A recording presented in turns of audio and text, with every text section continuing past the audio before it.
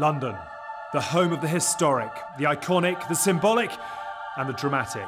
And after San Francisco in June, the T100 reloads as London now welcomes the heroic. T100 providing the goods. This is absolutely epic. Heading for the last lap. I'm loving this. Yeah, this is great. Shoulder to shoulder, the anxiety is building. Martin Van Riel, cost me! Oh my goodness! We are going to need an extra camera angle. That's the best race I have ever seen. Escape from Alcatraz was 100 kilometers sensationally settled by a centimetre. And after 3 races with 3 different winners, the man they're hunting on the board is series leader Sam Long. Leading the chasing pack is Magnus Ditlev, winner in Miami in March, winner of Challenge Roth in July. The Great Dane is in London ready to deliver again, and so is the T100. Welcome back to day 2 here at T100 London. I'm joined once again by the one, the only, Jan Frodeno. Jan, I said yesterday, welcome to somewhat sunny London. Today it's proper sunny London. It is indeed. The weather has really come out for these guys. The temperature has risen as well, and there is not a breath of wind. It's tough conditions to race.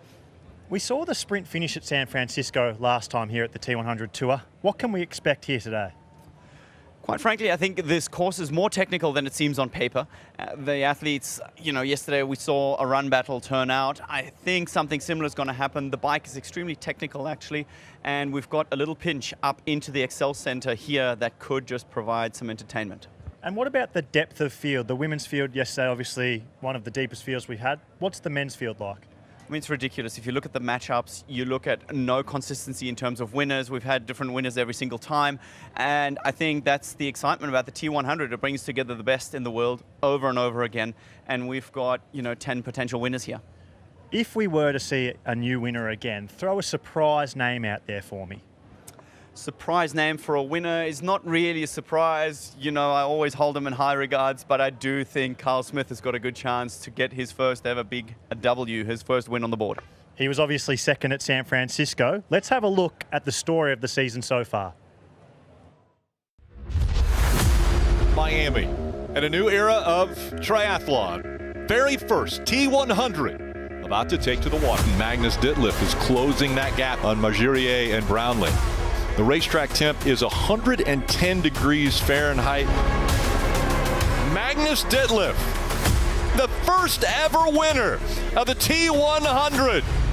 And if Miami was the warm-up, this weekend these athletes step into an Asian furnace that can burn very hot. I am so impressed with Yuri Kulin riding off the front. Yuri, newsflash, you're not going to see anyone. This is one of the greatest performances in T100 history. The T100 has landed in San Francisco. We have all the ingredients for a truly iconic race. Who's going to be anti-fragile and who's going to thrive in it? Tell you, he's here to win and he believes he can win. Shoulder to shoulder, the anxiety is building. Martin Van Riel, cost me! Oh my goodness! That's the best race I have ever seen. Let's have a look at the T100 series standing so far after the first 3 races. Sam Long, he's atop the leaderboard. He hasn't won a race yet, 2 second places. He's had a bit of a break, he's peaked for London, he wants a win. Yuri Kulin and Magnus Ditlev, they're in 2nd and 3rd. They've both won a race. Yuri Kulin won Singapore, Magnus Ditlev won Miami. They both also had a 4th place finish. Kyle Smith in 4th is the interesting story. He came 2nd in San Francisco to Martin Van Riel. Martin Van Riel isn't here, however, so a lot of people are seeing Kyle Smith as the big favourite today. Rico Bogan, he was also involved in that sprint finish in 10th position. He doesn't suit the heat, and it is pretty hot here today. Can he surprise everyone? And then looking at 11th to 20th, Alistair Brownlee is probably the big story. The local hometown favourite, the 2-time Olympic gold medalist. Everyone is waiting for him to have a big result at the T100 series. Can it be here today on home soil? Apart from that, Jason West, not quite hitting the peaks of 2023, but can today be his day? So Jan, speaking of Alistair Brownlee, like I said, he is the hometown hero. What do we expect from him here today? Well, you mentioned Hometown Hero. I was fortunate enough, even though in a second row, to witness his 2012 Olympic victory here. It was mind-boggling. You know, I get goosebumps to thinking about it. The crowds are out here for him, and this is where he has made himself a household name within Great Britain. So huge expectations on him. He's a two-time Olympic gold medalist, the only male to ever do that in the history of the sport. We've seen him lead these races before. He led at the PTO European Open. He led at the T100 Miami. Do you think we'll see him at the front of the race at any point today? Well, that's the thing. You know he's packed a flamethrower. You just don't know whether he's pointing it at the other guys or pointing it at himself. And this is the great thing about Alistair Brownlee. You know, he's had difficulty on the run every single time.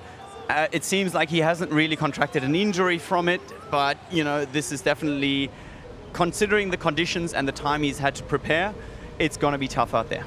A lot of people have said to Alistair Brownlee, just race a bit more conservatively, don't go out so hard in the run.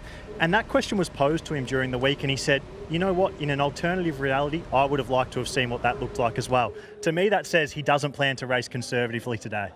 It's the one thing. He's one of the smartest guys I know. He's incredibly intelligent. He's raced all over the world, but he has that racing mongrel. Once the gun goes, his smart kind of plans go out, and he just is a cat chasing a mouse, and that's why the world loves to see Alistair Brownlee race.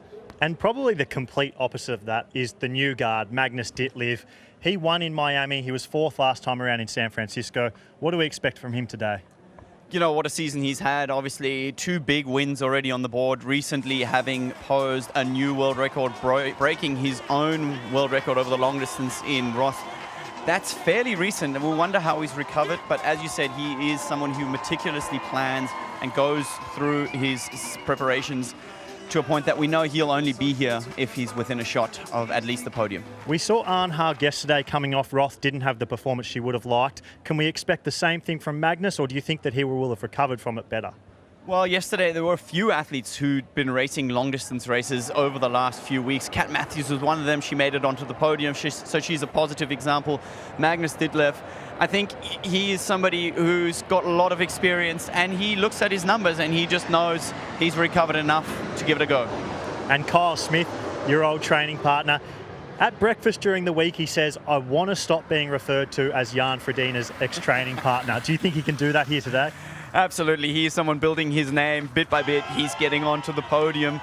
You know, he's come from a top 10 step by step, and he's just scratching on the door of a first place. I know he wants it desperately. Let's see if he can get it today. And Jan, in commentary today, we're going to be joined yet again by Vicky Holland, and Vicky joins us dockside right now.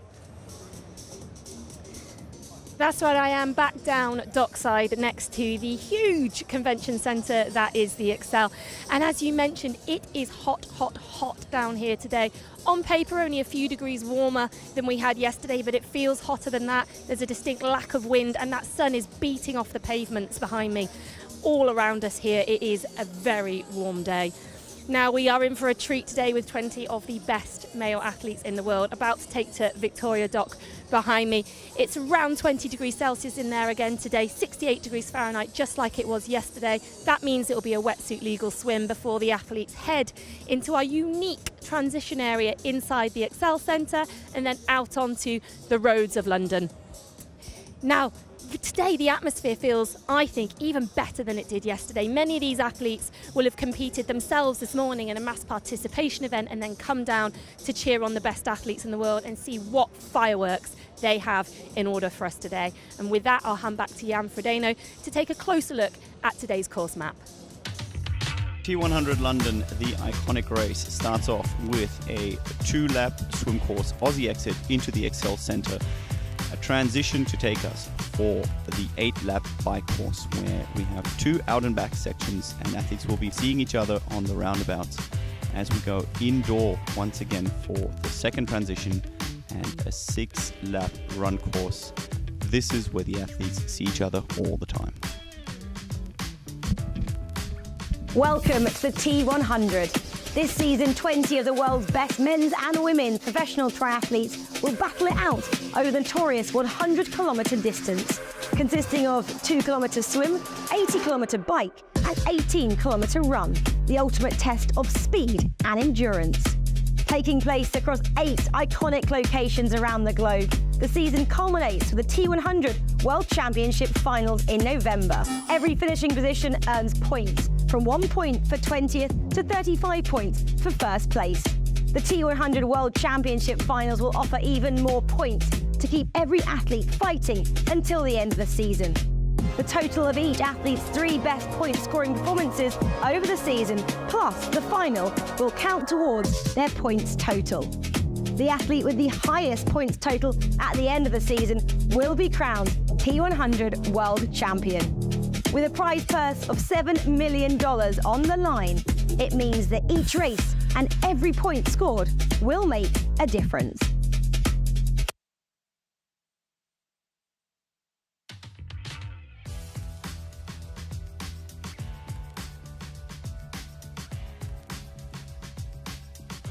And welcome to London for the T100. What a glorious day it is.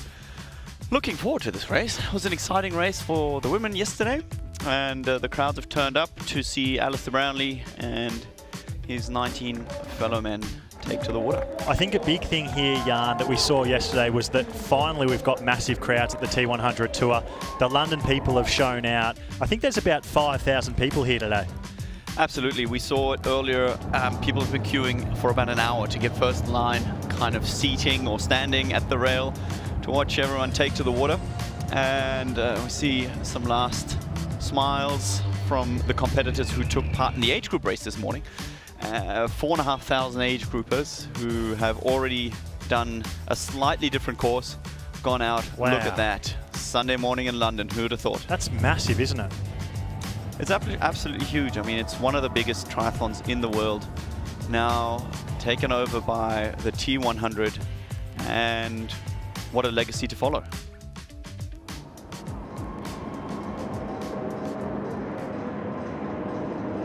We can see the men, Jan, they're taking their positions on the pontoon. We've got some strong swimmers in today's race. Aaron Royal's here as always, Sam Laidlow's here, Ben Canute, Rico Bogan.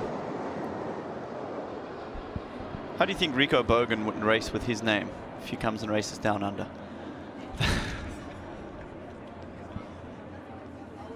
Last preparations as the athletes get called up. It is borderline, and what we're seeing right in the middle of your screen is Sam Laidlow, the one, the only. Not many men would be confident enough to line up in their race suit as well. Of course, you save a little bit of time when you take it off. The general calculation goes 3 to 4 seconds faster per 100 meters swimming with a wetsuit, and this is quite something we're going to see from the current world champion. Wearing number 8, twice the gold medalist in the Olympics from Great Britain, Alistair Brownlee.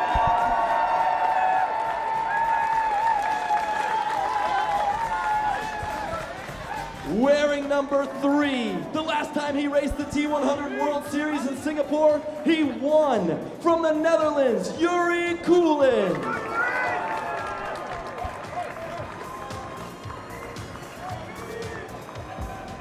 Wearing number 2, he won Roth just a few weeks ago and took the top prize in the Miami T100 from Denmark, Magnus Ditlev. And wearing number 1, he came second in 2 out of the 3 races in the series so far. He is currently your number 1 on the T100 leaderboard from the USA, Sam Long.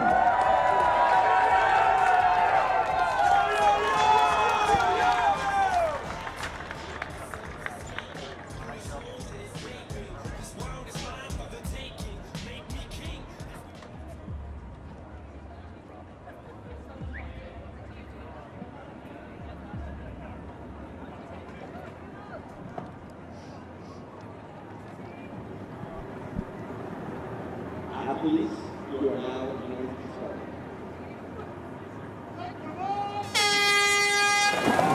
And the London T100 is underway. 20 of the fastest men in the world. And we are racing 100 kilometres to go here at T100 London, the 4th stop on the T100 World Tour. I'm Jack Kelly. I'm joined in commentary by Jan Frodeno and Vicky Holland. Jan, we can see to the right of your picture, Kyle Smith in the orange cap. Straight away, he has started with intent, coming off his second place finish last time around at San Francisco. Absolutely, Kyle's been wanting to make his mark. He has been training phenomenally well. And I find it fascinating watching the guys walk from their call-up with their song. You know, the last guys, they get their dedicated music and just get themselves fired up. Some of them make a show, some of them just keep quiet. The crowd giving out massive cheers for Alistair Brownlee. But Kyle Smith out the front, looking smooth, and smooth as fast. We can see Rico Bogan here in the red cap. He is leading the other pack. And then behind Kyle Smith, we've got Jason West in there, Sam Laidlow's in there in the yellow cap, and just to his left, the hometown hero Alistair Brownlee in the white cap. Yeah, Sam Laidlow for me being the story of the swim so far. You know, if you're looking here, it feels like he's just going back little by little in that pack. Quite frankly, I wouldn't have had the confidence to make that call. He says he feels restricted because the rules state that you have to have your suit up, which is a new rule. So the suit that everyone is racing in on the bike and the run, which has sleeves for aerodynamic benefits, has to be up underneath the wetsuit. And that is indeed something that restricts you a little bit. That's why he's chosen to go without. But before that, he's got to cover 2,000 meters in the swim. And the rule of thumb is 3 to 4 seconds per 100 meters that a wetsuit is faster. Borderline temperature, so a touch over 20 degrees. You know, from a temperature point of view, it's not a problem, but the speed factor definitely surprises me. So we've got sort of two heads of the arrow, the peaks of the arrows coming together here. Kyle Smith's leading one, Rico Bogan is leading the one furthest away from the picture. Behind Kyle Smith in the orange cap is Aaron Royal. He's now taken his position behind Kyle. Expect him to come to the front at some point. An interesting one, if you look at Rico Bogan in the red swim cap, come back just behind him in the purple cap, that's Magnus Ditlev. He's second feet this deep into a swim. That's very unusual. We've also got Yuri Kulin right there behind him on his feet. Yuri Kulin, Jan, he won last time around at Singapore, and he has had some less than stellar performances since then, but I think he was targeting this race. Yeah, absolutely. I mean, he was definitely looking at every single detail for the Singapore race. And you know, that's something these athletes need to do as the season gets longer and longer, that you have certain targets where you really prepare for one race and the rest you sort of take within training. And if you're, you know, taking a risk with your taper, with the rest that you take before a race, then that could certainly be something why you're absolutely flying in one race and you're just, you know, a podium contender in the next. We have a big group, and that man who's in last right now, that's Sam Long. Now, there's not really anyone for him to swim with today, and we've been talking about that all week in the lead-in, and we can see that already only a few hundred metres into the swim, he is quite a way back. I think this is very interesting, Jan, that third last is Sam Laidlow. Usually, if not the best swimmer in the field, definitely one of the top 5. He's falling far behind now in the yellow cap. And he's only going one way, unfortunately. You know, it's a physical fact that you just get that extra bit of buoyancy and you just have to work that little bit less hard. I do not quite understand the decision. I understand how you're being uncomfortable and all these kind of things, but yeah, I guess he should have a look at which wetsuit he's using and if he needs to make some kind of adjustments to his race suits. We saw some of the ladies yesterday with specifically adjusted suits, but tactically, I mean, if there is one big pack, which we can sort of expect, and he can just hold on to it, fair enough. But, you know, this is Sam Laidlow at his best. He's out there, he's loud, and sometimes it backfires. And we've seen our first lead change in the swim today. This is Aaron Royal at the front of the swim. This is where he's found himself every single T100 race this year. He's taken the lead from Kyle Smith. Aaron Royal, he's been telling people openly this week that he is planning to race hot and swim fast. He does not want to take people with him. He's sick of taking big groups with him into T1. He wants a lead out of the swim today, and he hasn't made any apologies for that all week. chance, and neither should he. I mean, he is a quality swimmer. He is likely the best swimmer we have in the field. He hasn't been able to create a gap, but that's also because of the rivalry, right? When someone like Christian Blumenfeld was racing in past years, we've got somebody who's just on the edge of making that front pack. You know, then kind of there's 5, 6 guys who just dedicate themselves to getting away. Whereas here, the field is so wide open and there's so many complete athletes that can just hold the feet that it's going to be very, very hard to create a significant gap here. It does look like things are stringing out a little bit, though. You know that it swims fast when it's single file, Jan. When you see a big bunch, a big group of swimmers together, you know that the pace is quite easy. That's what we saw sort of about 200 metres into the swim. But now on this this run back into the Aussie exit, they got a current behind them. Aaron Royals clearly made the decision to use that current to get around the front, string the group out. And you can see right now, that's pretty much single file all the way back until about probably 8th position. Yeah, a bit of bashing going on there as everybody's trying to get onto the feet of the one in front of him. It's similar to the bike that you get a little bit of a draft, that you get a little bit of a positive effect. But indeed, we have 19 plus 1 swimmers completely strung out, and Sam Long proving that he's got the strongest legs in triathlon, but his swim is the one thing that sometimes leaves him short. We just saw a close-up then of Alistair Brownlee. He had Jan Strutman directly behind him. It's Jan's first time out on the T100 Tour, known as a really, really strong swimmer.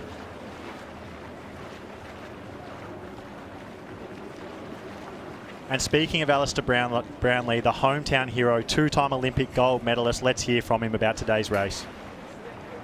Yeah, I'd love to win the race in London. I still think that the most likely path for me to be able to win is to swim and ride at or near the front, and then be fit enough to put a good run together off the back of that. The fire still burns. I really enjoy and take a lot of satisfaction from training and preparing and standing on the start lines in the best possible shape I can be in. And yeah, I'm driven to do what I can to perform to the best of my ability. Winning in London would mean a lot to me. I've been disappointed with how the season's gone so far, and to be honest, in terms of most of the long distance racing I've done over the last few years, so a win there would be very special. London is a special race for me. It's always fantastic competing at home, and obviously London as a city has got so many great memories. And Jan, Alistair Brownlee, obviously one of your big rivals throughout your career. I don't think he has ever missed a front swim pack in his entire career, which is a stat that not many athletes have. No, and he's got incredible strength on the second lap of the swim usually as well, where oftentimes in the shorter distances you wouldn't see him at the front of a race, and then he'd make himself, come up near the front. He is an extremely hard worker in the pool, and really, really gets up there. He's used to all the tactics, but right now, he's got clear water to either side of him. As we said, it's single file, and I think for him this is pretty much just waiting until the attack that we'll most likely see later at a later stage in the race. And having a look at his rankings relative to the rest of the field today, we can see that compared to everyone else in the field, he's the 8th best swimmer, the 15th best cyclist and 16th best runner. Who would ever have thought you would have had those numbers next to Alistair Brownlee's name? Well, there was definitely a time when you had 4 1s. That was what Alistair was known for. The news was almost bigger if he'd lose a race than if he'd win one. And that's the thing with all eras, kind of athletes age, and it's extremely hard to keep up that performance over years as next generations knock on the door. And you just keep shutting it, but eventually, especially someone like Alistair, who's always been prone to injury and kind of, the extreme training regimen that he puts himself under can hurt. But it looks like we're actually seeing a little bit of a gap here for the first time created by Aaron Royal. We're seeing some quite crazy things here. Aaron Royal has a gap to everyone. Kyle Smith still directly behind him, but about 8 metres back now, as you can see. Rico Bogan is on his feet. I think something really amazing is that just out of your picture is Magnus Ditlev. He is in this chase pack led by Kyle Smith. You can see Alistair Brownlee has just made the decision to go past Rico Bogan there. To me, that suggests that the pace is on, and Kyle Smith is trying to bridge that gap to Aaron Royal. And Alistair Brownlee, being the smart racer he is, sensed that pickup in speed and has said, Rico, you're not holding those feet. I've got to go around you and get on them. I think for Rico, it's also something, you know, he has to earn his stripes. He is a newcomer on the scene, and someone like Alistair, if he's got the kind of ability, is still going to take it.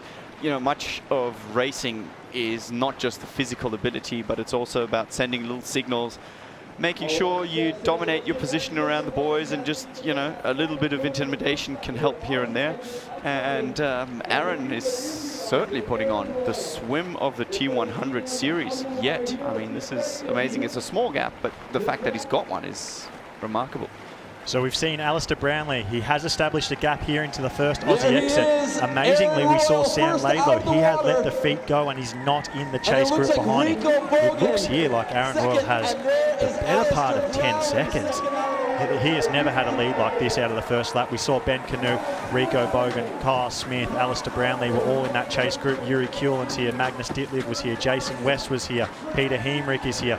You could see Sam Laidlow has not made this second group. Who would ever have thought you would have had Magnus Ditlev in a chase group with Sam Laidlow being dropped behind?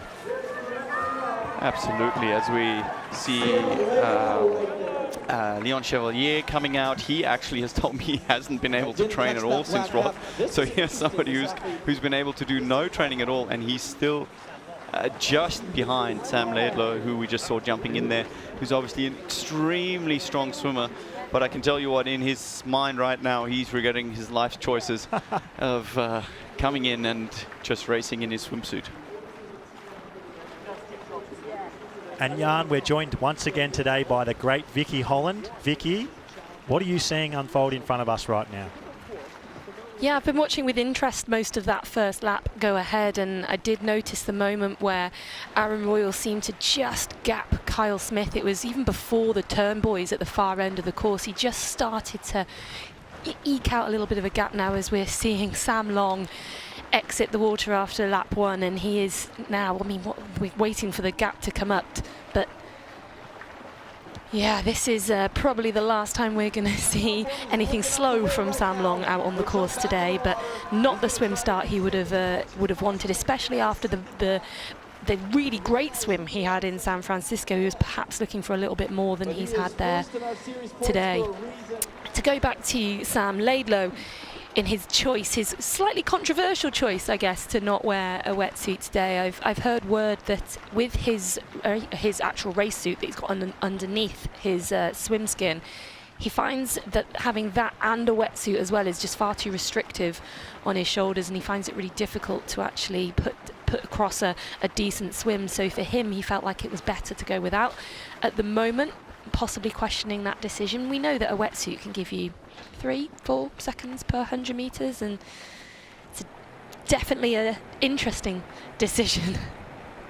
Well, we would never see a swim where Sam Laidlow wasn't at the front of it here, and for him to be back almost 30 seconds in a field like this, yes, Aaron Royal is stringing it out with Alistair Brownlee, but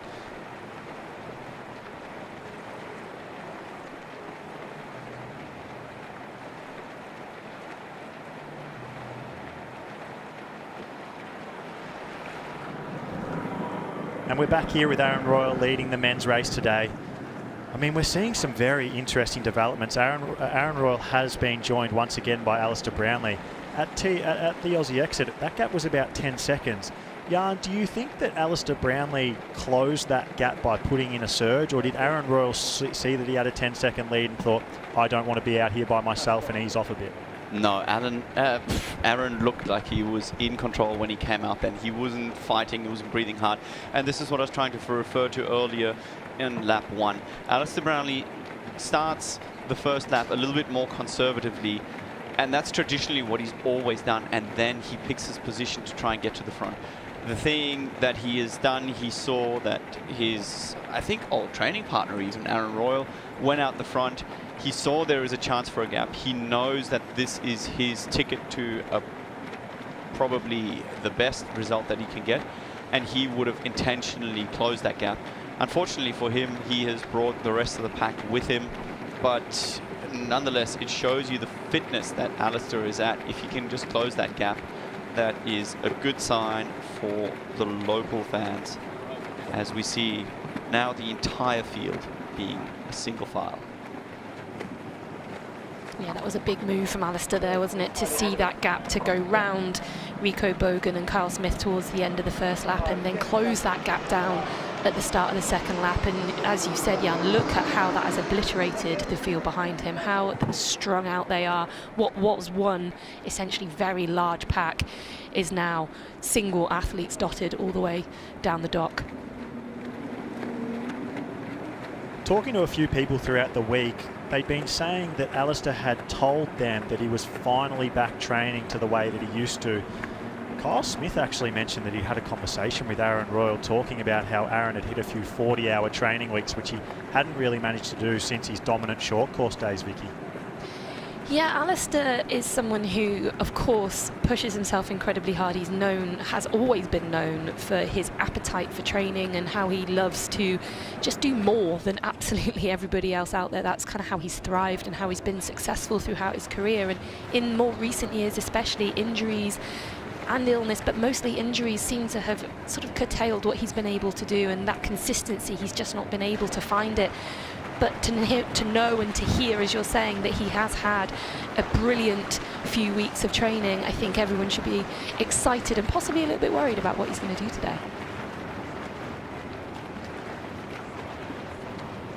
Yeah, when Alistair is on, he's definitely on. This is something that is, of course, his ability to get right on point for one race. It's difficult to hold that over a series, but London is obviously something that gets him fired up.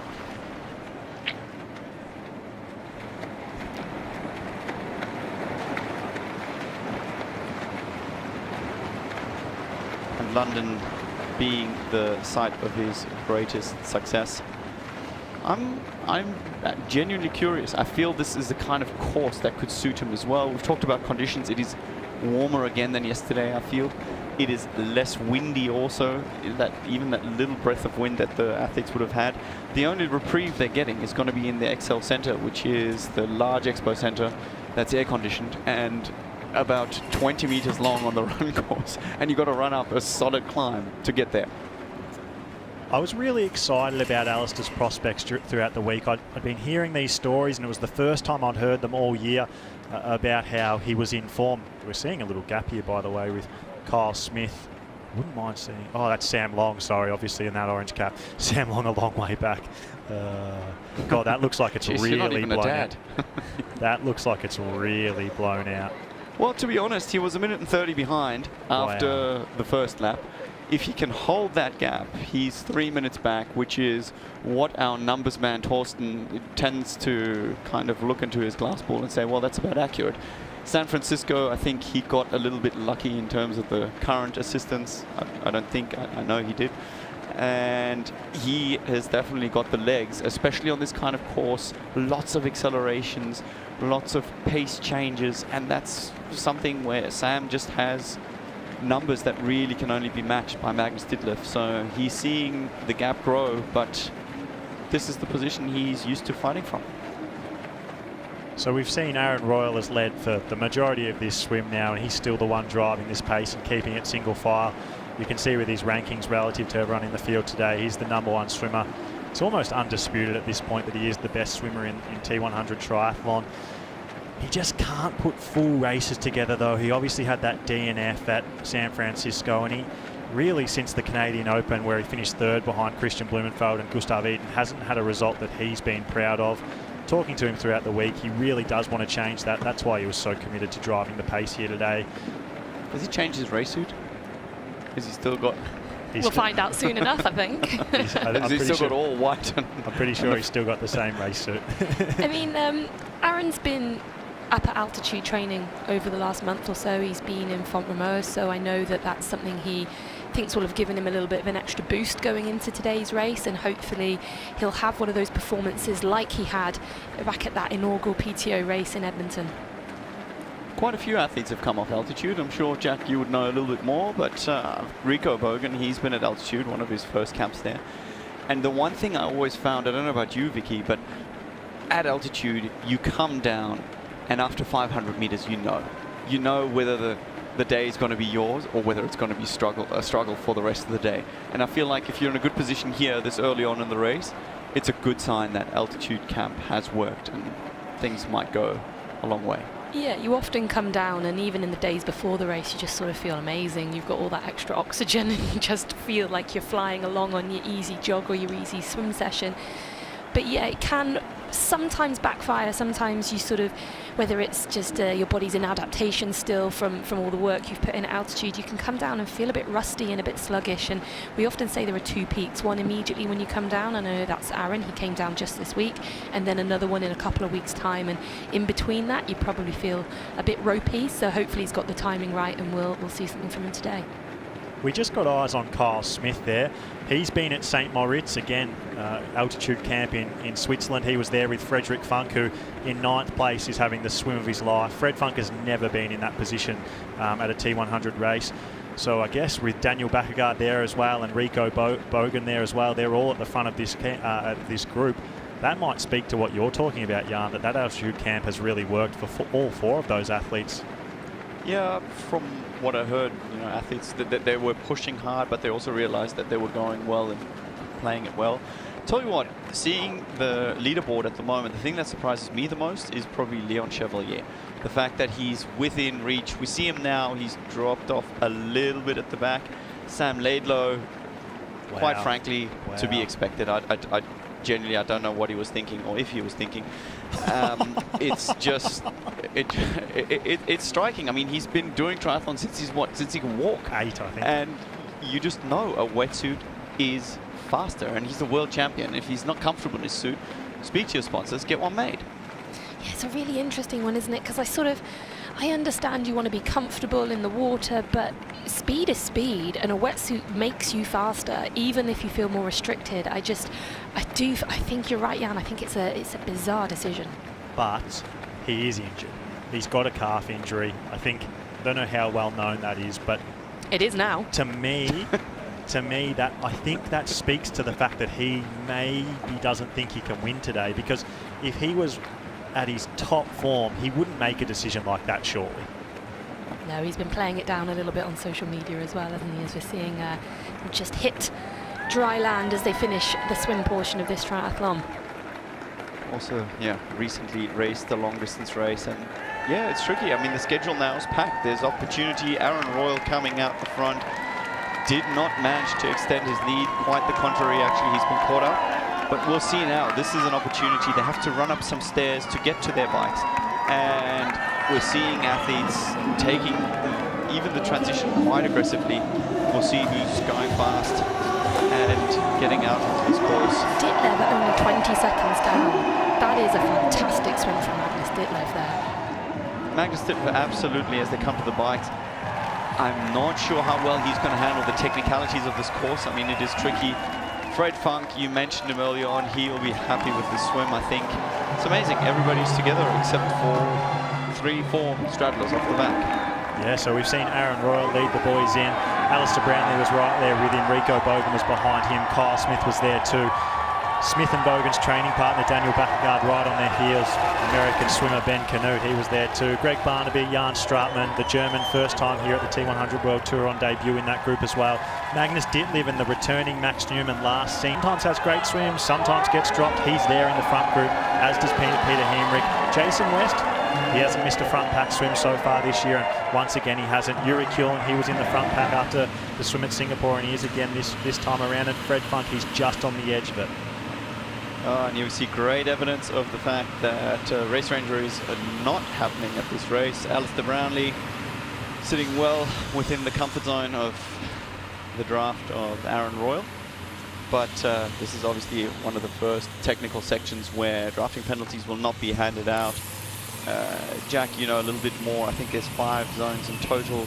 Take us through them. Yeah, so there's 5 sections of the course where drafting penalties most likely won't be handed out, because they are like discretionary little zones where if an athlete gets within 10 metres, the TOs might turn a blind eye to it because it was unavoidable. That's at each turnaround point, and then on each lap on the way out, back in, there's like this sort of roundabout section that you go in and out of where it can bunch back together, and then coming back into T2 and out of T1 like we just saw there. That's the 5 zones, and we are seeing the men take quite a while to get out of that zone, though. They do look quite close. Ooh, bottles gone. 2 bottles. Oof. And we saw the women do that much better yesterday. They were prepared with rubber bands. They had extra safety put onto their bottles, as we see Leon Chevalier finally getting out of the bike course in that fireman's helmet, which is aerodynamically a very fast choice by many athletes. Fashionably a questionable one. The Frenchman, who actually doesn't live too far from here. Is that true, Vicky? I believe he lives in Bath. Yeah, I used to actually train with Leon a fair amount. Yeah, so he's based in Bath, has lived in Bath since about 2018 now. So he's a local lad, even though he's still very French. We don't have the timing on screen, but I have this at over 3 minutes behind. So I think Sam Long has sort of lost a bit of extra time on that second lap compared to the leaders. He'll be happy to get ground under his feet. The strongest legs in triathlon for a while. He called himself the strongest dad in triathlon. He's a crowd favorite. He looked focused. He's readjusted his season to be ready for the PTO and actually taken a break. It's a long way for him to make it to that lead pack that we're seeing on the left. Aaron Royal here, the guys making good time already. Remember, they've got 25 seconds to pass. Alistair should probably start passing as well. Looks like he's well within the zone. And Sam is... We're getting 3. Fist pumping himself into this. That's what he does. You know, he's got it. He tries to be serious, but in himself there is a little kid living, and I think it's that energy that carries him. Yeah, we're seeing 3 minutes and 36 seconds down for Sam Long, so that is a big deficit for him to make up. And yeah, he's pumping up with the crowd there, and we mentioned it earlier on, this is a phenomenal crowd here, especially inside that Excel Centre, but 3 minutes and 36, he's got a lot of work to do. So we're seeing Rico Bogan here at the lead of the race. Kyle Smith behind him. I guess this is just coming into the discretionary zone here, so the athletes are allowed to bunch up a little bit, but we did see on the way out that they were quite close. Aaron Royal was the one who did hold his space.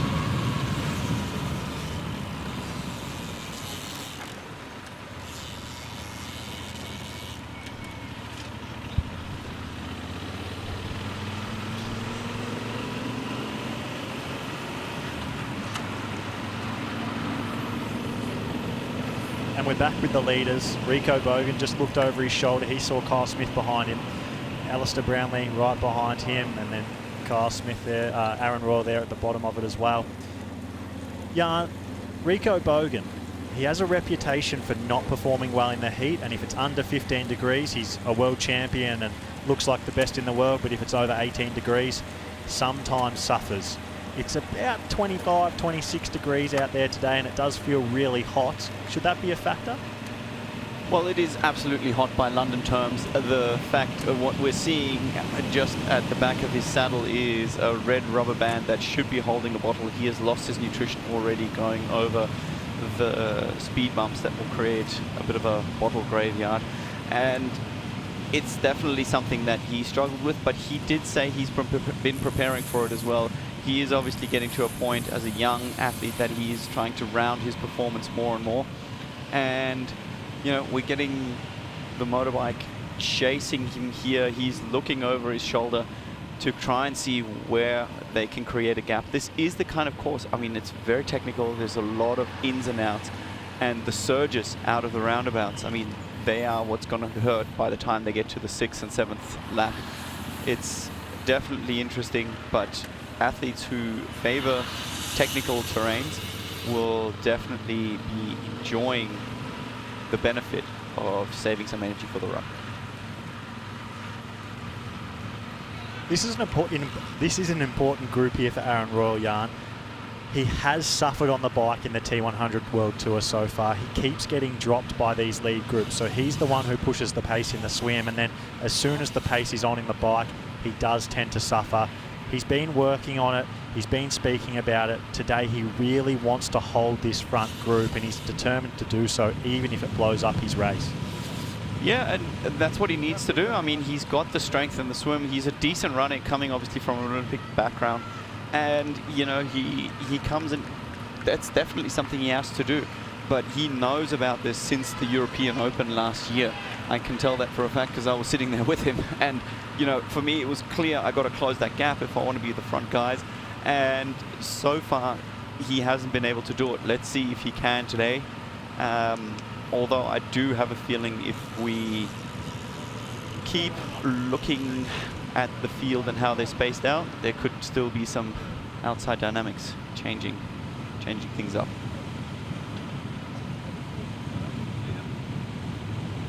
So we're seeing the percentage of max heart rate again, Jan. They were on full display yesterday.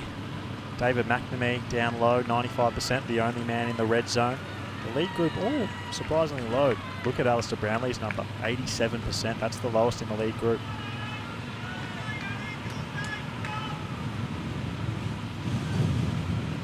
The thing is, just from when are these max heart rate numbers? I always used to put down 197, and I haven't reached that since I've left my 20s. It's one of those things. It's not an objective number. And Alistair, you know, he's been around the block for a while, so you can only calculate the data that's provided. And yeah, it's something. I think we're even 87% of your max heart rate. Remember, your max heart rate is normally created during, say, a 400-meter sprint. If you take one lap of an oval, that's where you probably get up to your highest heart rate.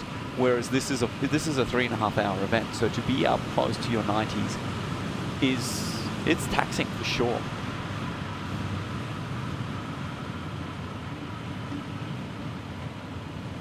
We are seeing that Kyle Smith's entered that zone behind Rico Bogan, so he will have to go to the front of the bike now or get a drafting penalty, and you can see he has made the decision to go around to the right and pass on the right and take the lead of this bike course, Jan. Yeah, I mean, the guys have been training together, so it's definitely the same thing now for Rico Bogan. He has sometimes pulled back. It's a smart kind of place because they're going through a technical section, so you know, he can just sit up a little bit. But this is also the fastest section where you can actually push some numbers out on this course. The women were talking about it yesterday. It's not an easy course to navigate simply because that's how a major city's road is. It's not ideal. It's not comfortable. There's potholes. There are some zones of construction going on. I mean, this is one of the most iconic cities in the world, right? And for them to close off the roads for these athletes to race is amazing. But, you know, it's not exactly like a French countryside road where you're out on your time trial bike and only listening to the sound of your chain as you're going along at 50k an hour. Talking to Kyle Smith during the week, Jan, he said something really interesting to me. He hasn't won a big race yet, a big T100 race or a World Championship level race, and he said, at San Francisco, I was there all day in the lead. I thought I wasn't the fittest man on the field. I thought Martin Van Riel was going to be fitter than me, and when Martin Van Riel came up to him in the run, he just thought, oh well, that's sort of my day, I'll hang tough here as much as I can. And then after the race, he reflected on it and he thought, you know what, I think Martin Van Riel was struggling more than me throughout the day. I think I was actually the fittest man in the field, and I just didn't have the confidence to back myself because I haven't won one of these big races yet. We've seen him today. He led the swim on the first lap. He's taken charge of the bike here early.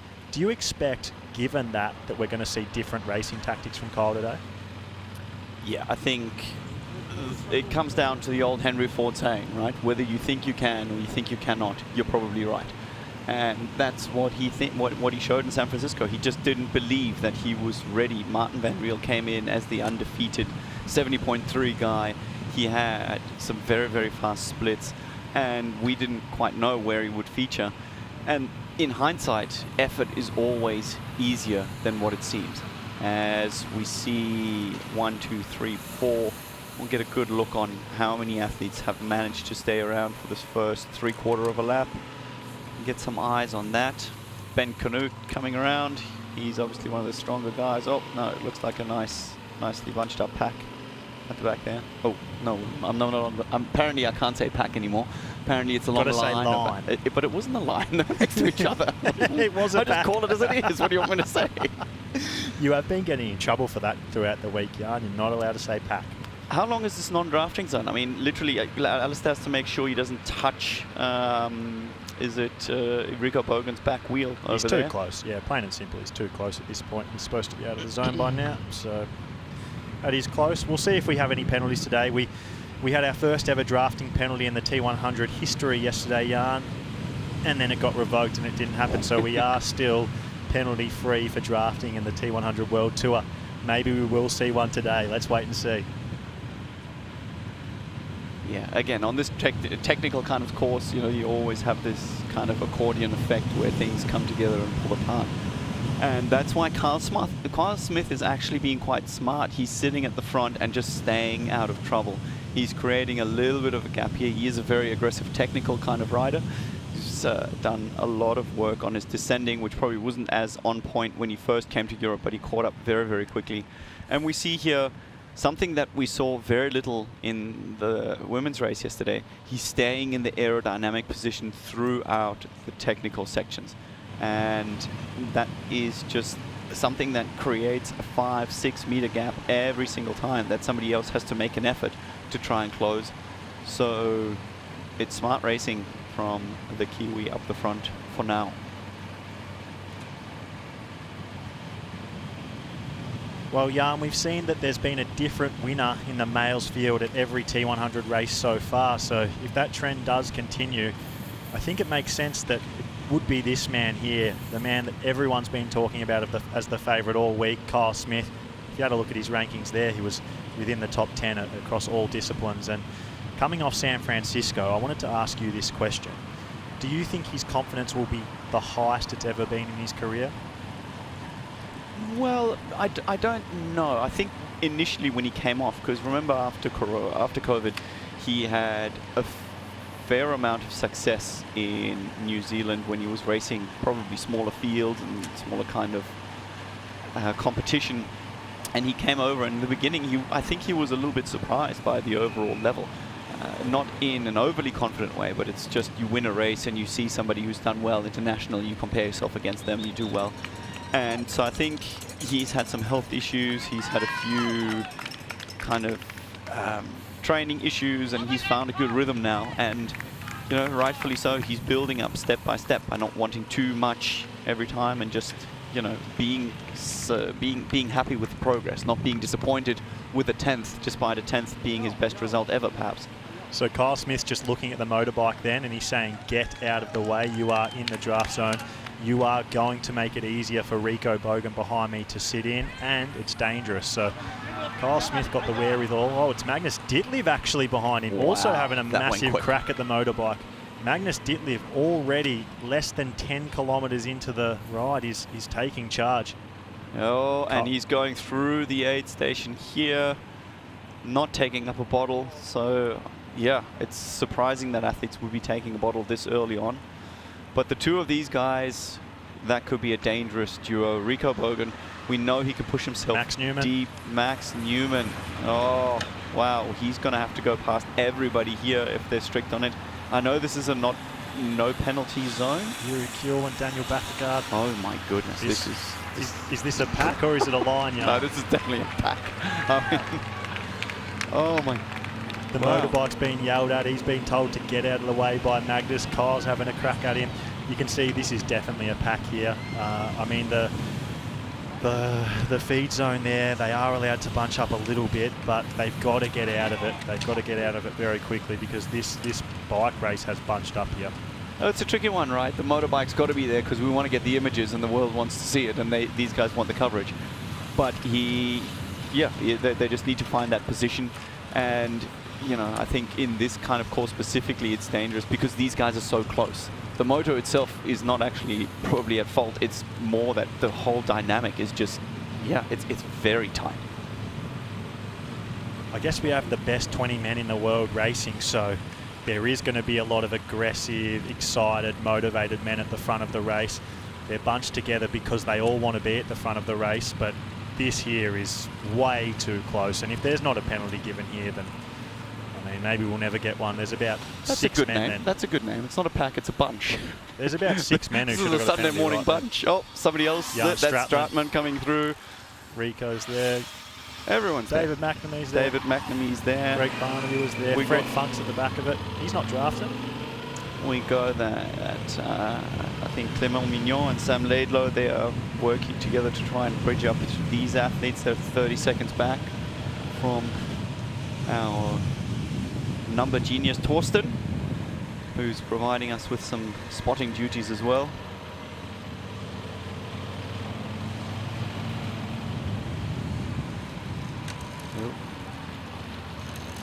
Well, Jan, we are joined by yesterday's champion, the 5-time PTO/T100 champion. Only Taylor Nibbs won more than one, and that's at 2. So the queen of the T100, she's back, and she's going to join us in commentary for the next 45 minutes or so. Ashley Gentle, an honour, a privilege to have you here. Hi, thank you for letting me join the commentary team for a while. It's good to have you. How are you feeling today? I'm all right. I'm feeling a little bit sore. I think the course took a toll on my body a little bit, but yeah, definitely happy to be here and to stick around to watch this men's race. We saw you had a good swig of champagne on the podium. Well deserved. Were there any celebrations last night? I kept it pretty quiet. One of my friends from school lives in London, so I was lucky enough to be able to see her and hang out with her and Josh in the hotel bar last night, and yeah, have a drink and have some nice food, and then yeah, watch some Olympics actually. So I kept the sport rolling all evening, and yeah, wanted to make sure I got a good sleep if it was possible, because I wanted to be able to yeah, be out here today to watch this men's race. Amazing. I think yeah, we're finally providing some entertainment between all the monotony that the Olympics has been. So if you're switched on, this is where it's at. We are seeing some incredible... Look at this. Can I ask, Ash, can I ask your opinion of this? You won the weight race yesterday. You raced a really clean race. What do you think of this group we're seeing? Yeah, I don't think it's good enough. Yes, I understand that they are in a big group, but I will say that I was by myself for most of the ride, and there was a group of women behind me, Laura Phillip, Kat Matthews, Lisa Norden, Lucy Byram, and then maybe a couple others at some point. And when I was looking across, they were definitely keeping their distance, which I obviously very much appreciated and respected as I was trying to stay away from them. So yeah, I understand you need to definitely be aggressive to try and make sure that you you know, stay in these groups, but yeah, obviously respecting the 20-metre draft rule would be something that I would hope all my competitors wanted to do. I mean, if I look at this right now, Max is at the back of it. He's very close to Alistair. Alistair's very close to Daniel Baekkegard. Daniel Baekkegard looked very close to, I think maybe it was Yuri Kuon's. Hard to see, my eyesight not good enough. I mean, the only person we can say for certainty is not drafting right now is Magnus Ditlev, and that's because he's out in front. And probably Sam Long. I was going to say exactly. I did mean from this group. And probably Laidlow, Mignon and Von Berg too, actually. Those men at the back there, I guess it would be psychologically quite difficult for them too, because they could possibly be pushing out a lot more power than some of these men at the front here. But you know, when you look across and see big groups, it's obviously quite difficult to see that, especially when you're so early in on the bike ride and knowing that you're going to have to do a lot of this by yourself. And how would it be for Jason West? He's 1 minute and 45 back already after one lap. He was out there, well, with the front pack, extended front pack. That's a very quick way to put in a reverse gear and go down the ladder. So Jan, Max Newman here, front and centre of screen. He won the PTO European Open that you raced in. You say you participated in it, not racing it, but you were there that day. Came 5th from memory. We haven't seen him in the better part of a year and a half. What do we expect from him today? Jeez, you're undercutting me. That was 4th. 4th, yes. No, I'm so glad to see him back. It is tough to be in that spot of injury. Alistair Brownlee here having some kind of technical difficulty. That should technically also be a littering penalty, but again, we are in London, so let's not be too strict. It's just another bit of decoration on the side of the road. And we had, just getting back to, where were we? What was the question? Ash Gentle was just laughing off mic as well. No, Max Newman, you know, it's wonderful to see an athlete come back after such a long time. He's obviously struggled with injury, and he struggled to find a solution about his ITB, which is the side of your leg. For those of you not familiar with that injury, it's very common amongst runners and cyclists. Basically a pain that refers down to the knee. And he seems to have got a hold on it. He says he's not firing on all cylinders, but this is great to see because he's competitive. He's at the front of the race. He would be playing it defensively. That's his strategy anyways. He is a very balanced athlete across all three disciplines. And he'd be playing a smart game to try and hold his position and then, you know, defensively run and probably aim for, I don't know what his actual aim, what his actual strategy would be, but I think he would be very, very content fighting for a podium.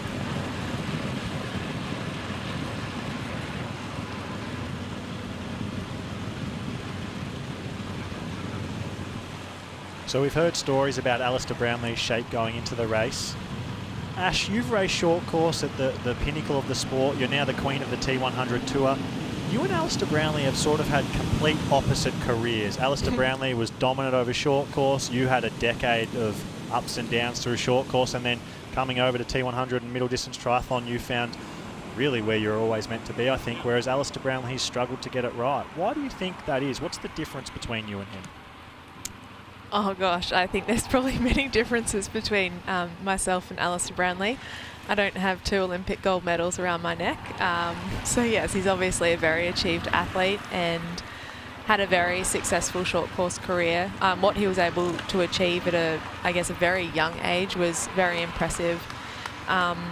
So yeah, obviously he's always been a very well-rounded and a hugely talented athlete, and yeah, it's some huge success in short course, but I also think that you probably wouldn't want to ride him off in this distance either.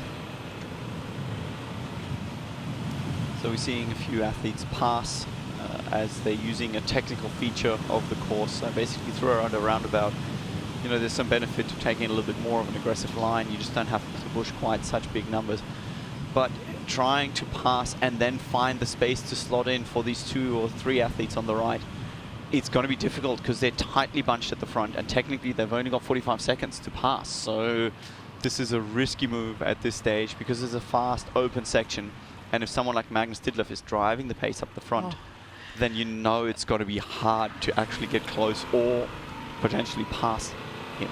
And that's a really nerve-wracking experience or prospect, right? If you go around and you go into that draft zone and you're at the back, and then you go around and see that there's actually no gaps to fill and nowhere you can slot in, and then you see someone like Magnus Ditlev at the front, it's obviously very daunting to know that you're going to have to overtake that whole group to get to the front, and you actually might be burning a lot of matches. So hopefully you kind of could see a lot of the men spreading out to the distance just before in that open road, and I think there's going to be a few men that might have used a few matches trying to stay out of the draft zone and get to the front of that bike.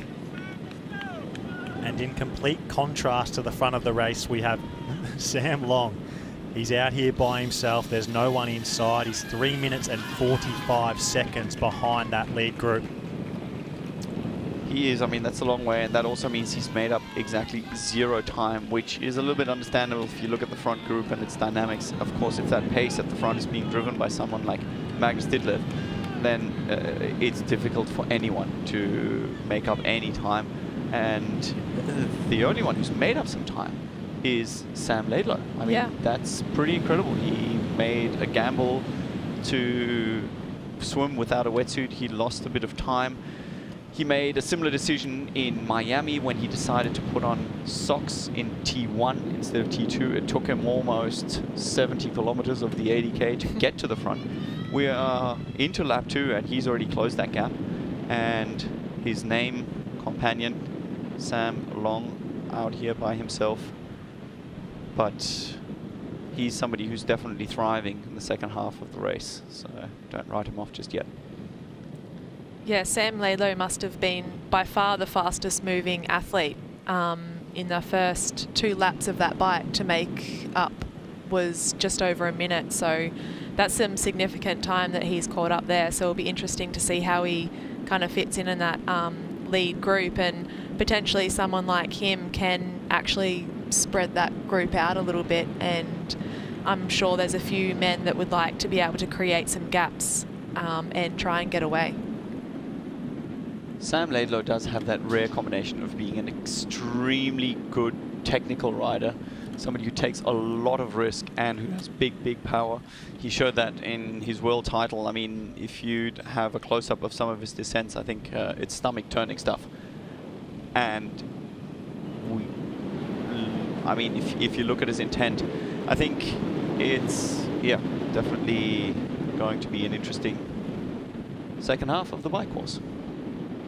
And as always, the 4th discipline of triathlon is transition. Swim, bike and run matter, but you can see that transition also matters with how these dynamics at the front of the bike play out. We can see Kyle Smith, he had the fastest transition, 1 minute and 6 seconds. He did lead them out onto the bike.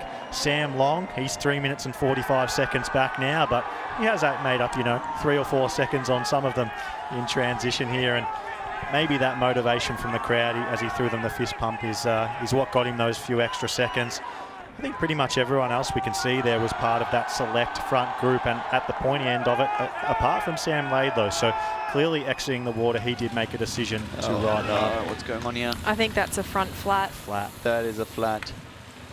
Something we didn't see too much, but there were quite a few flats actually in the race yesterday as well. And on this kind of course, he's now going to have to make his way to the next technical stop to get a spare wheel, a different wheel.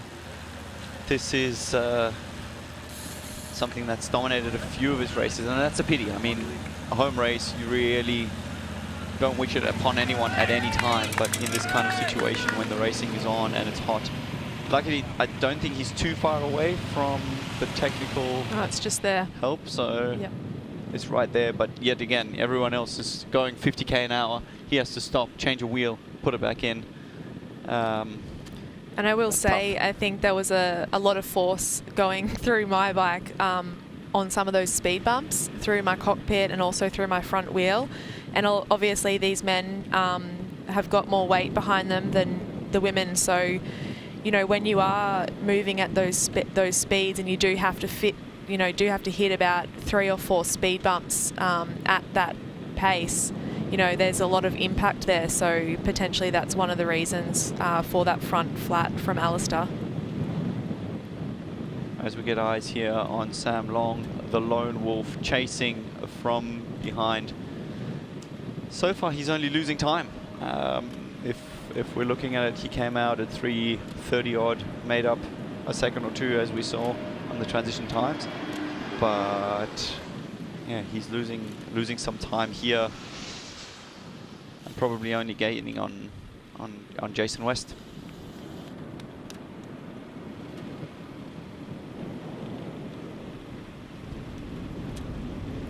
So Sam Long, 3 minutes and 52 seconds behind.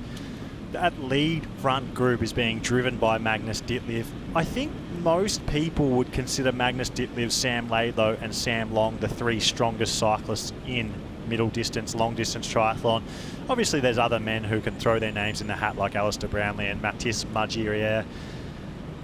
But this battle is essentially Sam Long trying to keep up with the pace of Magnus Ditlev, and that's an impossible task for most people, let alone when you're out there by yourself and Magnus is joined by a group. Oh my God. We're not allowed to call. Well, this isn't a line, this is a group. This is a straight group. A penalty has to be given. I think one surely imminent. Look at that. I mean, that's 2 bike lengths at best. A little bit more, then we see a pass. That pass would have to be to the front. It's so tight. Yeah, I think that's Daniel Baekkegard on the right there, trying to make a pass. Yes. And then is that Kyle Smith behind him? So we've got Jan Strutman there in the red and white. We've got Kyle Smith in front of him, Fred Funk in the blue. Daniel Baekkegard was ahead of him. Max Newman's the one just behind who we went past. if this is something to go, I mean, it's 3 minutes for a drafting penalty. Sam Long might be in it. He's probably only 54 seconds behind on most of this pack if we're getting to see it. Is there a world where they give multiple drafting penalties here and the whole group's it's up in the penalty tent and Sam Long does take the lead of the triathlon? I'm hoping they spread out here after this turnaround, because it is actually quite a tight turnaround. There is a roundabout there, but as you can see, we actually just do a U-turn around the medium strip, so it does come up super quickly off that ramp, and then obviously there's a little rise here where hopefully, yeah, you can see them spreading out a lot more here.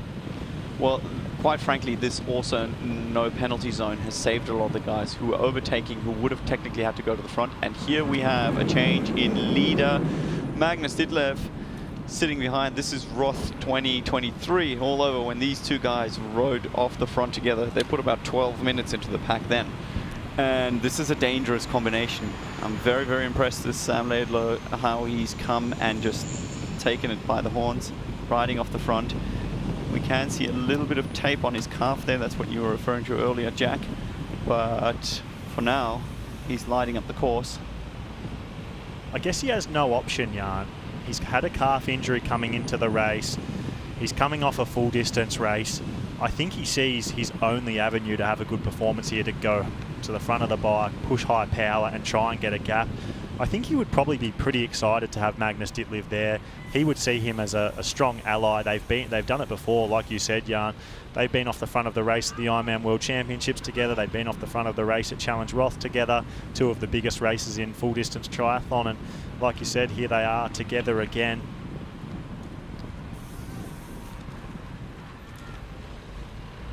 So we're going to throw down to Vicky. She's with Richard Laidlow, the coach and father of Sam.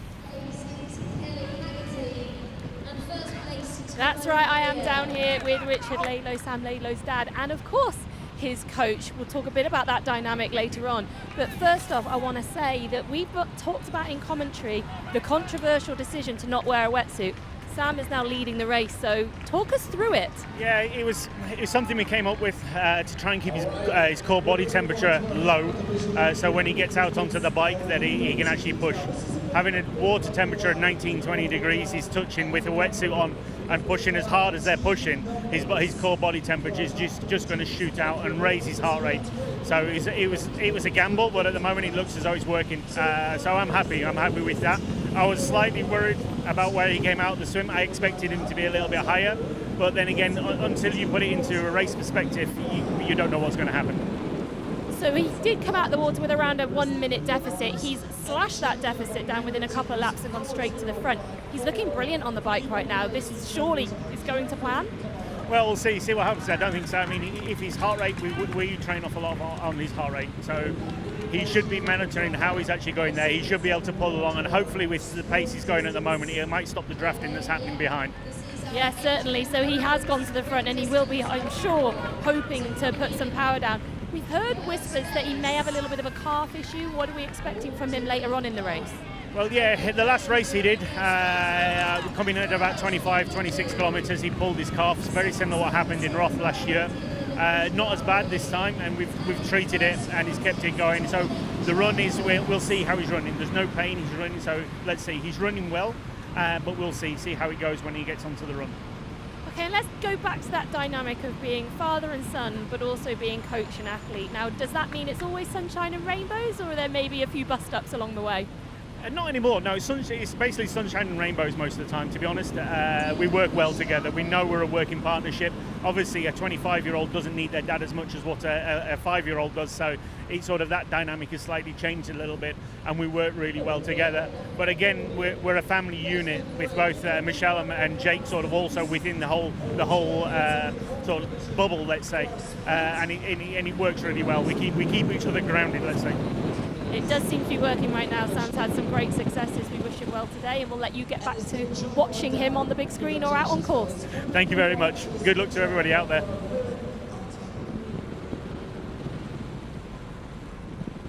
So back with our race leader here, Sam Laidlow. I was interested in something that Richard, his coach and dad, said then, Jan. He said that there wasn't too much pain in the calf. He didn't sound like it was that big a deal.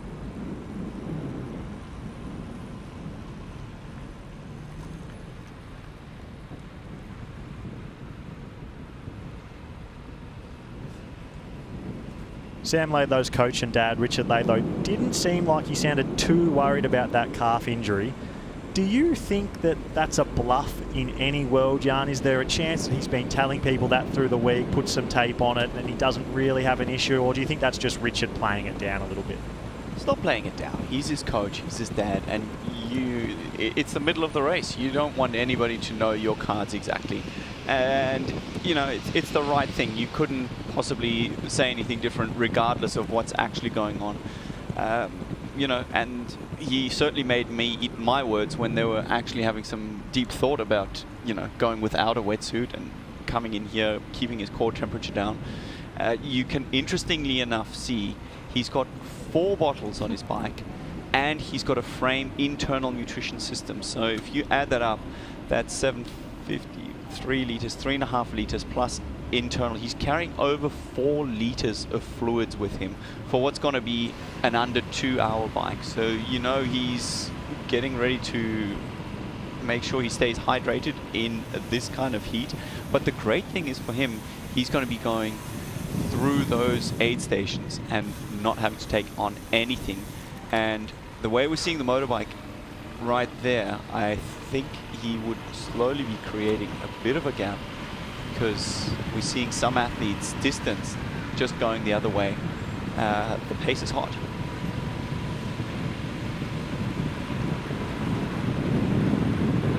Yeah, I wonder if Magnus is just behind Sam here. It'd be interesting to try and get a look back to see what the gap is and see if a few of these athletes can get away, because you can definitely see on that U-turn that there was some athletes coming in as, you know, Sam, who was definitely heading out of that. So I think there's definitely been some gaps created here. So there'll be a few athletes happy about that and a few athletes, you know, just trying to hold on. Well, Magnus Ditlev is someone who's always very mindful of bringing other athletes up the front. He says that in every single interview, that he's always trying to be aware of the situation. Again, Sam, I think here with a little bit of an upper hand just through the technical sections, it's something that Magnus knows, it's something that Magnus would be working on. That's just the way he operates. If he knows he's got a weakness, he's going to be going through it. And on the right of your screen, we're still seeing Sam Long, the Lone Ranger, coming through the technical sections. I mean, he is still on his way out to the turnaround point, whereas these guys are already going back, probably close to 50k an hour, going the wrong direction from Sam's perspective. I mean, the gap is growing, and it's growing fast.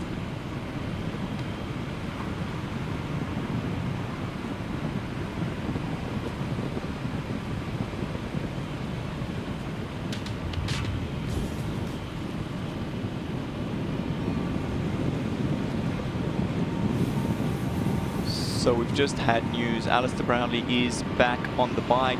We're not seeing him on screen for now. He's 2 minutes back from Sam Laidlow, but he is moving forward.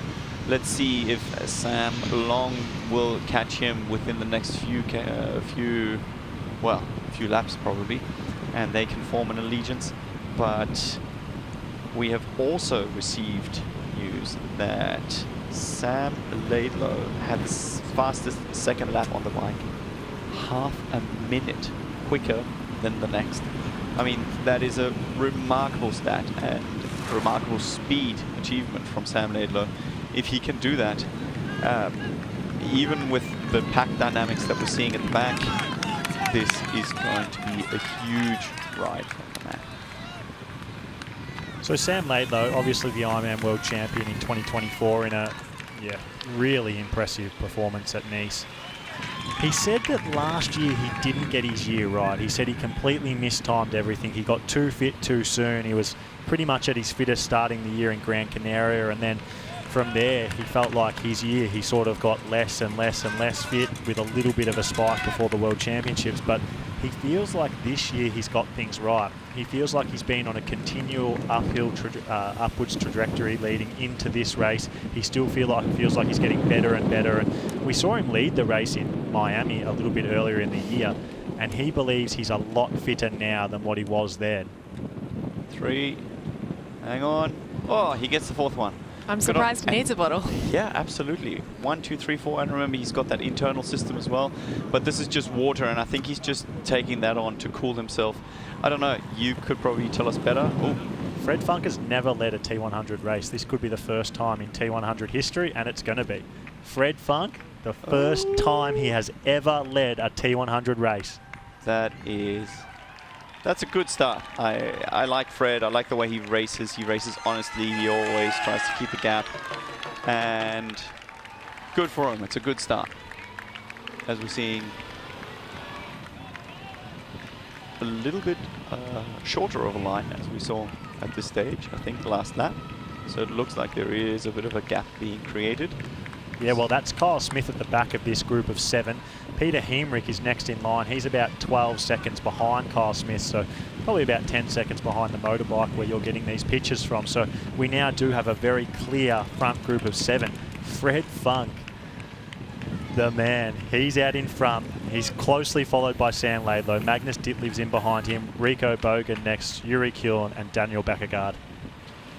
That's great to see. I mean, Fred Funk is a good cyclist. I mean, he's a good athlete. He's had some good races. He's never been able to show it in such a big field, of course, where any weakness gets exploited. But it's nice to see. Fred, of course, being coached by Dan Lorang as well, the coach of everyone. Everyone who's doing well. Not quite, but yeah, in this front pack, Carl Smith's coach as well. So good for him. So on your pylon on the left, the top 20 leaderboard, there's timing mats right throughout this bike course. We know Fred Funk is at the front of the race. That's because he overtook just before they got to the last timing mat. So on the next timing mat, that will be flipped and he will be shown as the leader. As we see Sam Long taking his first scalp in Jason West, who has not been riding well this year, Jan. No, but that's quickly going backwards by his standards as well. I mean, he's definitely been working on the bike. I'm not sure where things aren't quite clicking. We've seen him put on phenomenal run performances in the past years, but if you're losing 4 minutes in 3 laps, that's not a strong sign.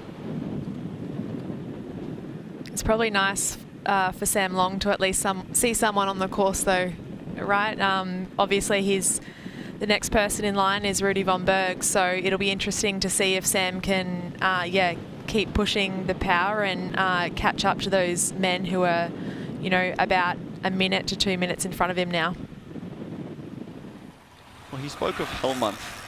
Unfortunately, Hellmonth has so far resulted in him losing a minute since he's got out of the swim. That's certainly nothing we're used to seeing from him. He's caught Jason West, of course, but yeah, that's the first time he's not trailing the race, but still losing time to the front, which is just a testament of how hot the pace is that Sam Laidlow and I guess now Fred Funk are setting at the front. And potentially the technical nature of this course might have something to do with that. I'm not really sure where Sam Long's at with that compared to the other men, but obviously navigating through these roundabouts and also the dead turns, and also just, staying aero, like Jan said, through the roundabouts and through some of those technical sections. Obviously, when you're travelling at the speed that these men are, it really adds up. So it'll be interesting to see, if that's making a difference too, because we know how much power Sam Long can put out. But over 8 laps, that's going to add up, right? If every single time you're pushing, and what would he be going out of a corner? Somewhere between 500 and 800 watts, depending on what's coming afterwards. And you do that only so many times, it's just going to cost you energy. As we see another rubber band of Daniel Baekkegard bouncing in the wind, which means that he's lost the bottle going through either one of the roundabouts or the speed bumps. But this is a great position for him. I mean, he's in the top 7. He's made this gap, and I feel it's about time. I mean, he hasn't really lived up to his potential in the T100 series yet. So we've got Kyle Smith here at the back of this lead group of 7, like we just saw on screen. Daniel Baekkegard in front of him. Yuri Kulin's the next man in line that you can just see going out of the top of your picture. You can also get eyes on Rico Bogan there as well, sitting in 4th position. Interesting to see Kyle Smith sitting at the back of this pack, Jan. I wonder if that's just because he wants to stay out of the draft zone. He really wants to make sure he doesn't get a penalty. I think we saw him being very aggressive at the start of the race, showing he wants to ride hard. And knowing Kyle, I do think he's probably dropped back just to make sure that he's staying out of danger. Let's be honest. If Sam Laidlow and Magnus Ditlev are pushing the pace, you're not going to ride off the front. That's just the way it is. And I think Kyle would be backing himself and his running legs. I mean, he's been working hard on his running. He's shown an upward trajectory, and hopefully this is a sign of confidence rather than a sign of weakness of staying in there. But you have to say the dynamics of accelerating, trying to get back in. He's shaking his head here, actually. He's freewheeling. So he's so angry about the drafting. He's one of the loudest voices about it. Well, every week we come to these T100 races, he's talking about how it's getting a bit ridiculous, and he's shaking his head at the camera. That's Kyle Smith sending a signal, sending a message saying, let's sort this out. I think, you know, he would have probably been quite aggressive at the start too, because when there are so many men in that line, and he does want to make sure that he stays out of trouble, I guess the best way to do that is to go to the front. So that's definitely what he was doing at the start of the bike, and now there are those gaps appearing. Potentially he can kind of get into his groove, and if he wants to try and save his run legs a bit, potentially the back of the group, like Jan said, when Laidlow and Ditlev are pushing out the power, maybe it's the best place for him to be. The bottom left-hand side of your screen, you're seeing the transition area. It's very hot out there today, a bit hotter than the women's race yesterday, so sitting inside in the air-conditioned building, a really nice place to watch a triathlon. That's the only reprieve they're getting. We saw you, Ash, yesterday as you came out after the victory ceremony. You were freezing as I basically forced you to stand in the sun. Does it help at all when you're running through there? Is it a little moment of just like a cool breath of air? Yeah, for sure, but like Jack mentioned, it wasn't quite as hot for the women's race yesterday as it is today. Although there is clouds kind of coming over, so potentially, you know, if they stay around, it might give them a bit of reprieve. But yeah, I'm sure some of these men like Rico that don't like the heat as much will love running through there. But yeah, I don't mind the heat, so I'm not a big fan of the aircon, so I wasn't too fast. Don't mind the heat. Loves the heat. Yep. Coming from Queensland, you're definitely used to it. Yuri Kulin, the Singapore champion. Rico Bogan, third at San Francisco. Magnus Ditlev, Sam Laidlow, Fred Funk still out in front. We saw an age group race here on this course this morning. 4,500 age group participants. It was crazy. There was so many people. If you want to be a part of it next year, get your phone out, open your camera. The QR code for registration is in the bottom right-hand side of your screen. You can save yourself up to 45% off a number of different races there by getting the early bird entry. Look at that. It's so good to be part of a triathlon with this many people. It's motivating, it's fun. When you finish the race, there's nothing better than sharing war stories. And it's a chance for you to get to race on the same course as the pros. The course that Ash Gentle won on yesterday, the course that Fred Funk is at the lead of today. And what a sight seeing Magic Fred XX at the front of the race, the first time ever in T100 history. I gotta say, it is really nice to see. Is that a bottle cage just under his chest? Yep, that's an empty bottle cage. Oh, Sam Long, something's his chain. That's in all sorts of directions. It's got caught in between the frame there, hasn't it? That could have been one of the speed bumps too, because I don't know, the camera doesn't do it justice, just how rough it is out there. So hopefully he can get that spotted. Hard to fix. He's got to get that out over the top and then around. Yep, which he's done. Now he's got to get now it's crossed over. That's tricky. Mike Mechanic. We've got Vicky. Vicky's on site. She's with Team Long right now. We had an athlete who had a bike mechanic come help us. That's right, we are down here watching on the big screen as we're just seeing what's happened to Sam. I'm with Brandon Felk, you are Sam's mental coach. What do you think about what's going on here? Well, Sam's well prepared for this stuff. We worked through the challenges so that he can stay balanced and problem solve in the moment. So this is a perfect opportunity for him to work through his stress response and get centered and get back out there. So when you do something like when you work through that, what is his process? Is he just trying to keep his heart rate low, try to keep focus, not panic? What's he going to be going through in his mind? Yeah, we want to take some deep breaths and start to regulate emotions, and we want to get centered and balanced so that we can pull from resources from the past. So he has a lot of experience, and so we want to be able to utilize that experience in the race when the unexpected happens. Well, he is back riding now, so we'll sort of rewind and start again, if you like, without that drama that just unfolded in front of us there. Sam has had many swims in his career where he's had to come from behind. Do you think that helps him to become a stronger athlete mentally, knowing he's always coming from behind? Yeah, so we've done a lot of work on his swim, like getting his mindset balanced and acceptance with where he's at, so that when he gets onto the bike, he can just go, like he's not having to run from a deficit. So it's really, he's able to work through stress responses very rapidly now because we built like a flexible, adaptive mindset, so that no matter what's coming his way, he can adapt very quickly. How did he end up becoming his coach? Can you just tell us briefly how that occurred? Yeah, so I've been working with Laura Gruden for a while. We went to college together, so it's been about 5 years working with her. And so when her and Sam met, she was trying to plug in me, trying to get me to work with him. And so I've been working with Sam for about 2 years now. Well, I'm sure you'll get back out there on course and be yelling some cues at him maybe to keep him centered as he continues. But thanks for coming to talk to us. Yeah, definitely. Thank you.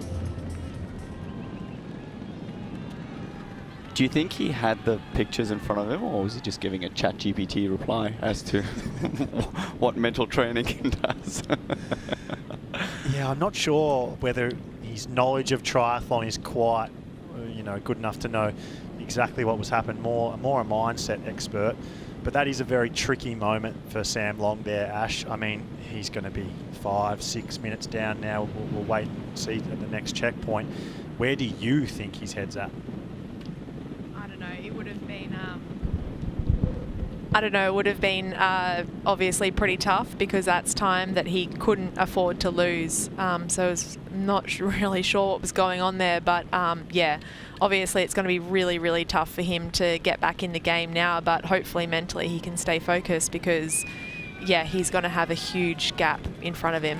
6 minutes it is right now, Ash. 6 minutes, yeah, that's cost tough. him 90 seconds. That's tough. I mean, of course, his mental coach, he's not wrong. He needs to stay focused on what he can influence. It is kind of one of those worst cases that you don't want to see. I do see him being very, very strong on the run, but he would see these athletes now. That's the thing about an out and back course. You see relatively where you are, and you see your competition all the time. So something that I always used to do is kind of talk myself overly positive through a moment, but then you just get smacked with the facts in your face kind of twice per lap. So it's a tough situation for him to be, but he is used to it, and he knows his strengths, and he knows his kind of ability to keep fighting, and that he's influenced races. He's won races from kilometer 16 till the finish. And that's exactly right. So many people ask me, how do you like these multi-lap courses, especially here with 8 laps? And I said, well, to be honest, it depends how you're going. Sometimes it's great. You can see that you're gaining time or you're holding ground and you are exactly where you want to be. But if you're in a position where you keep getting a visual, you keep getting splits where you're losing time and, yeah, you're just going backwards, yeah, it's probably not a course which you're going to love. But, yeah, hopefully Sam can, stay focused here and at least try and hold that time because, yeah, all the men in front of him are also extremely strong runners. So Ash, we've talked about this bike course. We know there's the speed bumps, there's lots of technical sections. Can you talk to me in a bit more detail, as we see another lead change here, about what the really key points are on this bike course? Yeah, so definitely I would say through some of these speed bumps, Josh was very proud of me because I was staying in aero and pedaling. So I think that I was just trying to use those small sections of the course where I felt like I could gain time. They don't actually cost you any energy because you don't actually really have to put out that much effort. But, you can try and stay aero and you can try and use those gains because, it is 8 laps. It is, if you are doing those little things right at every moment, they add up over time, over 80k. So I would say, yeah, those are the little things you need to think about. So we've seen Sam Laidlow take the lead of this bike race again. Magic Fred XX in second position right behind him. Earlier in the day, speaking of age groupers, we had a very famous English age grouper complete this T100 London course. Harry, best known as being part of McFly, here today at doing a triathlon. When was your last gig? On Friday night, yeah, in Dorset. So you've just come straight from a gig here to race a triathlon. What made you come here today? What was behind your desire to do this triathlon? I love sport, I love running, I've done quite a few marathons, and I was kindly invited down today, and I looked at the schedule and I thought, well, there's a gig on Friday, day off Saturday, triathlon Sunday, so it's all good. I had a day to recover, so. You're known for liking a real challenge. You know, we've seen you do Strictly Come Dancing, we've seen you do Race Across the World, you know, personal, mental, physical challenges. Is that part of what made you come and have a good go today? Exactly that. I don't know why, I absolutely love putting myself through a lot of pain. I've been so excited about today, and yeah, totally lived up to it. It was a real challenge. I've never done a triathlon before. I've done a couple of swims a few weeks ago. I got out on a bike last night for about 2k to see how that felt. So I'm very underprepared, but I had a lot of fun. So plenty to learn. Do we think we'll see you back maybe in future doing a little bit more? I'm definitely coming back. I had a bit of a shocker because I came out of the pool, got my bike, ran to the start of the bike, jumped on, my pedals weren't on. I left the bike overnight and someone took my pedals off. So I had to spend about 8 minutes trying to find some pedals. So that was a lesson, you know. I mean, I've got to take responsibility. I just didn't look to see they were on last night, and I didn't check. So I'm very frustrated about that. And yeah, but hey, whatever, it's done, and I'm definitely coming back. Well, maybe it was one of your bandmates punking you, who knows? But we hope to see you back here in the future, and hope you stick around to watch the men a little bit later. Definitely, thanks for having me. Taking the medals off your bike, that would be phenomenal. Imagine jumping your bike and the drummer of McFly having some misfortune. But it looked like he still had a good day. I think that's what it's all about. You know, that's what the age group race is all about. You know, seeing these pros and trying to get out every single second as Sam Laidlow is flying through the course on our screen here. But the age groupers, they're here to finish, right? And this is the unique thing about a triathlon, the finishing spirit, and the opposite end of the spectrum, but on the same course and the same day.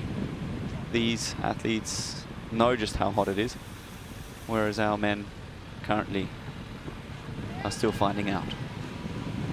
The lead group of 7 being driven by Sam Laidlow here. It's got 2 more people in it, and it's now a lead group of 9.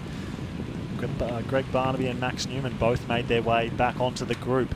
I think if Max Newman was fully fit, he would not have let that gap slip and have to have made it back up. I think he would have been further up in this front group. To me, that does suggest that he was probably telling the truth when he said he was about 5 out of 10 fit compared to the form he was in when he won the European Open last year. He's someone who really knows how to position themselves about 3rd or 4th wheel in a lead group like this. So the fact that he's sitting back there in 9th does suggest to me that he's not quite at the pointy end of his fitness. Yeah, of course. I mean, that's to be expected after a long injury phase. Also seeing how the sport has evolved since then. You know, it's been 15 months and athletes seem to be getting stronger and stronger. You know, you see trends being set. We had it in the women's race yesterday. We talked about it a lot, how, you know, the bike pace is changing. Athletes are changing to more bike approach in their training, in their everyday. Is that something that you feel, Ash, is true? That, you know, the trend is just changing every now and then? You have an athlete coming in and they change the game and the approach of everyone? Yeah, definitely. And I think it doesn't actually take that many athletes to create that change. You know, when you have certain athletes come in that are highly influential, they can change the dynamic of the race a lot. So yeah, you can't really afford to just have one strength and think that you can come back into the race. Like, you need to be able to be, especially riding, really strong to even give yourself a chance. Ashley Gentle, champion of T100 London, 5-time winner of PTO/T100 races. The next closest is 2. I can't say it enough times. Magnificent race yesterday, dominant. Thank you for joining us in commentary. Brilliant insight. Pleasure to have you here, and good luck with your preparation into Ibiza. Thanks for having me.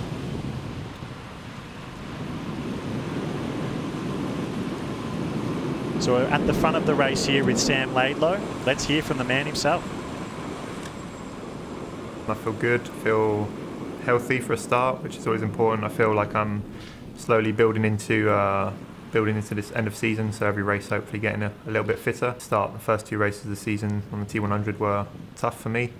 It was kind of difficult after the world title last year to find motivation, I guess. You know, it's always it was a lifelong dream of mine to achieve that. And if you look at anybody who's won world titles, generally the year like after it, or similar with Olympics, you know. And I guess it's one thing that's quite difficult for us compared to maybe an Olympian, is that we don't have 4 years to get ready again. You know, it's like it's 2 or 3 months before the season gets going again. So I guess I just needed time to have a breather, and then almost the hardest thing was to find a kind of new purpose, because I'd grown up like in this kind of family of triathletes, and I'd just been told from an early age that I was going to be world champion, and then suddenly I kind of achieved it. And so finding a new motivation, finding new goals, and so I would say I'm still in this phase of looking for what I want. I want to try and long-term leave a legacy in the sport itself, and how I do that, I guess, is unclear, but I know that for sure it involves winning big races, and that's what I'm here to do.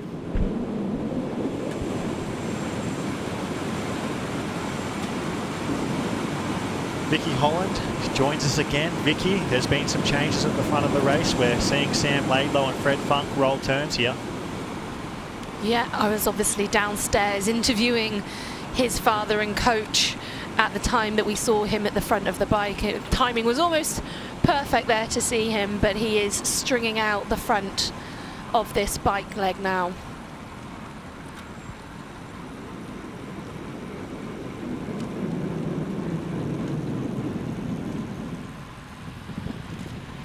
Still leading the way. Sam Laidlow hasn't really let go of the front since he made up that 1 minute deficit that he had in the swim after that controversial choice, you could say, to go without a wetsuit, but he's proved that it's sort of worked out as him and his father had planned. You know, Richard talked about to me how he wanted him to start the bike leg with a lower core temperature and to be able to push high power from the minute he did get onto the bike, and he was able to do that, it would seem. And you know, Jan, we talked about it at length earlier on in the race here. What are your thoughts now you've heard sort of the rationale behind it? No, I said exactly that. You know, Richard Laidlow made me eat my words. He had a plan in terms of keeping his core temperature down, and from what we're seeing from our timings on screen, he's actually managed to create a little bit of a gap. The core temperature does seem to be a topic. We mentioned it earlier. He's got 5 bottles on his bike. So he's got 2 between his arms, he's got 1 behind him, he's got that aerodynamic bottle in the frame, and then actually his frame has a nutritional system on the inside. So he's got over 4 liters of fluid with him. He's still picked up more water. We're assuming that's because it's cooled down. And yeah, the cooling down seems to be a big topic for someone like that, who has actually raced well in the past before. But I'm assuming from where the motorbike's sitting that there is definitely a distance to the pack behind, which is what he would have been looking to create. Yeah, do we think this is a tactic he's employing because he's sort of trialling hot weather races and how to get more fluid into him, try and keep that core temperature down? As you said, he's raced well in the heat before. He's raced very well in Kona. In Nice, it was hot conditions for him last year. So he's not someone I would have considered as not having great races. As we speak, he loses a bottle, yeah. He's not someone I would consider as an athlete who struggles in the heat, but given the chat that I had with Richard Laidlow around being careful with his core temperature, maybe it is a bigger factor for him than we realise, perhaps. Well, also a race like Kona, you'd spend months preparing. The thing I'm wondering about is, you know, he's obviously got a French and an English background. He still says his heart beats for England if they were to face off together. Does he actually consider this as a home race? Well, I should have asked that question, Jan. You should have sent me down there with that question to ask. But yeah, you know, he he was born in the UK, of course. He's got two British parents, but has lived the vast majority of his life, I should say, in France. So he's probably what you'd call a real classic dual national, and probably has got a little bit of love there for Great Britain too. And I'm sure there are lots of friends and family out there supporting him today, and be delighted to see that gap that he's putting in. And not just them. I'm impressed with his effort. I think he's really putting on his stamp onto this race, and what a place to do it.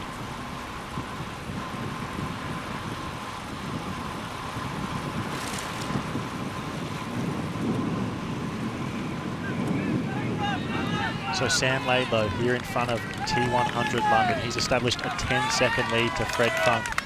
I think that's two factors. I think one, Sam Laidlow is here pushing at the front of the race, clearly going hard through these technical sections and laying down the power.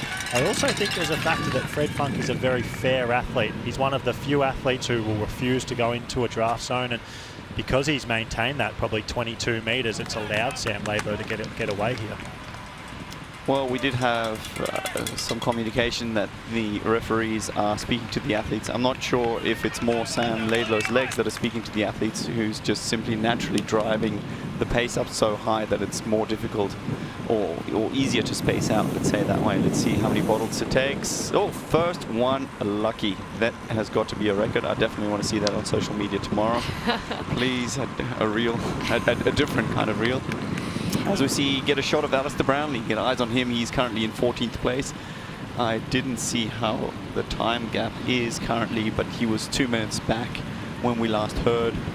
And yeah, he's obviously got a new front wheel. We can see by the tyre that it's a different one. He's 3 minutes back now, yeah. 3 minutes, so he's riding well, but not riding as well as Sam off the front. Again, tough position to be in.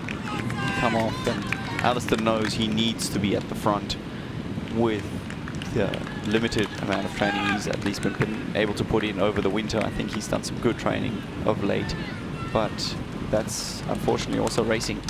Sometimes we underestimate that luck is also just a factor, and people come in and give you this talk that they're right prepared, the less luck I need. It's, you know, rubbish in my ideas. You just, it's just the way it plays out. You need a little bit of luck on your side.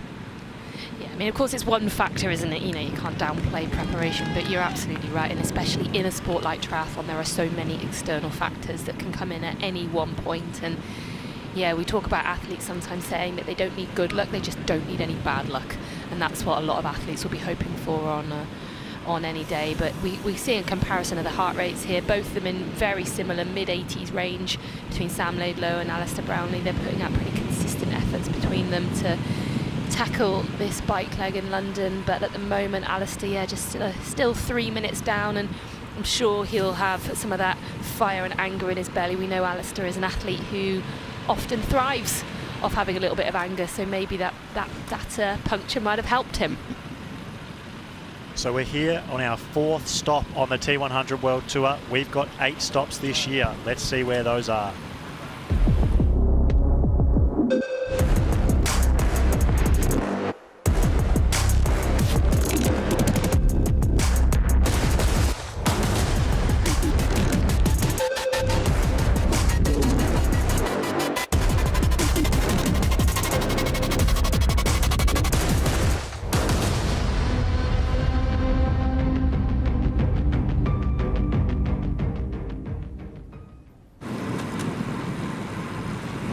So we're here on our 4th stop, London. Sam Laidlow, the local, sort of local, half local, is in the lead of the race.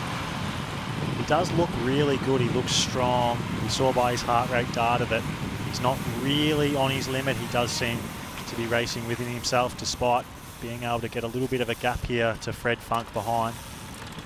Yeah, as Brits, I think we'll claim him when he's doing really well. That's, when he wins. Yeah, that's it, right. But on view, this looks significant. It's a big gap down. My prediction is that Magnus Ditlev is going to let this gap grow out a little bit more, and then he's going to put in one of his major surges. For those of you into your numbers, that will be in excess of 500 watts for probably 2 or 3 minutes, which is something that very, very few athletes can do. Magnus can, and if I would have a prediction and money on this race, that's what I would bet on. They've got a touch under 3 laps to go, so they're within the 3rd lap to go, and still some time to create a bit of a gap. Well, we're seeing here at the updated leaderboard, Fred Funk is 23 seconds behind. He needs some magic right now. Rico Bogan, 26 seconds behind. Daniel Baekkegard, a really strong ride from him right now in 4th position. The man you talked about, Jan, Magnus Ditlev, the Miami champion, he's 30 seconds down with just over 25 kilometres to go in this bike ride. If he is to bridge that gap, it's going to require 500 watts for quite some time. See Alistair getting a bottle first time around. Wow, that was pretty good. That was slick. We'll give him that. Yeah, absolutely. Took on a good bit of nutrition as well as his bottle there. We see him slide that into that front bottle cage. Waving. Probably. Clement Mignon, I think, possibly, or possibly Ben Canute, who he's riding with there. Waving them around him. But it's worth mentioning as well, these aid stations, because of the direction of travel, they're on the left-hand side of the athletes, whereas they'll often be used to grabbing bottles with their right hand. A lot of them are, of course, statistically, even so, right-handed, so some of them are probably not quite as well versed in grabbing a bottle at speed on the left hand, but no problems for Alistair Brownlee there. So we're now back with the lead. Sam Laidler, we can see that tape on his calf, and did ask his father about that calf niggle we've heard about, but he said they're managing it well, and that his expectation is that he's going to be able to run okay. Where his run will actually be in terms of his level of fitness, that's probably the bigger question mark, but hopefully no further drama for him with that calf today. So if I was sitting this pack, I think the 2 gents eyeing each other off are probably Yuri Kulin and Carl Smith. We see them sitting 6th and 7th. They are 30, 35 seconds back. That is, on paper, definitely a comfortable amount I would give to someone like Sam Laidler over this distance. I think he's probably more dominant over a longer distance and doesn't quite have the run speed that these guys have over a shorter distance.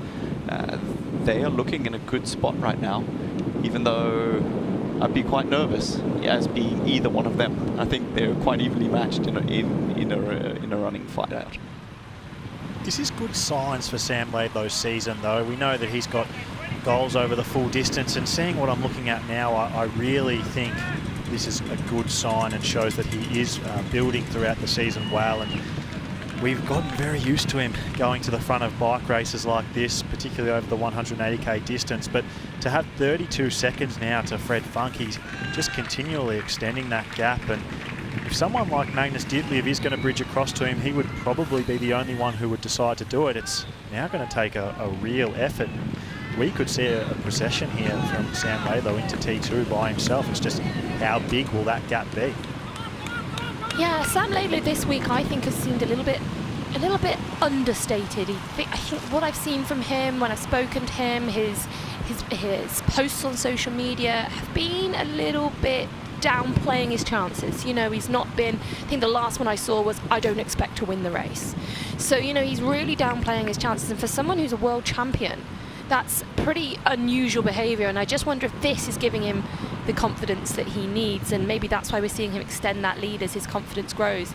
Now on the bottom right hand side of the screen there is our QR code again if you want to get into all the nitty gritty and all the data that we've got here in front of us. If you just take a photo of that QR code, it will take you to all the data and more.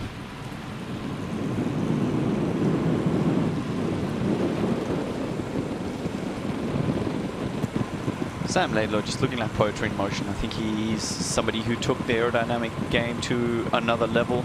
This very long position far out front is something that he was probably the first to kind of do. I mean, Magnus Ditlev does have a very optimized and very aggressive position, but I think this is definitely, I know from the mechanics at Canyon that they had to create special kind of handlebar constructions for him to be out that far in the front. That's an 80mm extension out the front to make him be able to reach further.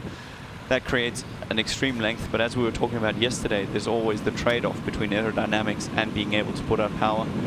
I think Sam here is putting out great power, and he's very, very slippery to the wind. So that's the combination you want to see. And powering, just looking good, quite frankly. So the bottom right-hand side of your screen, we can see this is the leaderboard, the T100 World Tour leaderboard as it stands. It's the combination of your best 3 results. This is including London, so today's results, if it was to stop right now with Sam Laidlow in the lead, he would get maximum points, for example. It would have Magnus Ditlev out in front on 77 points. Yuri Kulen, Magnus and Yuri, they've both won one, both come 4th in one, and yeah, that gap between them, very close. Sam Long, 2 second-place finishes. He's down in 19th today. He was our leader coming in today, and you'd see if it was to finish right now, he would drop down to 3rd. Kyle Smith and Rico Bogan, 2nd and 3rd last time out in San Francisco. They would be in 4th and 5th. I think Sam Long is the one who's got 3 results, right? He's got as many points as 2 wins would give him, but he's got 3 results on the board already. Today would be a scratch result as it currently stands, but I don't think it's over yet for good old Sam. He's definitely someone to fight, and this would be extremely motivating for Sam Laidlow, going out, seeing that he's finally broken the other athletes and he has created a time gap, and he's still got 2 laps to go. I think he's in a position where he's looking forward. You know, you have different mindsets. Sometimes you're looking forward to it being over and finally getting your run shoes on. I think Sam Laidlow has found his element, and he is looking to really relish in this last 20k of the bike, 23k that we've got left, and he's showing us a great performance.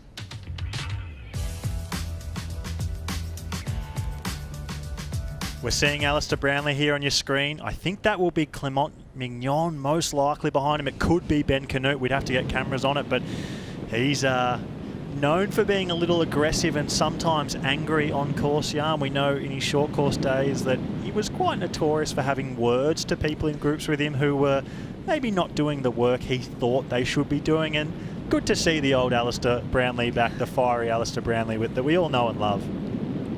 I tell you what, being on the receiving end of Alistair Brownlee and him bad-mouthing him it's not fun. And I'll be honest, it's broken me as an athlete before, but I'm not even sure he's shouting at somebody, and the guy behind him needs binoculars to see what he's doing. He's getting so far behind. That looks like Clement Mignon. He's keeping a good distance, and Alistair, yeah, I think he's frustrated at the situation, but you know, it's different when you're giving that kind of authority from the front of the race. He earned that position that he had back in, you know, the mid to late 2000s, and then going on until 2016, where he was just such a dominant athlete that people would just, you know, they'd lose the race before it even started just because Alistair looked at them the wrong way. We see Dave McNamee sitting close to Aaron Royal, Alistair coming right past this pack, so he's obviously got good legs, which would be frustrating for him, and just probably part of why he's, you know, shouting at Clement, who can probably barely see him at the back there. Yeah, I think it's possibly not even, it doesn't matter that it's Clement, it could have been anyone, you know, it's just someone possibly to get a little bit of that frustration out, and it's going right to the front of this pack. So he's still around 3.5 minutes down at this point, but showing no signs of let up, and he really is on the charge, but he's got a lot of ground to make up, and that anger is going to fuel him, I'm sure, for the rest of this bike leg, and we'll see what his run legs have got to offer us today on the streets of London. Slowly but surely heading back to the top 10, but yeah, that's kind of Alistair Brownlee as we know him. You know, he is a very formidable rider. It is the kind of sort of course I think that suits him. Just technically, you have to be very aware of the road surface and situations, and carrying as much speed throughout the course as you can. This, of course, being the side that is completely closed off to traffic. So what a privilege to race one of the world's iconic cities at the T100 series here and have the road all for yourself, even though he'd probably love to see himself a little bit further up the road.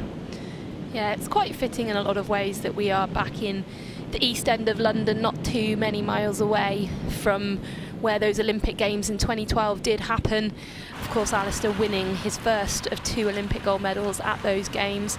And on top of all of that, it is on the opening weekend of the Olympic Games right now, as we know they've kicked off in Paris. So there's something a bit fitting about all of that, and I'm sure that Alistair would have really hoped that with all of that, as we see him... He's waving the motorbike up in front. He's which is sneaky, He wants a little bit of assistance, maybe. Who knows?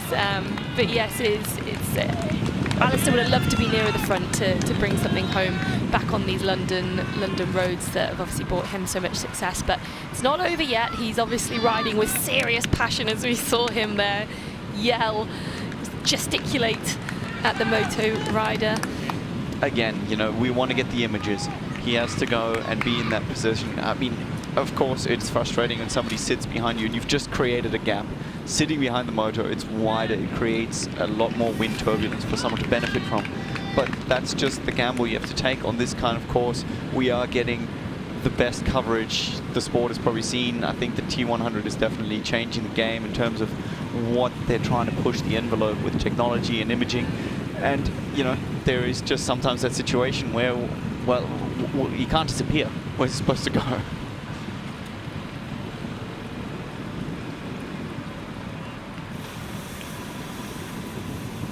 Those heart rates still pretty much locked in the mid to high 80-something percent, 86% for Alistair Brownlee, 87% there for Sam Laidlow. So that's not really changed too much since we last saw those statistics on screen, and that's about where they'll know they can hold themselves for the bike riders, as I'm sure we expect to see those heart rates go right into the high 90s as they get further and further into the run course. But right now you wouldn't be wanting or expecting to see those kind of heart rates, not unless you're having to make a really big surge to jump across a gap to a group or to try and get away. But Sam Laidlow has escaped the group and is still maintaining a really nice heart rate there at 87% of his maximum. So he's obviously in control as well as riding away from all the other athletes.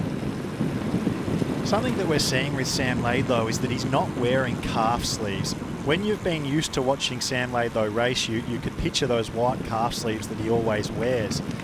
In Challenge Roth last year, he had a little bit of a calf issue, and then he's had it again in his recent full distance race. And he sort of suspects that it might be because the calf sleeves are a little bit too tight up the top below his knee. So he is trialling today, racing without those calf sleeves, to see if after the bike he doesn't have that same calf pain that he seems to be getting after some races.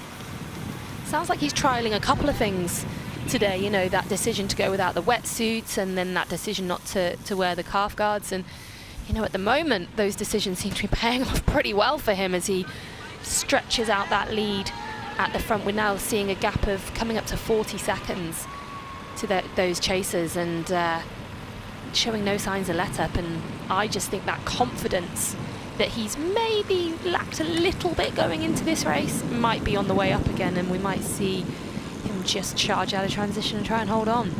You think so? Confidence. I heard an interview the other day where he said if he just gets in 10, 12 weeks of solid training, nobody can beat him. And I was just like, it's not wrong. Okay. Maybe he doesn't think he's had those 10, 12 weeks though. You know, it's all very momentary confidence, isn't it? It can come and go, ebb and flow, as they say, very much with your training, with the results. It's a fickle thing, confidence, that isn't always easy to come by. And I feel like he's very much downplayed what he thought he was going to do today, but you know, maybe that was a little tactic from him there to throw everyone off the scent. No, there's 1.5 laps to go, but he's certainly putting out a great performance here. I mean, I do have to say, you know, you stick your neck out and you kind of roll the dice, and that's really good to see. But you know, these mind games that you play, also in interviews, the kind of things you say, I was always really mindful of exuding enough confidence, but not stirring the pot too much. You don't want to give anyone kind of false ammunition against you. But I think, you know, Sam's going out there and he's just doing his thing, which is very commendable. So we're seeing the rankings relative to the rest of the field here for Sam Laidlow.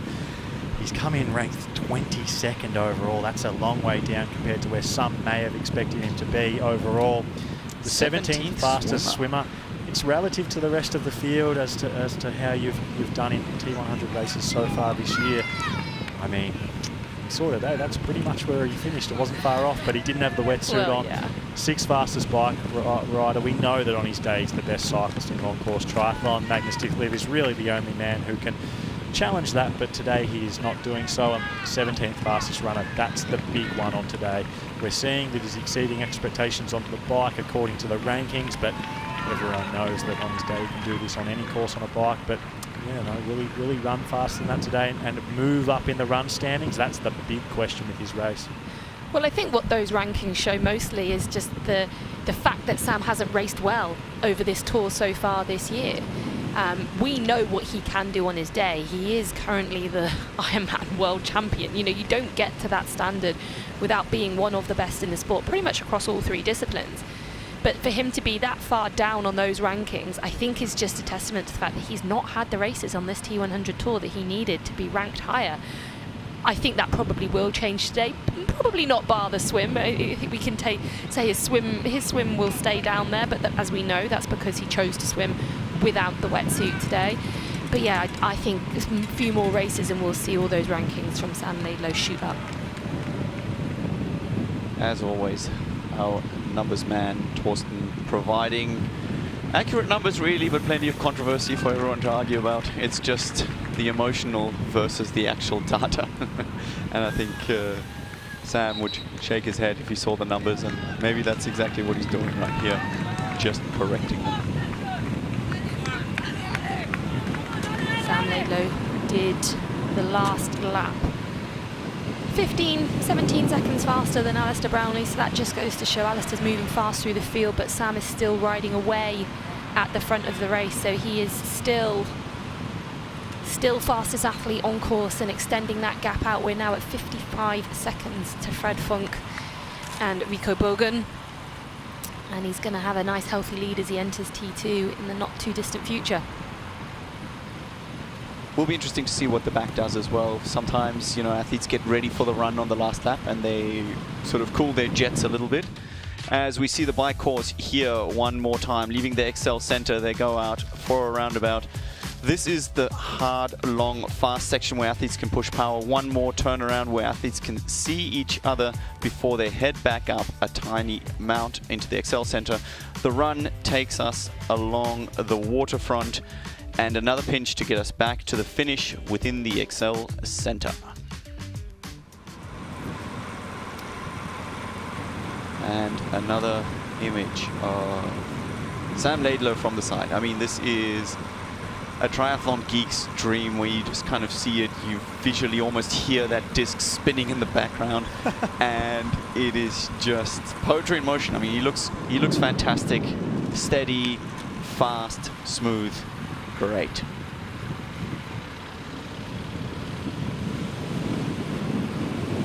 A triathlete's dream, Jan. I want to hear more about these dreams you're having, as he's built this gap to over 55 seconds, almost a minute. It's really starting to blow out now at 67.6 kilometres into the bike ride with just over 13 kilometres to go.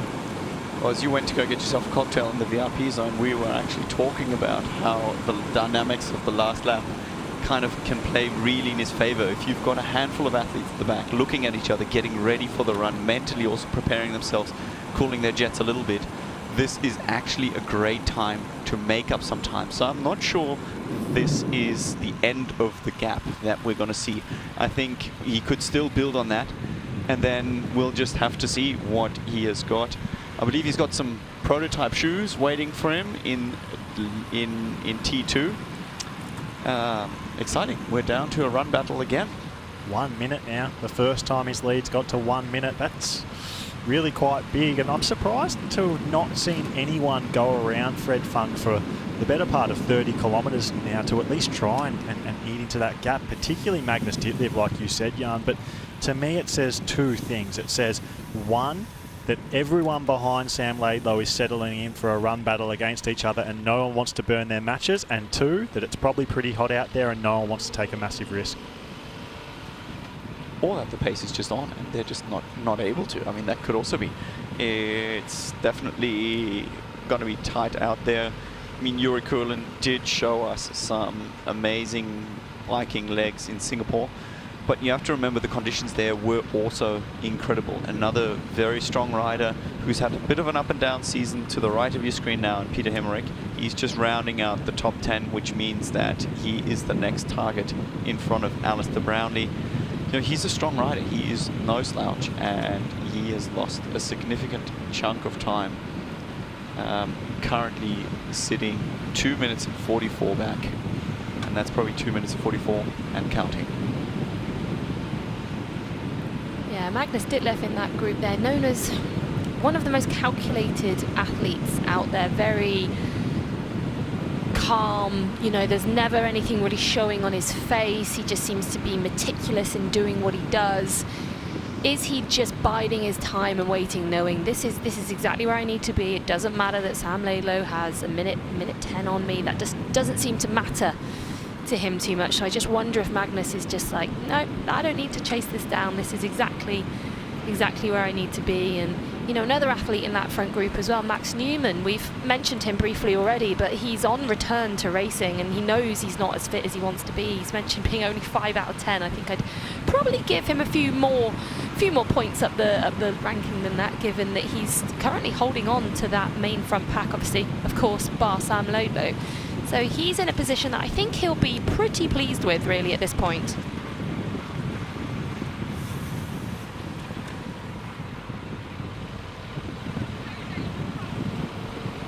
So then this is probably the first time we've not seen Magnus Ditlev come to the front and the end of the bike, or at least make an effort to do so. What do you guys think? Is he just still a little bit tired? I mean, he did just go, what was it, 7:24? Something very fast. It was not a very long time to complete a full distance race, so you would forgive him for being a little bit fatigued. I know he backs his running more than I would have as a competitor. I know he puts a lot of effort into his running, but against these guys, I'm not sure he has the leg speed.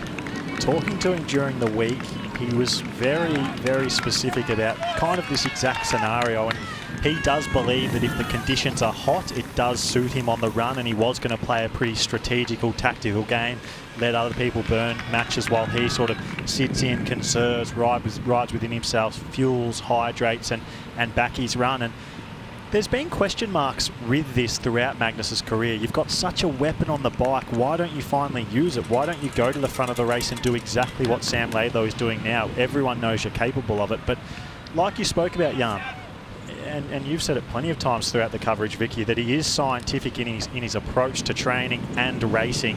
And so rather than do what Sam Laidlow does, which is race aggressively, and sometimes it works, sometimes it doesn't, Magnus Ditlev races in ways where it's as risk-free as possible, really calculated, and he doesn't want to take a big risk if he can just sit in and back his run and have a top 3 finish.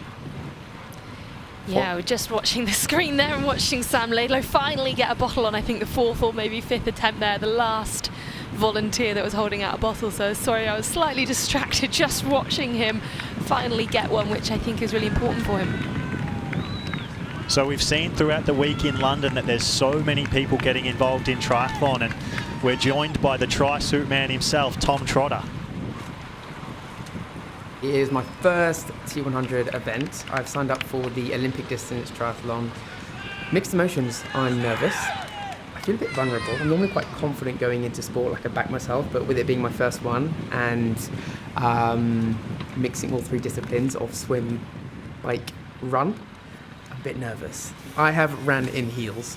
That's another story for another time. However, that sort of gave me the confidence. I didn't know about triathlon. I thought, how on earth am I going to run off the bike? And then I thought, I can sprint in like 6-inch big heels. So I thought, actually, wobbly legs after the bike, I'm going to back myself. So I knew that the running in the heels would make sense one day, and I feel like this is my calling for a T100 event. So Jan, we did our pre-race preview show in the lobby, and we talked to the man, Tom Trotter himself. We did indeed. He didn't mention his heel sprinting abilities just then. I'm not sure how he's going to put them into the triathlon, but I guess he should be done by now. Maybe somebody can find him in the crowd and we can hear how his experience and day went. So 1 minute and 11 seconds now. That lead does continue to grow. We are 72.3 kilometres into the bike course. That's just under 10 kilometres to go of the 80-kilometre bike course, and the athletes sit with Sam Laidlow in front. 18-kilometre run in the heat here in London. Yeah, we're just seeing that Sam Laidlow completed lap 7 there in 13 minutes and 5 seconds, whereas lap 6 was 13 and 6. So, you know, he's very, very consistent, only 1 second between those 2 laps, so he's definitely keeping the pace on at the front.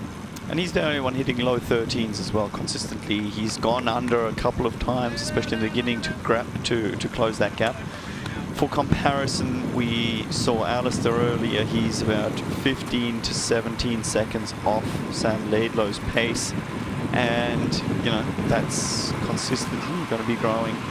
Again, Sam Laidlow is somebody who has great endurance. He's probably better over the longer distances. So, you know, it really plays to his favour the longer this is going on. And I had actually miscounted there for a second. I thought he was going into T2, but he's got another 9K to create even more of a gap. Amazing racing off the front.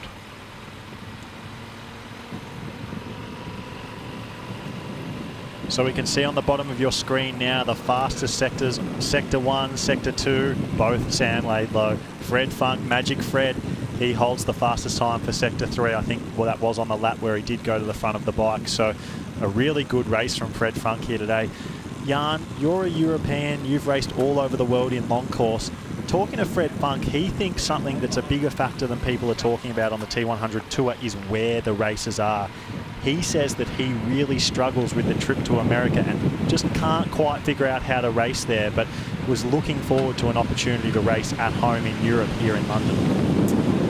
Yeah, I don't know. I mean, that's part of your journey as an athlete, right? As we just saw the pack going the other way, everybody's kind of got to figure out their weaknesses, their strengths and weaknesses. I think traveling as a professional athlete is something you have to get down pat, and there are little things, tips and tricks that you use, you know, international flights in terms of how you hydrate, how you kind of make sure you get your nutrition right. Even in the travel there can have huge impacts on getting your body into the circadian rhythm, and perhaps that's something he needs to work on a little bit. I kind of feel that that's just one of the basics. You know, you just have to get it right. And for me, I prefer to come in last minute unless it was a real championship race.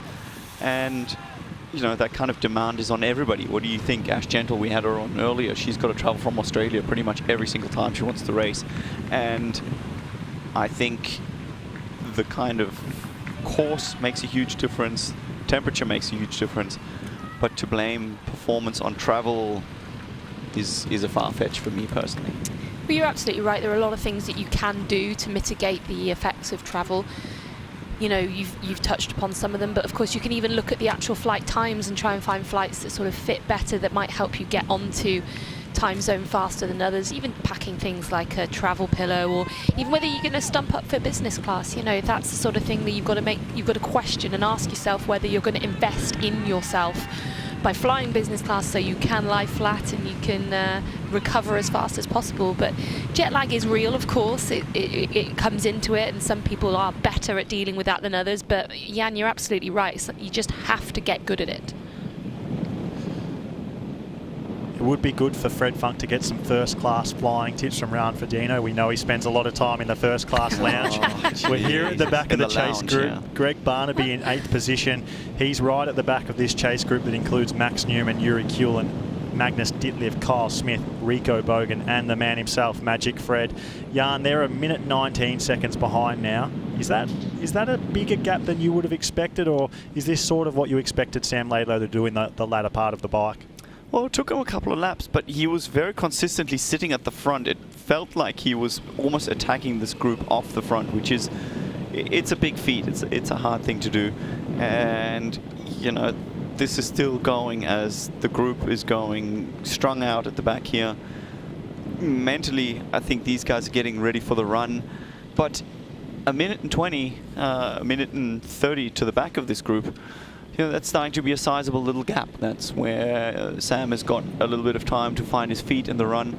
And let's see how that calf of his is going. Let's see how he can perform. We know he's got big ambitions, and he wouldn't have rested on the idea that, you know, at the moment his biggest success has only come from the long distance. He definitely wants to shine here on the T100 series, but primarily I think also the T100 London. Yeah, that minute and a half-ish gap that he's got now, just to give him a little bit of breathing space as he finds his run legs at the start of it. But with the run power that is in this group, especially the likes of Rico Bogen, Kyle Smith, Magnus Ditlev, Yuri Kulin, of course, you know, I think he's going to know they're coming, and those guys will be able to work together, and that definitely brings a little bit of an extra edge to your run. It allows you to get a little bit faster. You can bring something else out of yourself when you're really in a direct head-to-head, and we saw that yesterday, of course, with Kat Matthews and Laura Philipp really getting the best out of each other.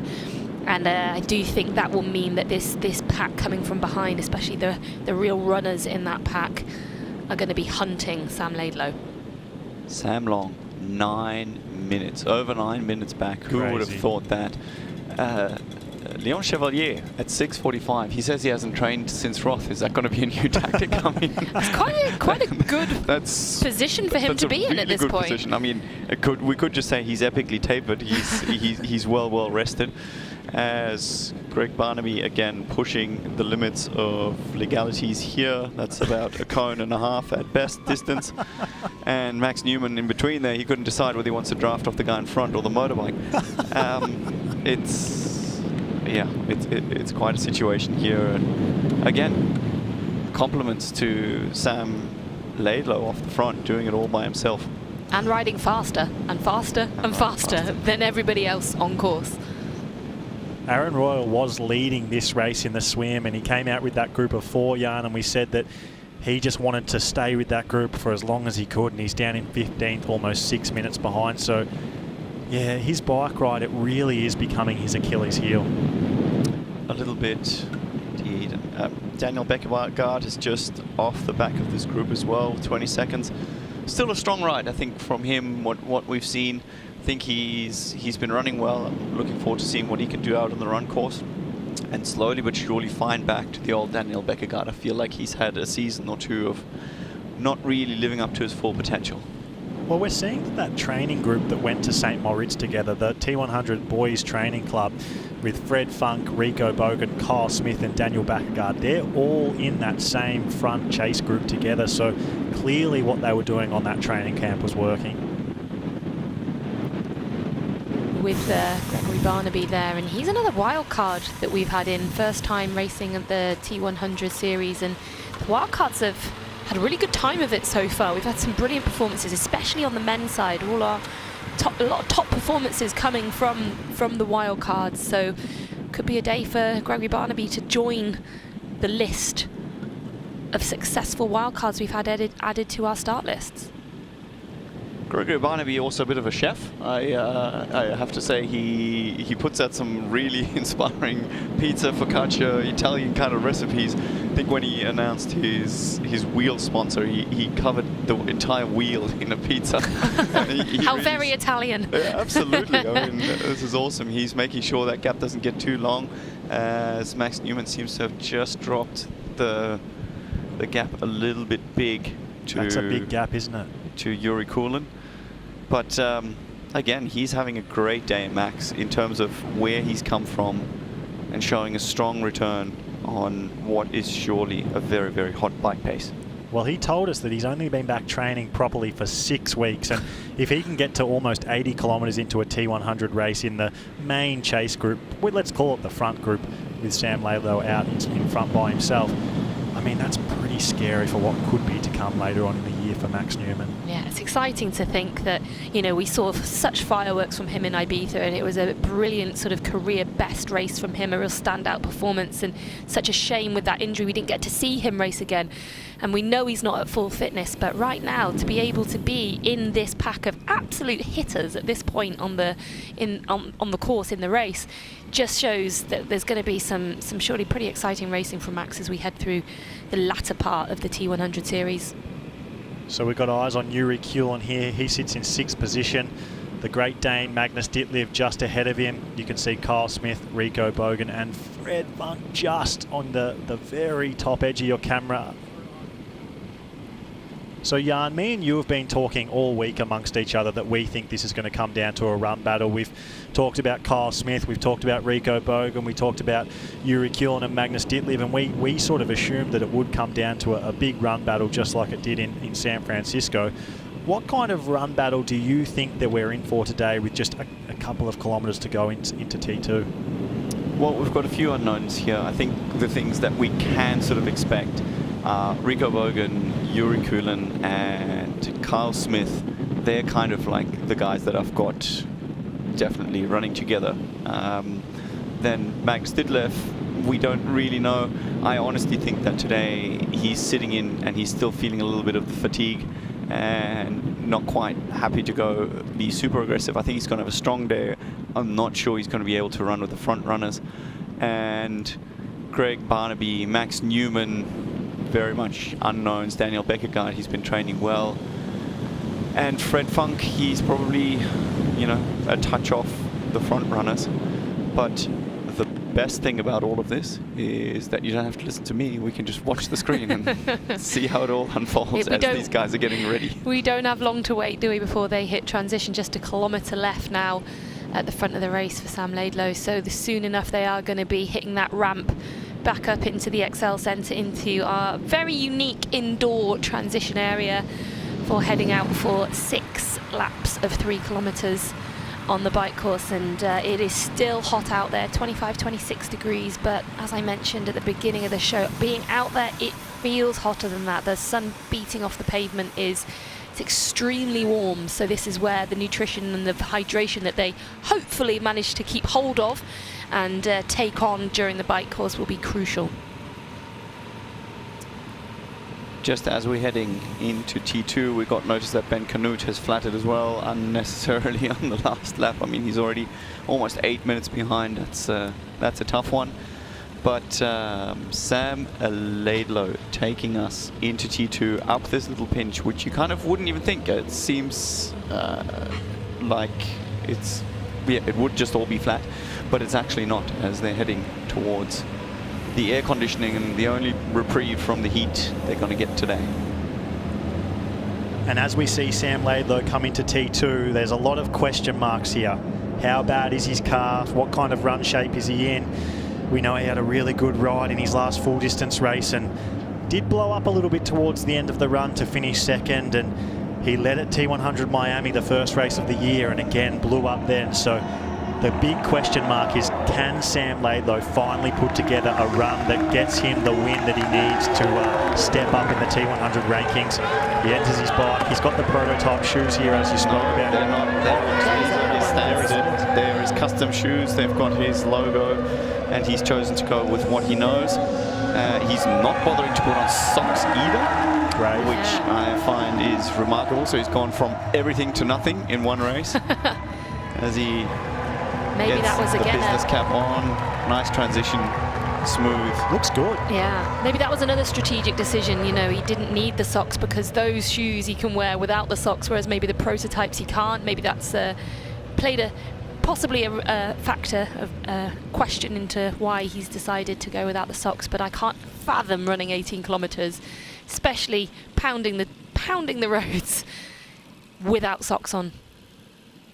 Fred Funk, the next into transition, as we've just received news that Ben Canute, all the way from the States, has traveled with his family, is a DNF due to mechanical, so he obviously couldn't repair it, was more than a puncture. Something you don't want to see. Such a shame, yeah. So we see Fred Funk here driving the chase group. Rico Bogan in second behind him. Kyle Smith in third in this group. Magnus Ditlev, Yuri Kulin as well. Fred Funk has never entered T2 in second place at a T100 event. I can only imagine how motivated he is finally being with this select front chase group. He's never been in that position. Rico Bogan and Kyle Smith, once again, they are together, just like San Francisco. All of these boys are now thinking about this run battle. It'll be getting in and out of T2 quickly. getting onto the run course, getting settled and seeing where you are relative to the rest of the field. Kyle Smith talked all week about wanting to take more risks on the run, not just settling in, not lacking confidence. Maxi Newman on his return. He won last time out on the running of the PTO European Open in early 2023. What kind of run shape does he bring in? Daniel Baekkegard, part of the training squad of Rico Bogan, Kyle Smith and Fred Funk, who are all also at the front of the race. He is into T2 and struggling to get that left alpha fly on, but he's off now. Also no socks there for Daniel Baekkegard, so most of them we saw taking just a beat to put some socks on, but a couple of our male athletes choosing to go without. 1 minute and 33 seconds is the lead that Sam Laidlow has here over Rico Bogan, the young German. Kyle Smith, once again, right on the heels of Rico Bogan. San Francisco all over again. Martin Van Riel, where are you? Fred Funk, 1 minute and 39 seconds behind Magnus Ditlev, the scientific Dane, 1 minute and 44 seconds. And Yuri Kulin, the Singapore champion, 1 minute and 46 seconds behind. How are you the scientific genius that you go and spend, I don't know how long it felt like an eternity, at the first special needs aid station? You can simply go and pick these things and have them in your transition box, put them into your suit and take them, so you don't have to look for them with everyone else's special needs. So there's a first tactical kind of mishap. I did, interestingly enough, notice into T2 that both Magnus Ditlev as well as Yuri let a bit of a gap. So Kyle, Rico and Fred obviously were charging into the second transition zone there, and so far they're looking pretty quick. And just like in San Francisco, Kyle Smith, notorious for putting down a fast first kilometre, he has bridged a bit of a gap. He's established a bit of a gap to Rico Bogan, maybe about 15 to 20 metres. Fred Funk, he's not used to being in this position at the front of the race. He would not be used to running this hard out of T2. He is in fourth position. Kyle Smith, like I said, he has spoken all week about not wanting to just sit back and let the run play out and get involved in a sprint finish. He wants to be the one taking charge. He wants to back his run, and he wants to have the fastest run of the day, not get involved in another battle with Rico Bogan. So we're getting eyes here on Peter Himmerich. He's made his way into T2. Sam Laidlow still out the front, finding his feet, but Peter Himmerich, he's been talking about his season being up and down, and you know, he's got such a strong bike. He's got Alistair Brownlee coming in just behind him, and let's see if these two athletes can find a bit of a pace together, and let's see just how good Alistair's training has been over the last few weeks.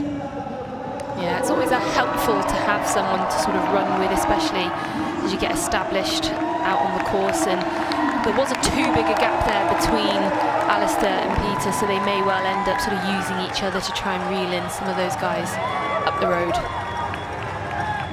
Yeah, Peter's only just going out now on the side of that screen, so Alistair not going to be too far behind once he gets these shoes on. Yeah, that no socks. No socks again, only going to be about less than 10 seconds, I think, between those two, so they could end up working together quite early on the run course. And that's just Alistair. He grabs his sunnies, off he goes. There's no watch. There's no doesn't think about it. Just go, just go, doesn't go. Whoa, and he is out. Come on, Alistair. Come on, put it together. Sam Laidlow, a 1 minute and 33 second lead out of transition 2, and just after the first kilometre, Kyle Smith, he's only 1 minute and 15 seconds down, an 18 second deficit. An 18-second bridge across to Sam Laidlow, 1 minute and 15 seconds down. Rico Bogan, he's lost 15 seconds to Kyle Smith over that first kilometre, and he's a minute 30 seconds down. Fred Funk then in fourth, 1 minute and 40 seconds down. Kyle Smith is doing exactly what he said he was going to do all week. He has gone to the front of this run early. 3:06 for the first kilometre. It's about 15 seconds quicker than the next fastest first kilometre. Sam Laidlow, our leader, 3 minutes and 23 seconds for the first kilometre. Kyle Smith means business. Looking like $1 million. He looks fantastic, and when I spoke to him earlier this week as well, I sort of asked, you know, can we have some more fireworks, please? Just like we had in San Francisco. Let's have another, you know, fantastic sprint finish. And he sort of gave me a bit of a wry smile and just sort of said, well, you know, I'm feeling pretty good. think I'm in better shape than I was in San Francisco. And right now, well, he's proving it. I think similar to Ash Gentle, it's just the mindset with him is changing bit by bit, and that belief that he perhaps didn't have in San Francisco, he may now have as Jan Straatman is coming in. He is also recently coming off Roth and his first ever long distance as the rest of the pack comes in. David McNamee is Aaron Royal, and I assume last is Greg Barn. Is that Clement Mignon? Clement Mignon. Jan Straatman, you saw him coming to T2, his debut at a T100 race. His favourite drink is lemon Fanta, and he drinks it every day. As we just got news, we just saw a photo of Rico Bogan. He obviously, in the heat of the battle, decided to run without his socks. He had placed his socks ready for him to go and chose not to put them in the box, which means he's got an extra 30 seconds to serve. And that is exciting news for Sam Laidlow. They wouldn't know this out on course, but Sam, who's moving the same pace as Rico roughly at the moment. So Jan, you're telling me that Rico Bogan got a 30-second penalty for having his socks out, but what we saw over the first 20 kilometres of the bike, no penalties. Yeah, that sounds like the referees were just staying in the air conditioning. Got to watch those socks, mate. Don't worry about drafting. Kyle Smith here. After about 1.5 kilometres into the run, Kyle Smith is now just over a minute behind Sam Laidlow. That gap started at 1 minute and 33 seconds out of T2. Rico Bogan, who was involved in the famous sprint finish with Martin Van Riel and Kyle Smith at San Francisco, has dropped back, and he's 24 seconds behind Kyle Smith right now. The word on the street with Rico Bogan, once it's hot, you don't have to worry so much about him. He's a world champion in the cool, and he always will be, but when it's hot, he does struggle, and maybe we're going to be seeing that today. I don't know, he's a young athlete building his repertoire. I think for him to be here at the pointy end of these T100 races is something that not a lot of people would have predicted. And, you know, I think he's doing really, really well. I think he's been training well. He also knows how to pace his efforts. He knows that Kyle has been having an absolute flyer of a season. The one thing I think is playing in Kyle's favor is that he has chosen to put on socks. And if you get any sort of signs of blisters or any little cuts on your feet, that plays in the further the race goes on. And Kyle can be fairly sure. I mean, he's notoriously had blisters like you haven't seen. I mean, honestly, I've seen photos of this guy, and we're talking hand-sized blisters underneath his feet. I think he's worked on that. He's found some shoes that work for him. But him wearing socks is certainly a very good sign. Well, it's also a factor, isn't it, in the recovery from one race and going into another race, when these athletes do have to back up and get themselves back into training, but also get to another race. If you've got these blisters, these sores, these open wounds on your feet, it's really difficult to then not only put in the training, but then to get your head around putting your race shoes on again, knowing that you're probably going to open up these wounds once again. So it's almost like it's a double-edged sword. You know, you're getting the benefit in the race of knowing that you're just that bit more comfortable, but also when it comes to recovery for the next race, that you'll be okay too. And we've got eyes on the American Ben Canute. He has DNF'd in today's race. It was a tough race from him, really, from the moment it got out on the bike. Sad to see someone make the trip across the globe, and it'll really be for nothing in the end. He's with the athlete liaison Dylan McNeice there, and Sam Long, he's finally into T2. This is not the day Sam Long wanted. He had high hopes coming into this race. He forewent Ironman Cairns because he wanted to take a break, take a bit of a longer training block into London and have a big race here. So to be 10 minutes back, it's really not what he would have expected. But you know, as we've seen, the new Sam Long, he does have fun. He still tries to enjoy himself at all times, and embracing the crowd and his family there, the kiss with his wife Lara, it's great to see. So clearly not too down on himself despite not having the race he wanted to have today. Didn't someone at the Tour de France get a fine for kissing his wife along the course?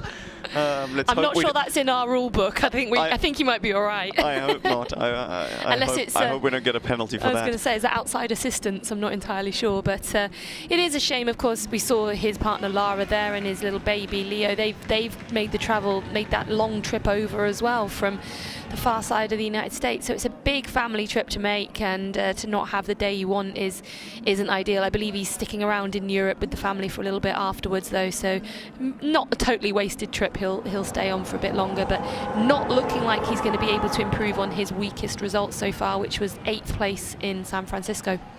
So we've seen this first little out and back section after the first lap where Sam Laidlow got to look at everyone. He saw Fred Funk, he saw Kyle Smith, he saw Daniel Baekkegard and Magnus Ditlev running together.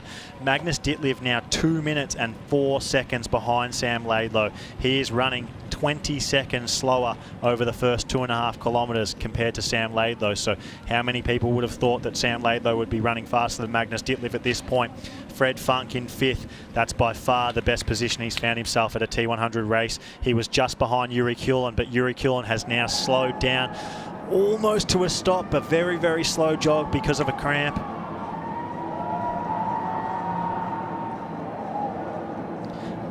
And he has finally stopped. A little bit of a side stitch there, a little bit of a stomach cramp. Not a stomach cramp, it's on the wrong side of his body, but a little bit of a side stitch. This has happened to him before, but not recently, so a tough day for Yuri Kulin, the Singapore champion, and these conditions may be getting to people, but one person who the conditions do not seem to be affecting is Kyle Smith. He is now only 1 minute behind the leader, Sam Laidlow. He is by far the fastest runner on the course right now, and he does look better than ever. I was about to say, also technically, I haven't seen him run this clean and smooth. He really looks like his hips are aligned. His knees are running perfectly straight, and that's just a sign of strength that you build throughout the season. He doesn't look like he's outpacing himself at this stage either. He kind of gets a grimace, and similar to Rico Bogan, his face tells a lot of the story that you're seeing. And right now he's looking strong and he's looking patient, which is what he's going to need, because in the end he's still, you know, got 14.5k to go.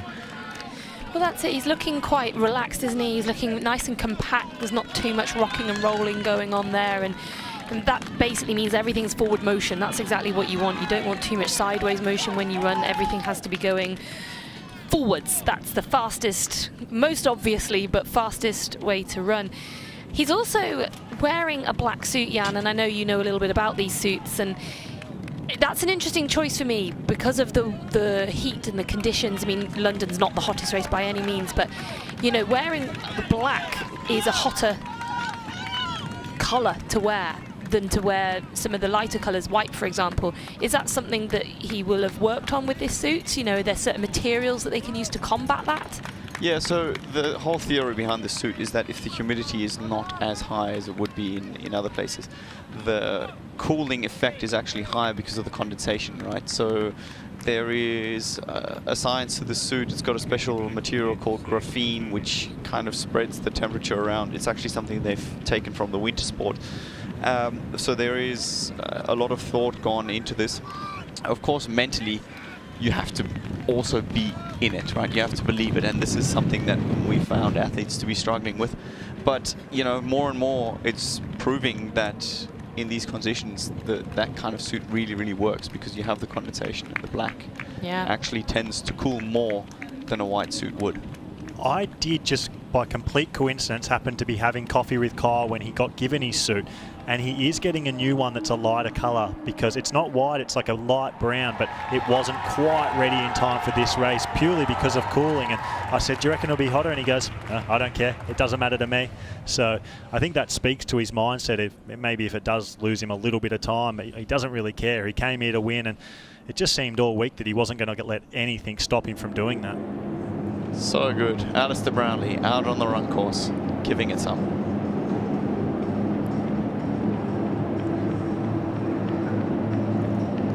He will have an absolutely huge support network out here. I mean, when we announced him down onto the start line earlier today, the biggest cheer was wasn't it? Absolutely, for Alistair Brownlee. It was incredible, and as he's just gone through the Excel Centre there, he'll definitely have got a bit of a boost from the thousands of fans that are out here to see him. Yeah, absolutely. It's great to see, and early days, obviously, but I think he's got a strong, consistent runner alongside him.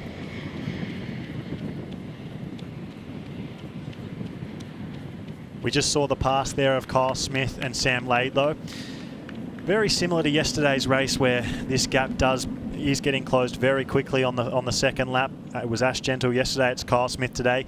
He's only 52 seconds behind at this point as he passed Sam Laidlow.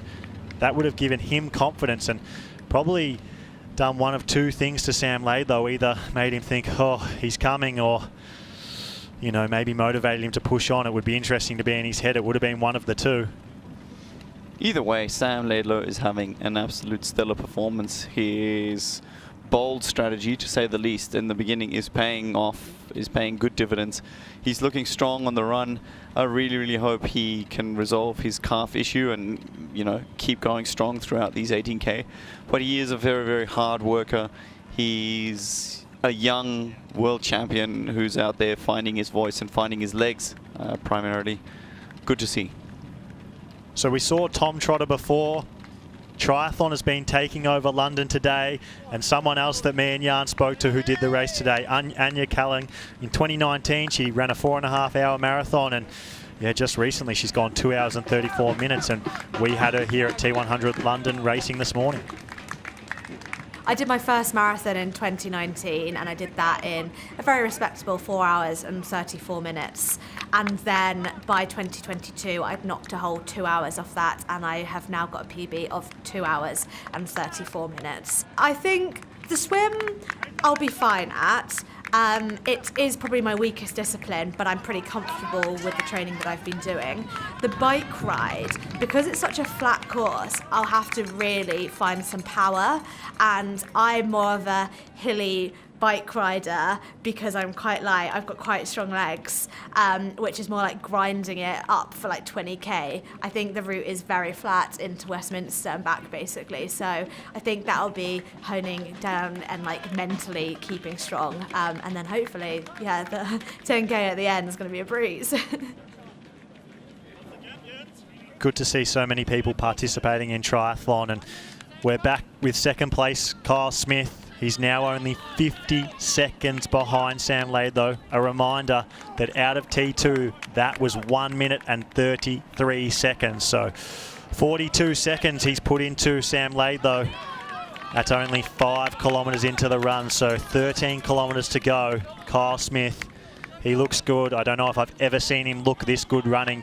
Probably not even in San Francisco. He looks like he might have taken his running to the next level. And there were reports coming out of training camp from Fred Funk and Rico Bogan that he was running better than everyone on that camp, and he did manage to drop everyone on track sessions, and anytime they went in and did interval running, and even Rico Bogan, who he'd just been involved in that epic sprint finish with, was unable to keep up with him on occasion, particularly on one 18 times 1 kilometre training session they did together. So Kyle Smith taking that training and that new level he might have found into training into the race here at T100 London.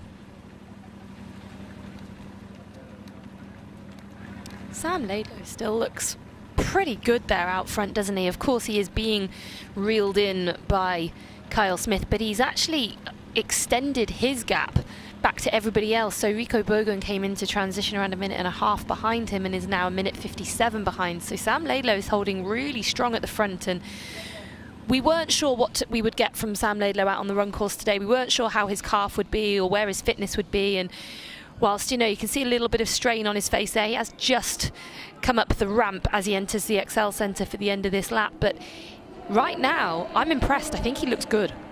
Amazing, Vicky, I think. Really good. And that calf clearly not giving him the troubles that maybe even he thought it was. Sam Laidlow is known for running hard early out of transition too, even if it does mean that he blows up a little bit later. So I guess the story for him is how hard is he going? Can he sustain it to the end? But he is the second fastest runner out in front of this race. So only Kyle Smith in this front sort of 10 athletes running faster than him right now. He's running strong. I would have thought that probably Kyle Smith would have even been closing time quicker. But it's just when Sam is on, he is really on, and it's interesting to see, because if you look at the time splits we've got right here, virtually Rico Bogan is actually sitting in 7th position, because remember, you got to add 30 seconds of penalty that he's still got to take. So we'll see if he can get some extra kind of energy back while he has a little rest. Sam Long just between our two leaders, getting lapped, about to get lapped by Carl Smith, still cheering on the crowd. He's always someone who keeps the spirits high, which is also a formidable skill, I think. Kyle's also born in the UK as well. I know he still has some family over here, so I wonder if he's got some supporters. There's me claiming him again. No. He does. He actually mentioned he would have some family here, right? Yeah. He would have some family, and his recent success in San Francisco has obviously made people more aware, and he is indeed from the northern parts, and he's got quite a bit of family out here. His partner, Kira, she actually also took part in the triathlon today, earlier, as an age grouper. So everyone getting the triathlon bug around That's what we like the to Smith see. household. Keep in mind he did have an Australian flag on his tri-suit, so we'll claim him as well. What?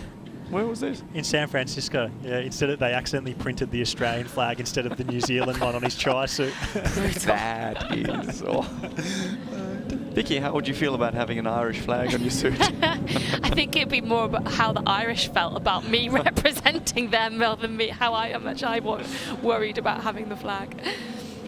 He does look great though, doesn't he? 45 seconds down from the lead now. Daniel Baekkegard in third. Out to 2 minutes and 5 seconds behind as we see Sam Laidlow lap Rudy von Berg and Clement Mignon. Bravo, honestly.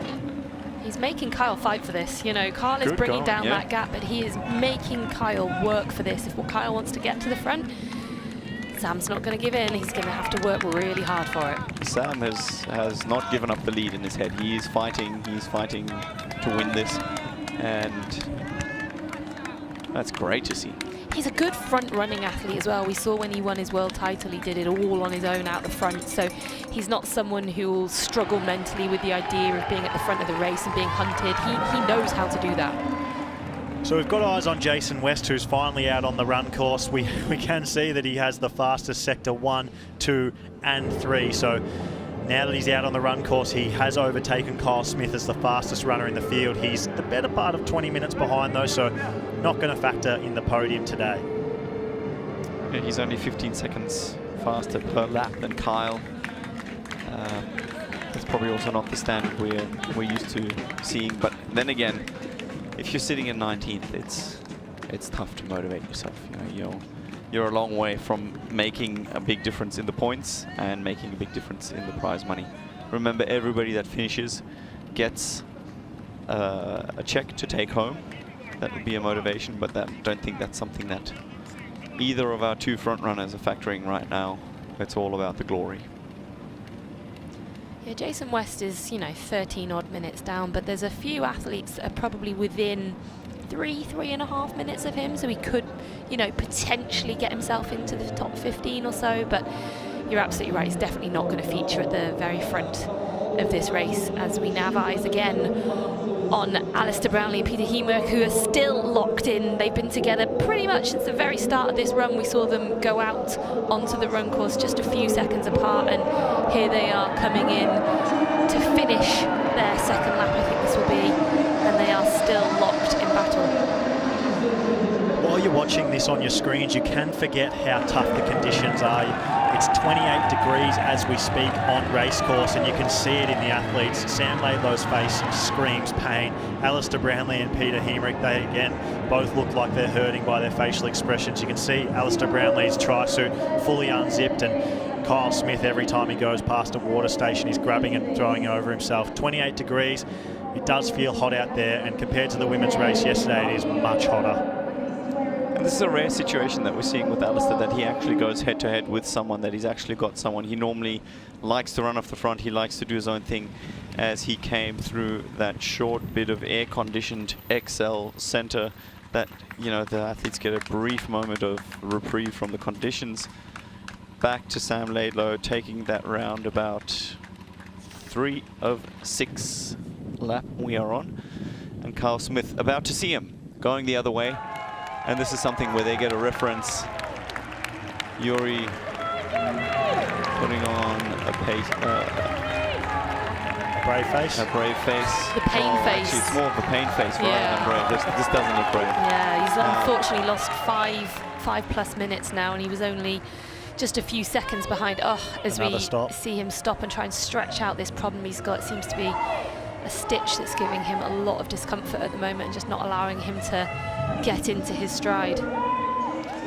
Which is surprising. I mean, he's used to these kind of conditions, but again, he did go to the absolute limit in Singapore, and that's sometimes one of those things, you know, you hear these heroic stories of, you know, pushed so hard and you know, you give it everything, but the guy ended up in hospital, and that can actually do some long-term damage or longer-term damage to your system, where just mentally your body shuts down and protects itself. And so with Sam Long being 10 minutes behind in 18th position, as the race stands right now, he would forfeit his overall series lead to Kyle Smith, who is on our screen. He is lapping Clement Mignon, and he's moved up to only 39 seconds behind our leader, Sam Laidlow. Magnus Ditlev in second as it stands right now. He's down in sixth. He's losing time on the run, however, 2 minutes and 45 seconds. We're seeing Kyle Smith pass Rico Bogan, Fred Funk, Jason West and Magnus Ditlev right now on run course. Well, I have a little chirp in there because Kyle Smith can't get to the world ranking #1 on his own accord, at least not at this race. Magnus Ditlev being currently in 6th position, but remember, virtually he's in 5th, sorry, because Rico Bogan's got that penalty. He will get extra points, so Magnus Ditlev actually being virtually the leader. It just depends when Rico Bogan decides to take that penalty. And if he can get back, because remember, if he's standing for 30 seconds, he gets a moment to take a breath and just cool himself down a little bit. But it's not over yet. So we're 8 kilometres into this run course. It is an 18-kilometre run course, so we are into our final 10 kilometres. Kyle Smith, 39 seconds behind our leader, Sam Laidlow, in second. The gap to third, Daniel Baekkegard, 2 minutes and 8 seconds. That has really blown out. And Rico Bogan, who was involved in a sprint finish with Kyle Smith last time out at San Francisco, he's now 2 minutes and 39 seconds behind. Perhaps the surprise packet of today's race, Frederick Funk in 4th position. He has not been close to this result at a T100 race yet. 2 minutes and 38 seconds down.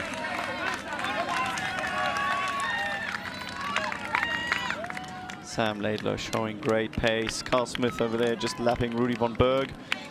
And it is a brutal out there. Everybody's starting to grimace a little bit. It's not just easy goings either. And this is not over yet. Honestly, we're almost halfway through the run course.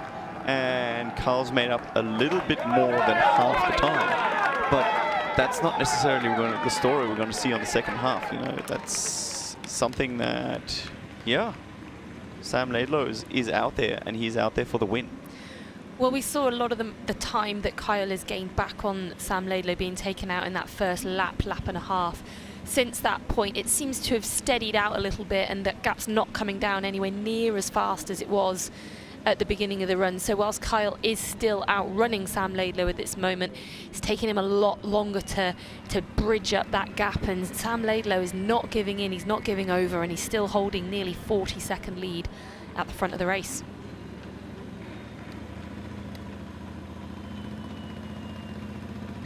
He's just heading up the ramp here, so he'll soon be heading back into the Excel Centre for halfway through this run. He'll have completed 3 of 6 laps. That'll be 9 kilometres done. He'll get a little bit of a boost from the crowd, I'm sure, as he heads into the Excel Centre and then back out into the scorching heat, straight out and back on this very flat course. He's looking good. Really good. Especially on that section, you know, that's where you got to push up, and it's more of a strength kind of a run. He's lapping the next athlete, which is Jan Straatman. And here he's just getting a little reprieve once again from the sunshine and the temperature. Working hard as he should be, but he doesn't look like he's struggling. Well, of these front 5, he is the second fastest runner, so only Kyle Smith in the top 5 or 6 running faster than him. We have a few men in Alistair Brownlee, Peter Hemerick, Jason West running faster, but they're not going to factor at this stage in the podium. But Sam Laidlow holding tough as Kyle Smith is approaching Sam Long.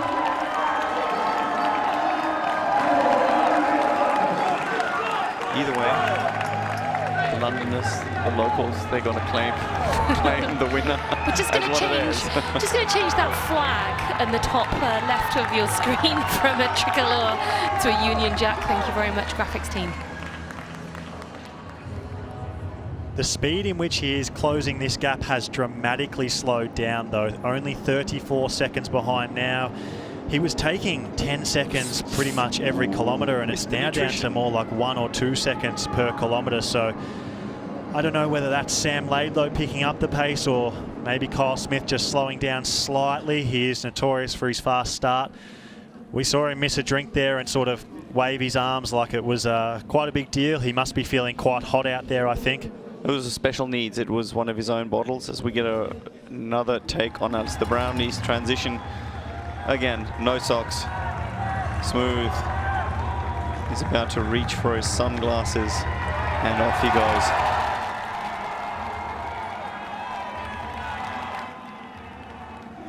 And you said he's one of the fastest movers out on course right now, right?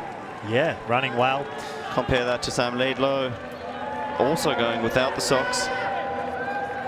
Struggling a little bit more with the super shoes, which are, from experience, hard to get on. But he also chooses to put on all his extra bits as he runs out. And this was Jason West as he left. Transition as well, a lot further down the field than he would have liked to be at that point, but as we know is currently the fastest runner on course. That's no surprise. We expect that from Jason West, but unfortunately just being too far down to impact near the front of this race. We saw in the first kilometre of this race, Kyle Smith took 18 seconds out of his lead to Sam Laidlow. And over that entire last lap, which is a 3-kilometre lap, he only made back 12 seconds. So his speed has dramatically dropped off compared to what it was directly out of T2. Well, let's do some maths here. He's got 9K to go. The gap was 35 seconds at that stage. So he needs 4 seconds a K to be running faster. To close that gap, which on a 3K lap is 12 seconds. This is a nail biter. This is.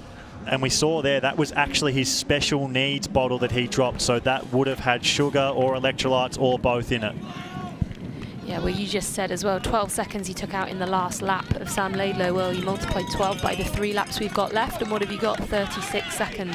Currently 34 seconds behind Sam Laidlow, and we all loved that sprint finish that we got in San Francisco. Could we possibly dare to dream that we might get another epic finish at the T100 in London? Absolutely. Sam Long seems to be in the background there. The long shot, he seems to have found his legs, and Kyle is not with him yet. We just see the motorbike in the back, and it's a long straight. But the advantage that Kyle, of course, has is he can throw out the mental fishing rod and slowly try and lure himself in. But it's the question of whether you'd rather be the hunter or the hunted, and I think in this particular scenario with Sam Laidlow, I'm sure being fed information out on course as well as being able to see Kyle Smith every time he goes around that far U-turn, he'll know that time gap is coming down. And do you want to be the guy who's holding on and hoping that you've just about got enough left in the tank, or do you want to be the one charging from behind? And right now I think probably the mental swing is with Kyle Smith, but let's not write off Sam Laidlow. He's doing an absolutely fantastic job of holding on to this lead out front. As we see a 93 out of 100 kilometers being done at this T100 London here. That means it's a touch under 7 kilometers to go, and things are starting to get, definitely starting to tighten up. I honestly would have thought, yeah, this would turn out a lot quicker, and Sam proving a tough fish to catch. So Rico Bogan, he did get that 30-second penalty, and he has now officially served it. So he's now 3 minutes and 40 seconds behind the leader.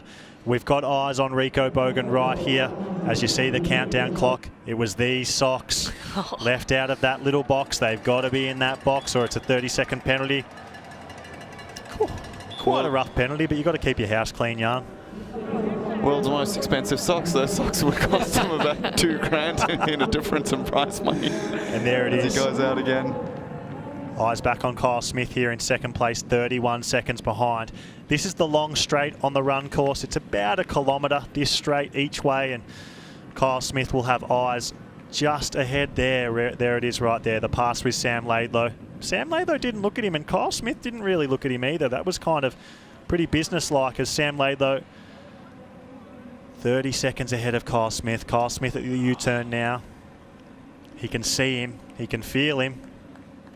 Yeah, there's a little bit of distress starting to show on Sam Laidlow's face. I mean, there's been signs over the last lap or so, but he's holding his run technique together brilliantly and he's still keeping up a fantastic pace, but the face is showing the effort that he's having to put in and the desire he's got to not be caught by Kyle Smith, which if he is going to get caught is probably going to happen either on the last lap or possibly the penultimate. But at the moment we're looking at a final lap showdown, which we just hope it happens right at the very end. I think this is a blue carpet, honestly. If you look at it, I mean, it's the first time Carl's dipped under 30 seconds. And it's, yeah, this is absolutely the kind of thing where you think Sam Laidlow probably favors the longer distances more. You know, the longer this race goes on, he's just somebody who's, from an athletic point, probably a little bit more resilient. And the way you got to try and break this down is going to be the thing to figure out for Kyle. We haven't spoken much about what's going on directly behind this battle because it's been so fascinating, but Daniel Baekkegard has moved himself convincingly into third position now. He's 2 minutes and 11 seconds behind the lead, but he's got about a minute ahead of Fred Funk in fourth place. So that's a really sort of stable position that Daniel Baekkegard's got there in third place. And we know he's been training with Kyle Smith in St. Moritz, so whatever he's doing up there seems to have really delivered for him today, and he's looking at a great result.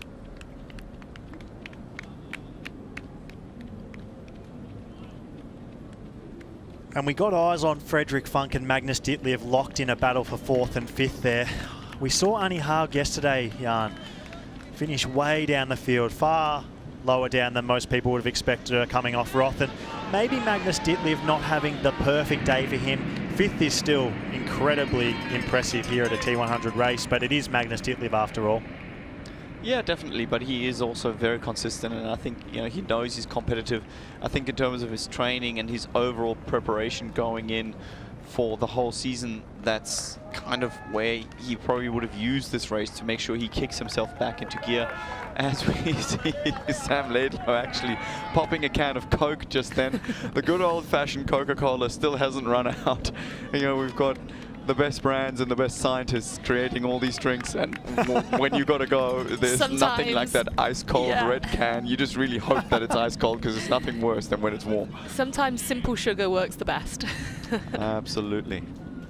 Carl choosing to take a gel there. He missed the bottle earlier with his own nutrition, so he will pick up another 25 grams of carbs and 100 calories, which is probably a good time to take it, but he's choosing to put it in his back pocket as a reservoir in case he misses his drink again, I'm assuming.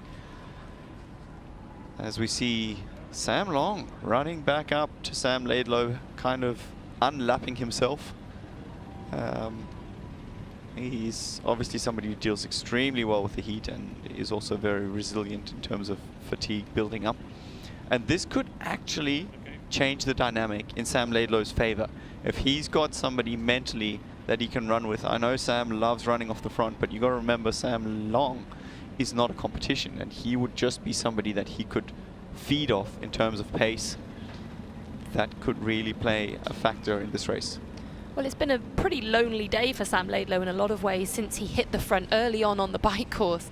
He's then not seen anyone else, has he, really, pretty much all day long. So having someone else might be quite nice right now, just as he's in the real painful, pointy end of this race. Can I just ask, we get the two in a room again. Remember the Collins Cup when Sam Long ran out because Sam Laidlow threw a comment too many his way, and all of a sudden it's the other way around and Sam Long would be helping Sam Laidlow. That would be an ironic turn of events. It's crazy to think how much has changed in the sport since that moment. Sam Laidlow, a world champion, and Sam Long, one of the best in the sport. It's they've come a long way, both men. look and getting around each other. Sam Long just loves it. He just loves it. He said, come on, get on my hip, and tapped his hip. Stay with me. And Kyle Smith, the first time that Kyle Smith and Sam Laidlow have been in this building in transition together, Jan. Well, Vicky, you mentioned the expression on Sam Laidlow's face. Kyle is starting to show a bit of hurt as well.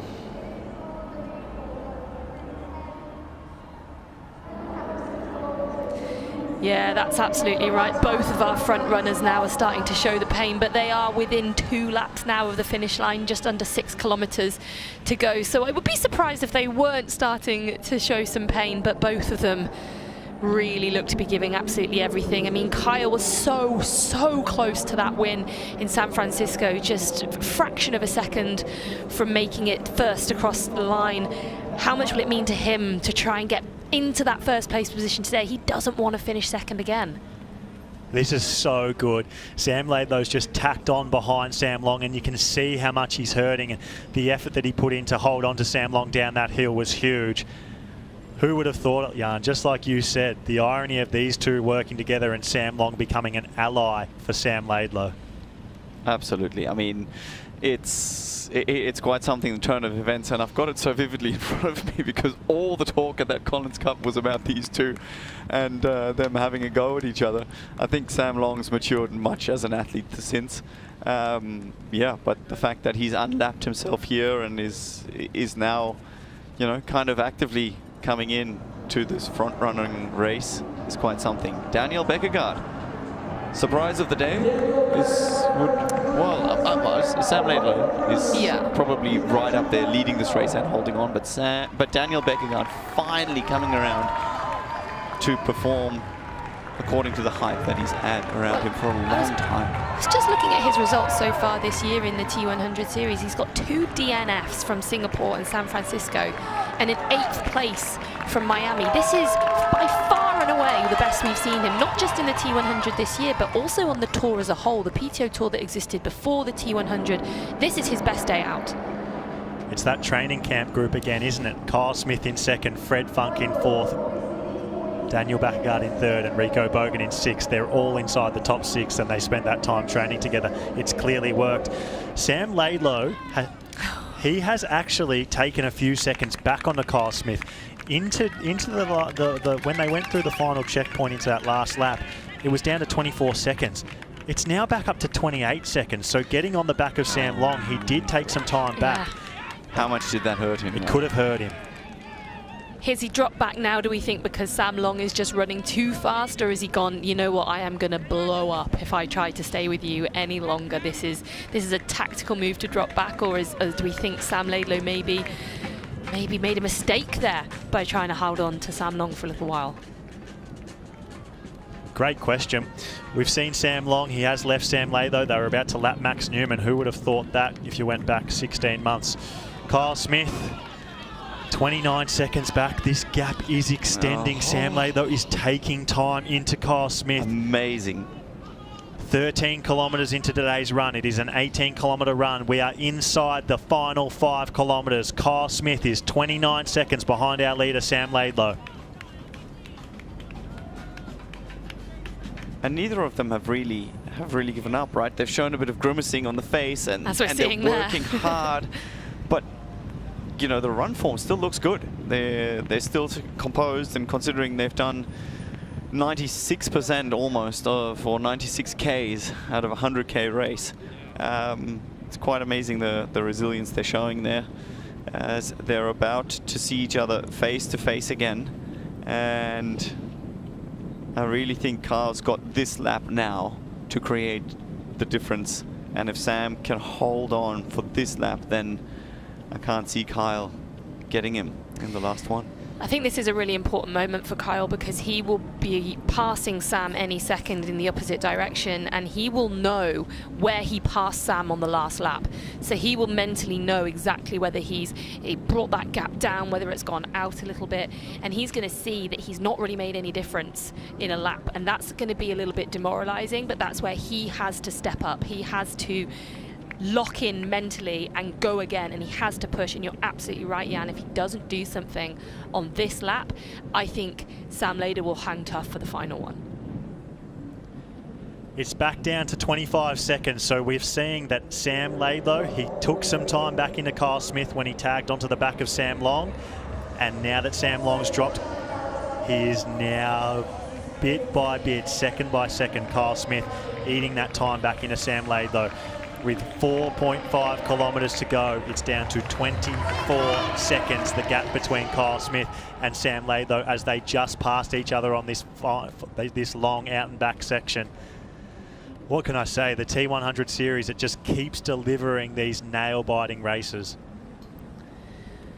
Yeah, we just saw Alistair Brownlee on screen there as well. He's no longer running with Peter Hemerick, who's made his way up into 7th place, but Alistair's lost about a minute on him, so they were locked stride for the first few laps, but Alistair just falling back a little bit now and in 9th position.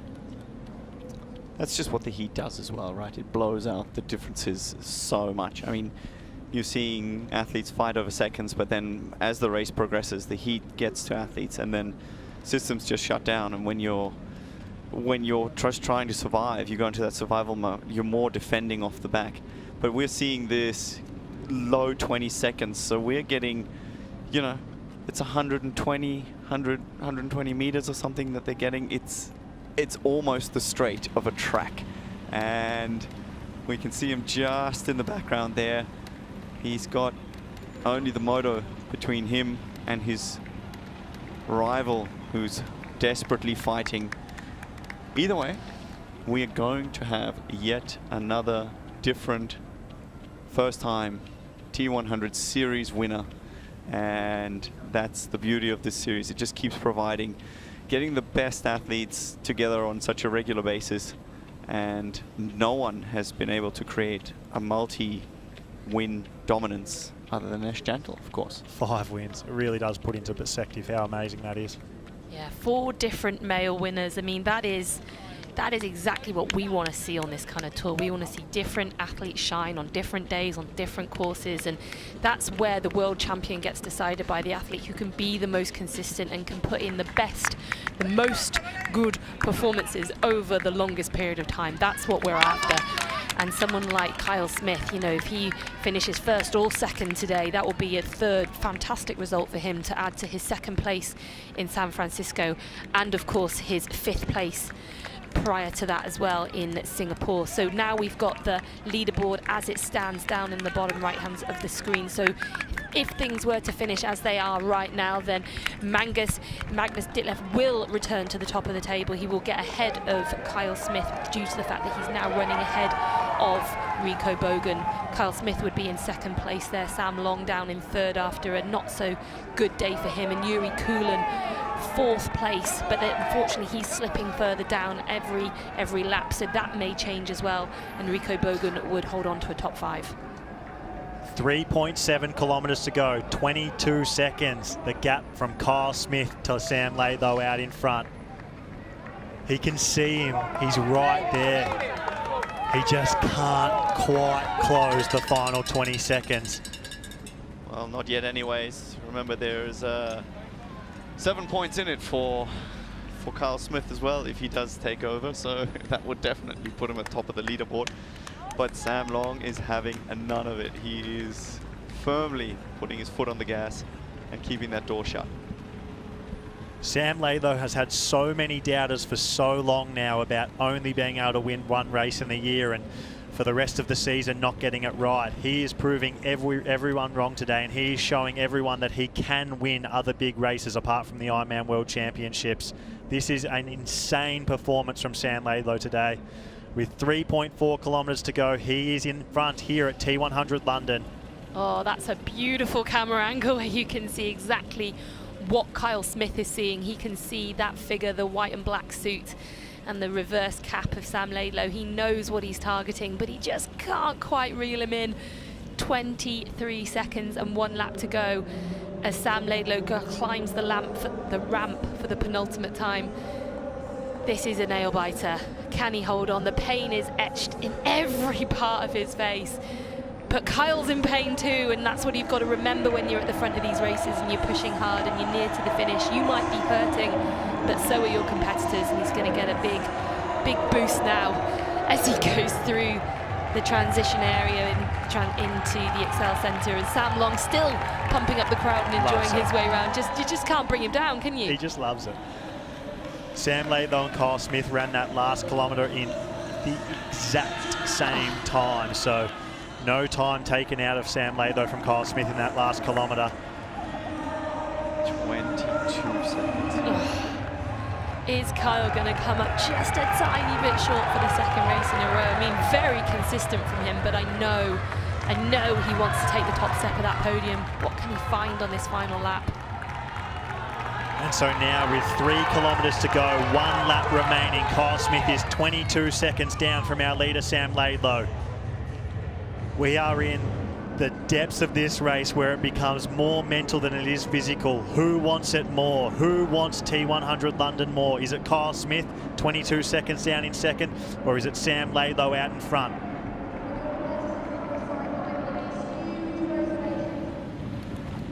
Both of them hurting, and Sam just letting the legs run free. This is actually a point when you've got this kind of fatigue, the eccentric load, as in when your body basically has to stop you from falling over and the muscle slowing down the movement, is one of the toughest. I mean, that's what gives you that kind of muscle fatigue. You think you're going downhill and everything is free speed, but I think this ramp is just a little bit too steep to be comfortable, as Sam cements his lead at the front again. He's taken 2 seconds out of Kyle, so he's taking this descent more aggressively, and he is absolutely fighting a day, and what a victory that would be. 23 seconds now, 24 seconds. Sam Laidlaw has taken another 2 seconds out of this lead into Kyle Smith in second.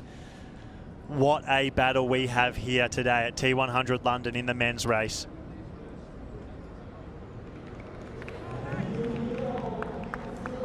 Daniel Baekkegard coming through for his first podium.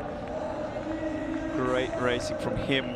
Probably also not what he would have expected, what he would have hoped for, but I think he's going to be absolutely thrilled with this result. Running really, really well. He's got a solid cushion to those runners behind him that he can pace himself well and make sure that he gets into this position. And actually, it's a grateful position to be in as an athlete on the last lap. You kind of know you have to maintain. There's no way you're running up to the front. There's no way you're closing 2 minutes on the next guy. But there's also not much chance anybody's closing 1 minute and 20 on the last lap. So that's a moment where you can actually just savor the day and kind of enjoy it. Back with our leader, Sam Laidlaw, and the pendulum just keeps swinging. It was 22 seconds, then it went down to 24, and it's back down to 22 seconds. It just keeps swinging back and forth. Sam Laidlaw takes a second out of Kyle Smith. Kyle Smith takes a second out of Sam Laidlaw. Kyle Smith can see Sam Laidlaw. He's going to be able to see him the entire last 2.8 kilometres of this run. He will have him in his sights for the entirety of this run. Can he get him? At this point, I mean, we're talking 10 seconds a kilometre. That's obviously tough. The one thing he has got is he's got him in his sights. I mean, we can see it from here. What an angle. It is just right there. And your heart, lungs, and muscles are screaming. It is such an exhausting position to be in. I'm getting nervous just sitting here. 2 kilometres to go, Jan. Kyle Smith passes Yuri Kulin. Yuri Kulin shouts out. He says, "Come on, Kyle, go and get him." Kyle Smith, he can see Sam Laidlaw. He's so close that he can almost touch him. Oh, the hardest 20 seconds in triathlon. Trying to chase down the leader, Sam Laidlaw, here inside the last 2 kilometres at T100 London. What a battle we are seeing today. And we know he's tough. I mean, look at Kat Matthews, you know, she closed down about 45 seconds in the last that gap. But here we've got the battle for 4th and 5th. Magnus Divlev, Frederick Funk, both of them intent. Golden glasses, they are out here to shine. They are battling the heat, and this is almost the worst position you want to be in for the last lap, because you know you're going to have to push it to the wire to try and get that 4th position, the extra points, and of course the nice gap in prize money that's going to be all yours. T100 San Francisco, the third race in our series, was a nail-biter. A sprint finish between Rico Bogan, Kyle Smith and Martin Van Riel. Martin Van Riel came out on top in that. Kyle Smith, he was the unlucky first loser in second. He finds himself in second position again here, one race later at T100 London. He is 22 seconds behind our leader, Sam Laidlow, the Ironman World Champion. Everyone doubts Sam Laidlow at this distance, but what a performance we are seeing from him here today. And that's almost the best position. He loves silencing the doubters. I mean, that's a lot of what his whole outward communication's been. He's all about, well, just a one-time wonder. I am looking forward to seeing what these guys do here. There's going to be no love lost still. It's so close. Keep going. Oh my God, it's right there. They didn't look at each other, Jan. No indication given by either man right there. Kyle Smith knows how close he is. He knows what he's got to do. Sam Laidlow likewise. He knows that if he can just hold on for 1.4 kilometres longer, he has won his first ever T100 race here in London, his home race.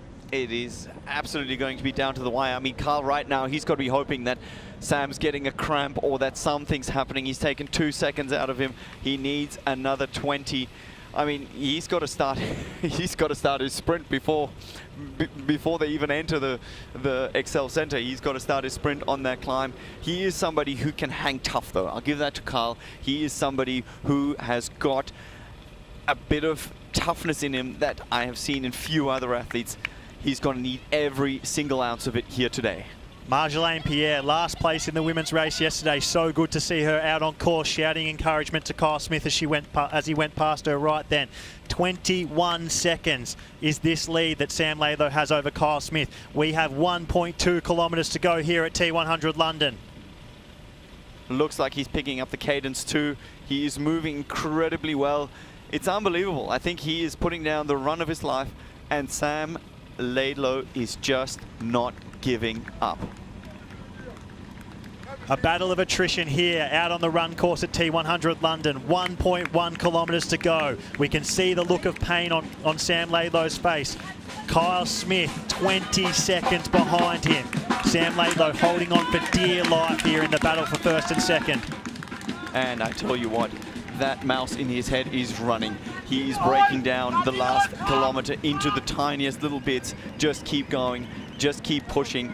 He is mentally giving everything just not to give in, because at this point, that's all you want to do. You just want to rest. You want an ice cold drink. You want an ice bucket. And Sam knows he is within grasping reach of his first ever tape at a T100 race. We are inside the final kilometre here at T100 London. Sam Laidlow 20 seconds ahead of Kyle Smith. Kyle Smith, the big pre-race favourite after his second place finish at T100 San Francisco last time round. He wanted this win, no more second places. He wanted to step out of the shadow of his ex-training partner, Jan Frodeno. This was his chance to do it today. He finds himself in second place. He finds himself in a tough position right now. Sam Laidlow is looking good. He's only got the few little meters of climbing left to do up that steep, nasty little ramp to get him into the XL Center, where a few thousand age groupers and fans will be cheering him on and ready to take him home. 600 meters to go. Sam Laidlow, you can see he's putting in a clear surge there.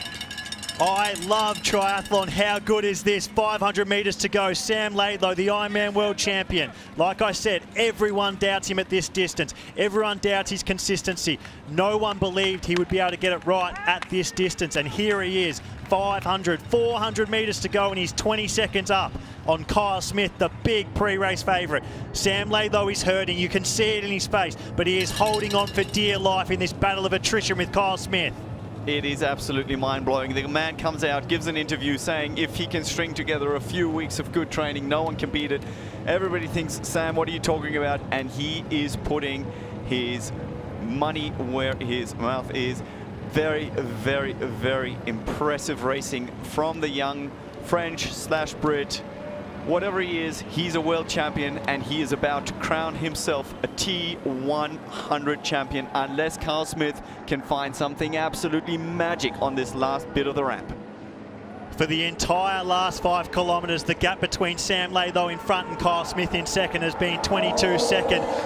Sam Laidlow looks up at the sky as he does up his tri-suit, says a few choice words that we can't repeat here live on air. He can't believe it, his hands are on his head. What has happened, Sam Laidlow says. He cannot believe it as he high-fives the crowd. He had a calf injury coming in.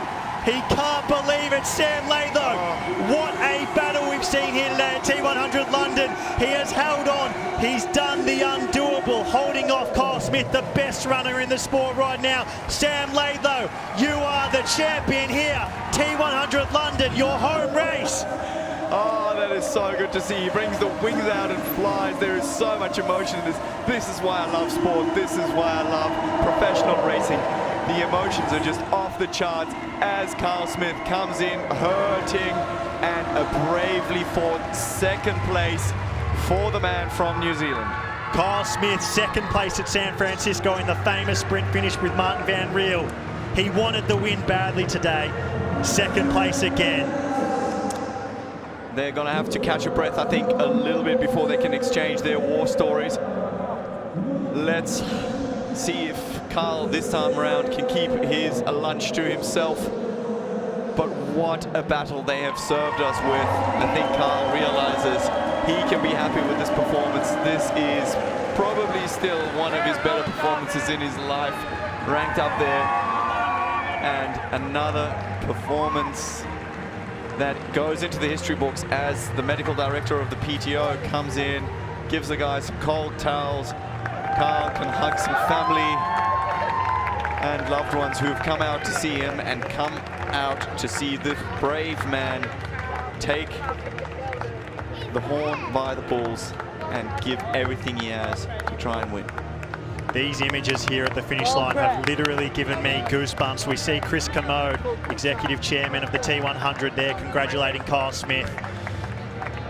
What images these are. You can see that Kyle Smith has given it his all and has just failed once again to take that next step and win a T100 race, but 2 second place finishes. He has cemented himself clearly as one of the best in the world over this distance.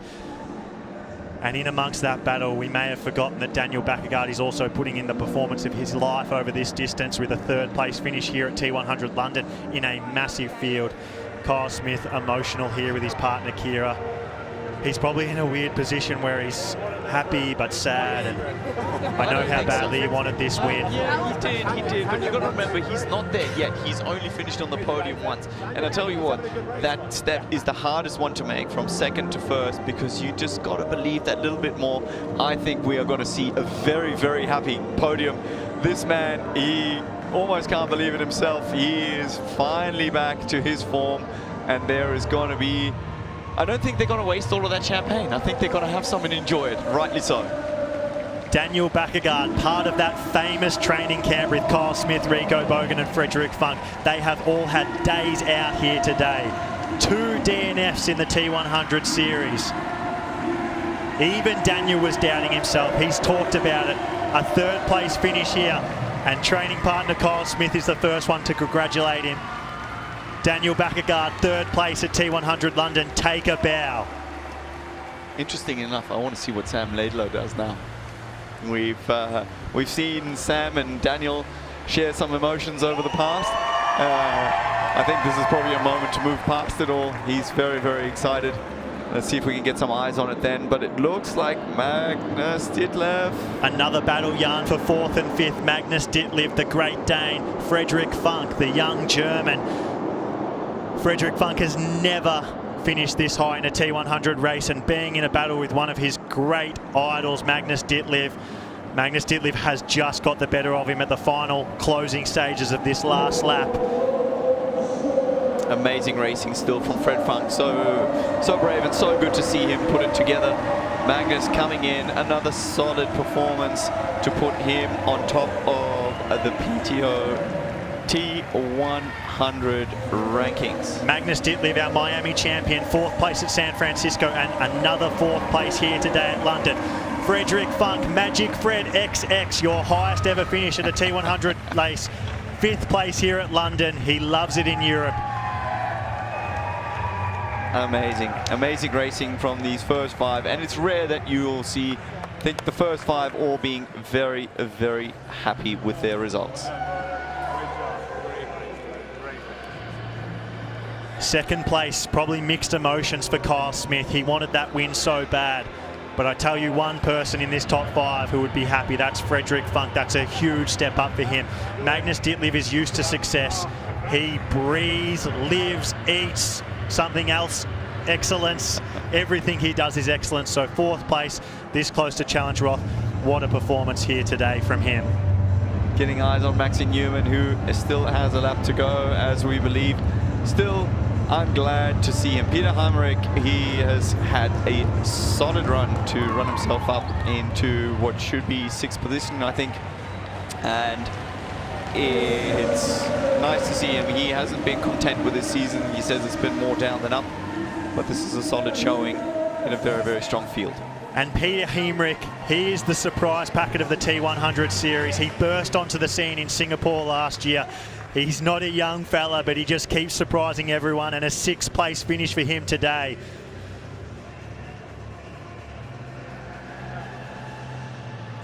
How good would that feel after a day out in the heat, getting some ice cold water, being able to sit down in an air-conditioned indoor space? Rico Bogan, another brave performance from him. He always wears the pain on his face as he comes in and is yet again showing with another top 10 performance just why he deserves to be a PTO ranked athlete. Rico Bogan involved in that famous sprint finish last time around at race 3 in San Francisco. Everyone says he's not the same athlete in the heat. He had that 30-second penalty that made his race very hard, but he has finished 7th here today at London. Considering it was hot, 28 degrees at the end of the run, that's a brilliant performance from Rico Bogan, the young German.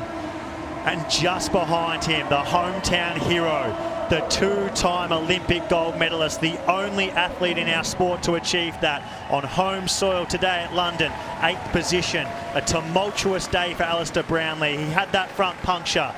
He was involved in some drafting out on the bike course that was frustrating him. He was angry at everyone, and he used that anger to good effect here today on the run, finishing in 8th position with a 1:02.20 run. He has salvaged something from today's race here at home in London. So good to see, crossing the line just ahead of Yuri Kulin, who had some difficulties. But for Alistair to finish a race in a strong fashion is just so good to see. He's obviously been able to use his training, he's been consistent, and he's able to lay a bit of a foundation which hopefully he can build on until Ibiza. It's it's a few weeks to go, and a strong performance. And what a privilege it is to watch Alistair Brownlee every time he's out on a race course. Yuri Kulin, a disappointing result for Yuri Kulin. He won, he was our champion in Singapore. He is a T100 wild card. He would have wanted more from today. Greg Barnaby, ever so consistently in 10th.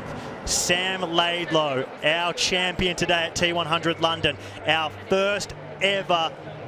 his first ever T100 victory, and he could not have done it in more amazing circumstances with Kyle Smith right there with 13 kilometres to go, but he just held on and held on and held on in that last 5Ks. What a race from Sam Laidlow today. And there's just something amazing about riding off the front and then holding on. You know, it's kind of got that Tour de France feel in terms of the fighter goes out and he just manages to hold off the masses. That was an absolutely outstanding performance, and definitely one of the performances that will be remembered as epic and iconic. And our commentator, Vicky Holland, she's with our champion today, Sam Laidlow. Sam, the first thing I thought of when I was thinking about your race today is that you are back with a bang. What do you have to say about that? Yeah, I just want to firstly thank the London crowds. I mean, it means so much to be here with my family and lots of friends that we've known for years. So to come here and do this, and it's insane, especially because like this year's been really rough, right? And it's just always when you overcome, like if there's a message I want to put across, it's that when you really hit rock bottom, you never know what tomorrow might bring. So yeah, yesterday I was, in my head I thought I might come like top 10 maybe, and to do this today is insane. We saw that you had downplayed your chances before today. Did you really believe that you wouldn't probably exceed top 10? Is this a complete surprise to you? Yeah, honestly, I genuinely thought I couldn't win. Yeah, I think during the whole run, I kept thinking to myself this one quote which Jan Frodeno posted when he won Kona the second time, and he wrote, "Still here, never left." So yeah, I think tonight I'm going to post that on Instagram. You seem to really enjoy taking races on from the front, and we saw you do that today. Of course, you chose to swim without a wetsuit, made it up to the front very quickly. And then did you decide to just ride off the front? Was it a concerted effort, or was it just felt natural? So 2 weeks ago, I got a penalty in another race, so I was like, I really don't want to risk getting a penalty here, so I went to the front. Yeah, I kind of just rode at the top end of what I thought I could do, and I kept holding it, and I don't know if it's because I didn't use a wetsuit, I felt like I didn't overheat, but I just had really, really good legs, and like I smashed my power PB, to be honest, so yeah, pretty chuffed. And onto the run there, we obviously saw Kyle start to chip into your lead, especially at the beginning of the run, but then it stabilised and you were holding him off. Was it a case of he will not catch me? To be honest, I kept telling myself, oh, it's okay if you lose to Kyle, he's like such a nice guy, if there is a guy I'd like to lose to, it's him, and then I was like kind of slapping myself and like, nah, Sam, you need to win this. So yeah, to be honest, I would have been really happy either way. Kyle's incredible at this distance, and I think he won't be long before he wins one. Yeah. You've won 2 massive races now by going off the back off the front on the bike and then holding on completely on your own on the run. That's something that takes a lot of mental toughness. Is that something that you've practiced? I think I like to be in control of the race, and when I race from the front, I do. And I'm also not really somebody who races for the rankings. I'd rather risk it for the biscuit and blow up and come 10th, but know that I've pushed my limits really. And yeah, today that was everything I had. I was cramping really bad on that last lap, and yeah, that's everything I had today. Your dad told us a little bit about that calf being a bit of a question mark, but it held up beautifully today. Fantastic, amazing race from you today. We saw on that run that Sam Long came past you when you'd already lapped him, and you then took back that lap from him. Was that a help for you to have someone to run with for a few kilometres? And were you thinking about the calf while you were running? The calf was bothering me a bit to start with, and then it eased off.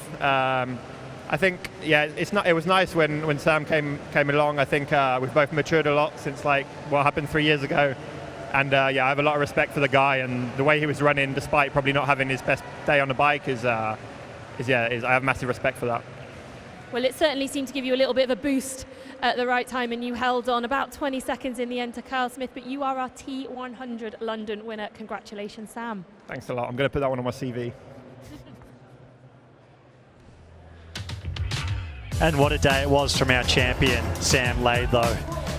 The controversial decision not to wear a wetsuit in the swim. He found himself not at the front of the swim for the first time in probably a decade. And he knew what he was doing. Him and his coach and father, Richard Laidlow, talked about it. They did not want to overheat. They know he has problems with overheating. It was not long after that he found himself at the front of the bike and established a 1:40 lead. And into T2, everyone was unsure what was going to happen. That calf, it had been question marks around it all week. You can see the tape on the left calf, but he just held on and fought, and Kyle Smith got that gap down to within 30 seconds with only 8K to go, and inside the last 5 kilometres it was 20 seconds, and Sam just fought all day and held on, and he is our champion. T100 London champion, his first ever T100 win in front of a home crowd. So many doubters, so many haters. He proved them all wrong today. Equally as many people love him though, and he is our champion here today at T100 London. What a race.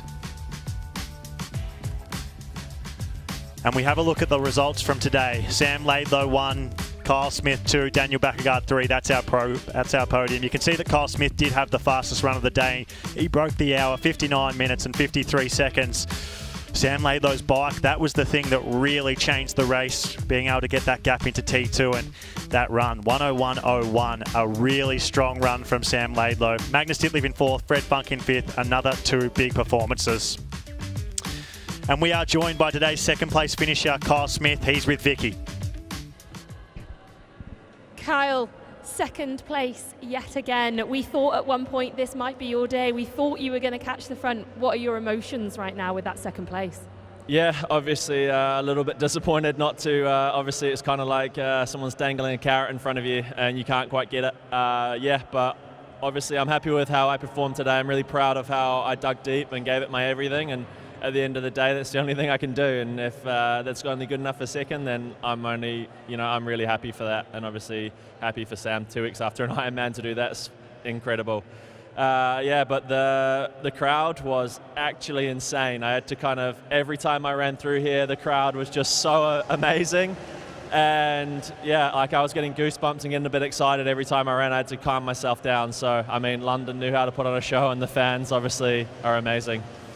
When I spoke to you earlier this week and I said, let's have some fireworks again, and you gave me a little smile that said, I'm feeling pretty good and I feel like there could be more than there was in San Francisco. Did you feel better today out there?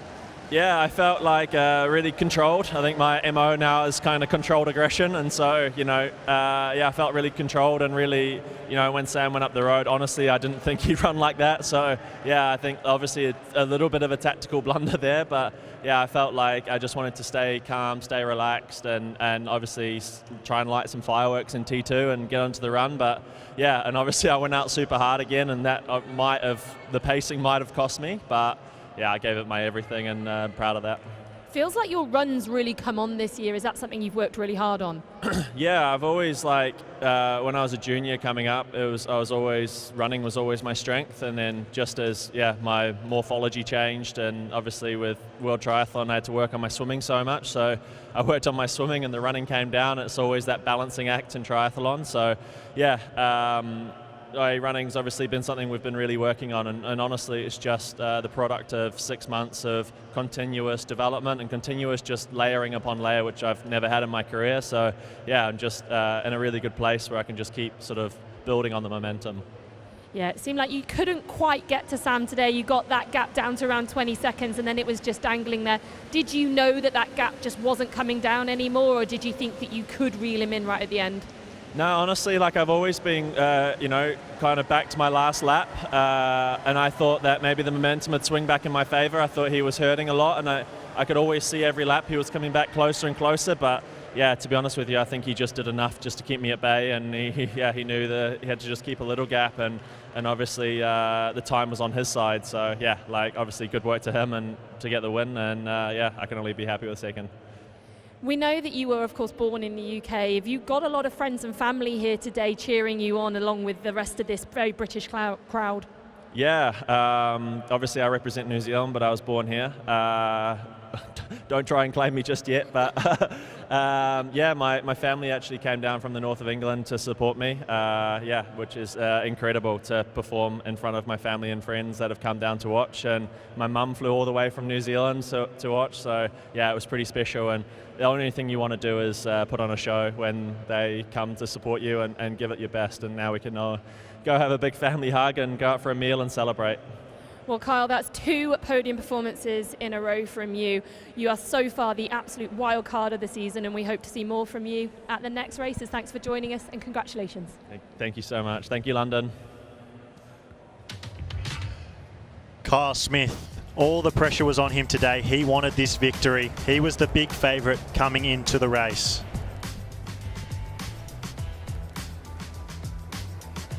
And we saw that he led the swim into the Aussie exit. Aaron Royal took the lead just afterwards. Kyle Smith came out with the front group. He was in the perfect position for the big pre-race favourite leading into the day. Out on the bike, he was in front early and maintained his position in that front group until Sam Laidlow came past. For the rest of the day, Sam Laidlow went about building his lead, and Kyle Smith stayed with that chase group. Into T2, Kyle Smith was in the perfect position. Sam Laidlow was 1 minute and 30 seconds up the road, and Kyle Smith set out of T2 with intention. He was the only one that was going to catch Sam Laidlow if someone was. He dropped his special needs. That might have come back to hurt him on that last lap of the run. You'll never know. He got down to as close as 21 seconds behind Sam Laidlow, but it just wasn't quite enough. He had the fastest run of the day like many expected, but Sam Laidlow held on tough, and Kyle Smith finished second here today at London. 2 races in a row, second at San Francisco, second at London. He has firmly established himself as one of the best athletes in the T100 series and a force to be reckoned with every time he's on a start line.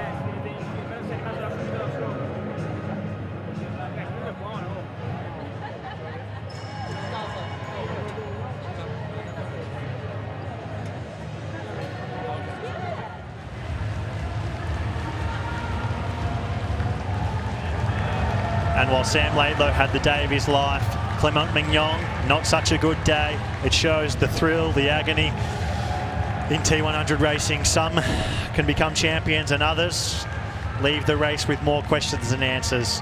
Max Newman, it's great to have him back after 16 months on the sideline. The last time he was at a PTO race, he won in Ibiza, and he returns. It's just so good to have him back no matter the result. He will only get better from here. Sam Laidlow, exhausted. Probably still can't believe it. He's an emotional guy. He wears his heart on his sleeve, and you can always know what Sam Laidlow's feeling. Jan, what emotions would he be going through right now? You know, it's a whole cocktail of things that for sure are going through his mind. You know, he is very, very young and he's finding his feet. He very much takes personal comments or takes comments personally, right? He's not someone who just manages to brush the keyboard warriors off. And, you know, he's the first guy to give out a statement, and then those can be very direct and very confronting, and people react to it, and he takes that personal. So he's going through a whole roller coaster. But I think that's what makes him so good, is that he feeds off those emotions. And it's one of my favorite sayings from Simon Whitfield: you do it for 98% of the right reasons, and 2% is for the insert choice word doubters out there. I think a lot of people do doubt him too, Jan. He's one of those guys that he's had some big results, potentially some of the best results in the past few years, but lacked some consistency, and people doubted him because of that. But today he has definitely proved everyone wrong and shown he can do it on more than one day every year.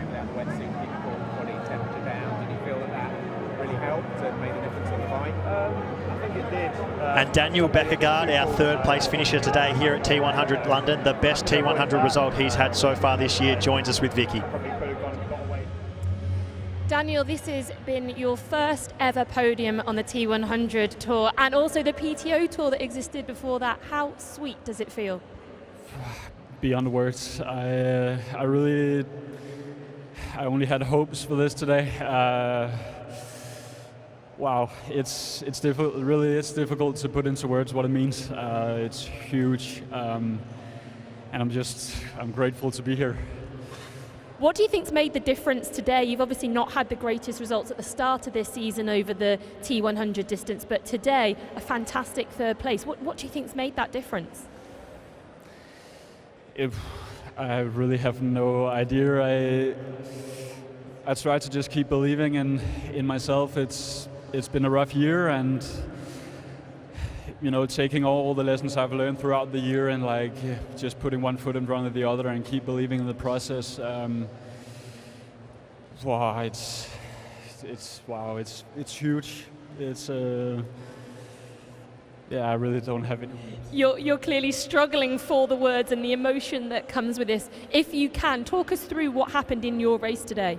Well, I try to just stay in the moment, react to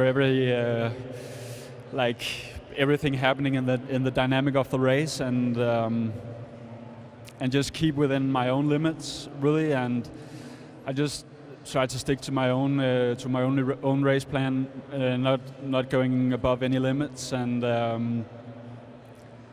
And I really got tested. I dropped the chain on the last lap, and I was just trying to keep calm and wait for my moment. Got my chain back on, and then it was just about that mental game, getting back into the back of the group and just on the run, keeping my own rhythm, keeping the technique, the running form, and it was just really great to feel the atmosphere out there, having all the crowds, my team, my coach, family, and Mitch here. As I said, it's been a roller coaster, so coming from not being able to walk and getting out of bed in the morning to being on the podium of the T100, that means a lot. Yeah, I can see what it means to you. It must feel so special.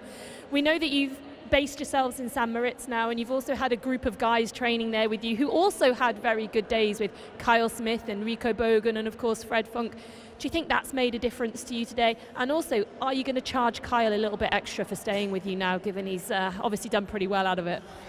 Kyle is not only one of the greatest athletes in the world, also one of the greatest guys on the circuit, and he showed his worth. And also he really showed me what it means to have a group of good guys around me to kind of just get the work done.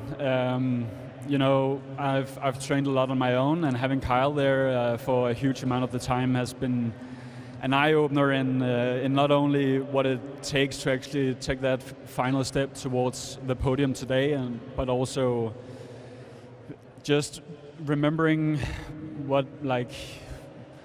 how it is to actually have good friends and having fun during sessions.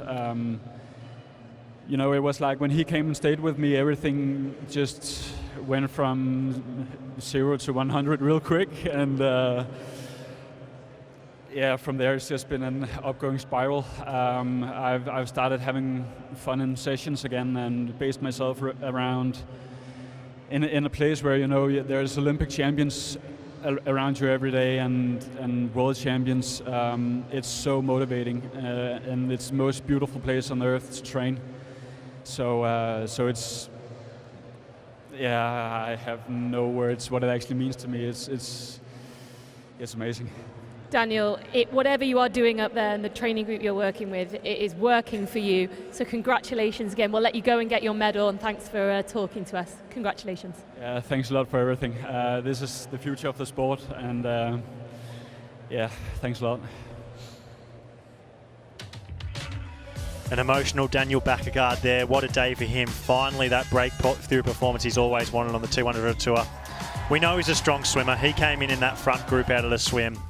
Onto the bike, that's sometimes where he's had a few question marks on the T100 Tour, but he held tough in that chase group all day, played a patient game. We heard about the issues he had just before transition 2, but he didn't lose his cool, maintained his composure, and had one of the runs of his life.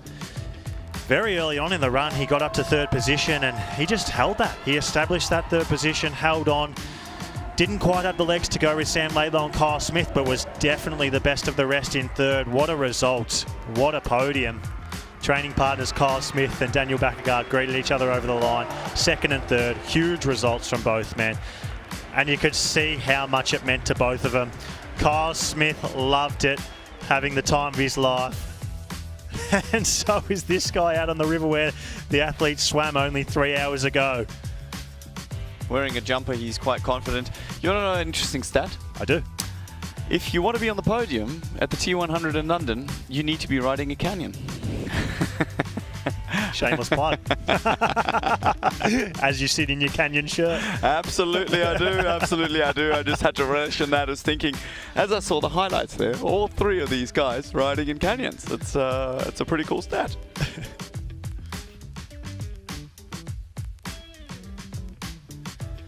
And we see our T100 Series standings 2024 after 4 races here today in London.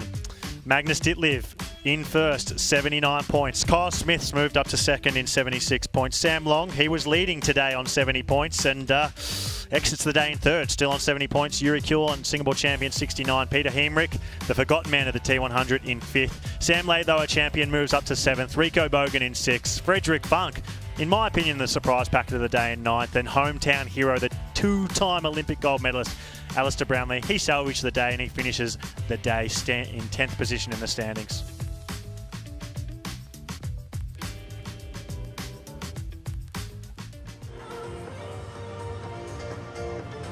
Well, Jan, the sign, Kyle Smith, we love you. It seems like Daniel Baekkegard really loves Kyle Smith. Everybody loves Kyle Smith. One of the nice guys on the T100 tour.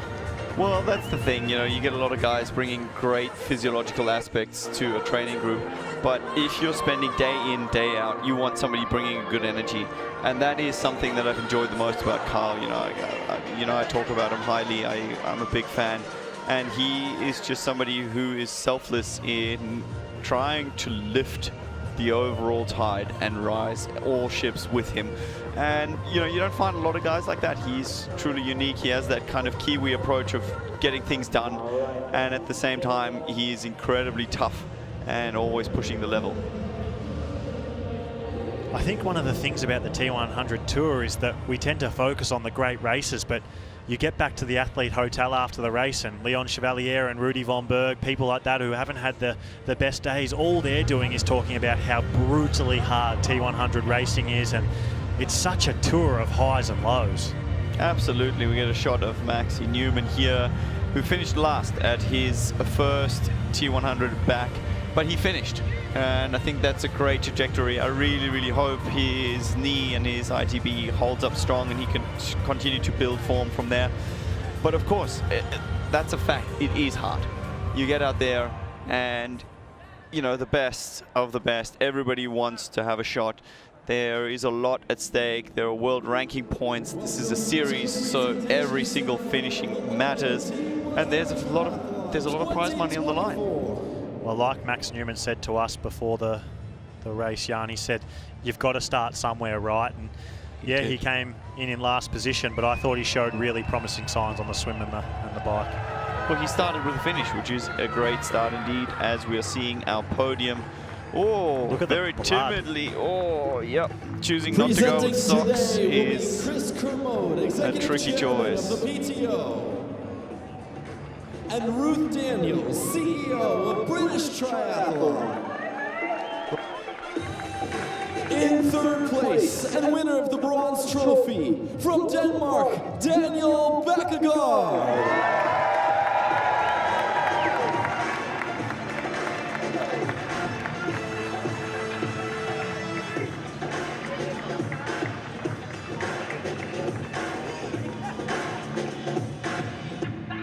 In second place, and winner of the silver trophy from New Zealand, Kyle Smith.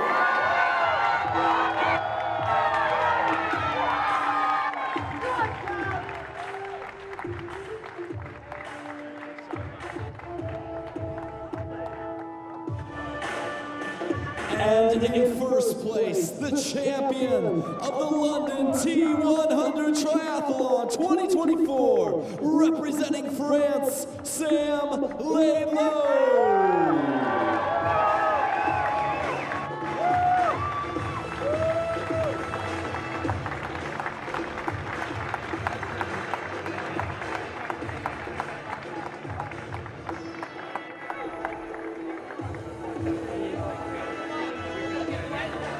Now please join us for our athlete celebration.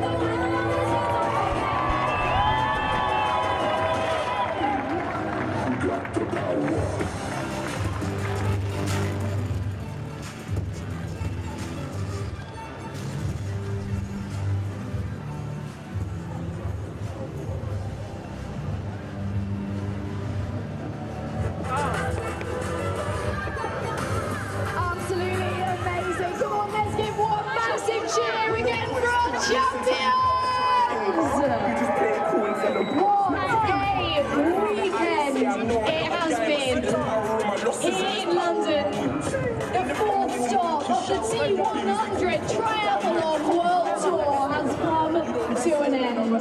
Two incredible, epic days. A few fans asking for Sam Laidlow's cap. Of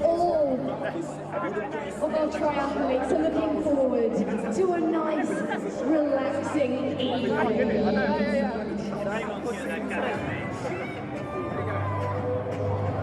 Never letting go.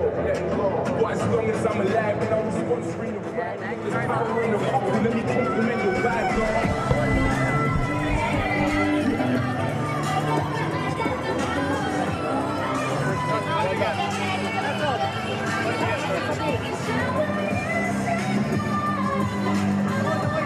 There they go, winners taking their Prosecco, I believe. They've got tea. And of course, the trophy that I'm sure will be sitting aloft on a mantelpiece. Very, very proud moment for all of them. You know, Hannah, I can't help but think about just the epic few days that has been here. We just got here on Friday. You know, we had our athletes checking in all day Saturday morning. We had our professional women's incredible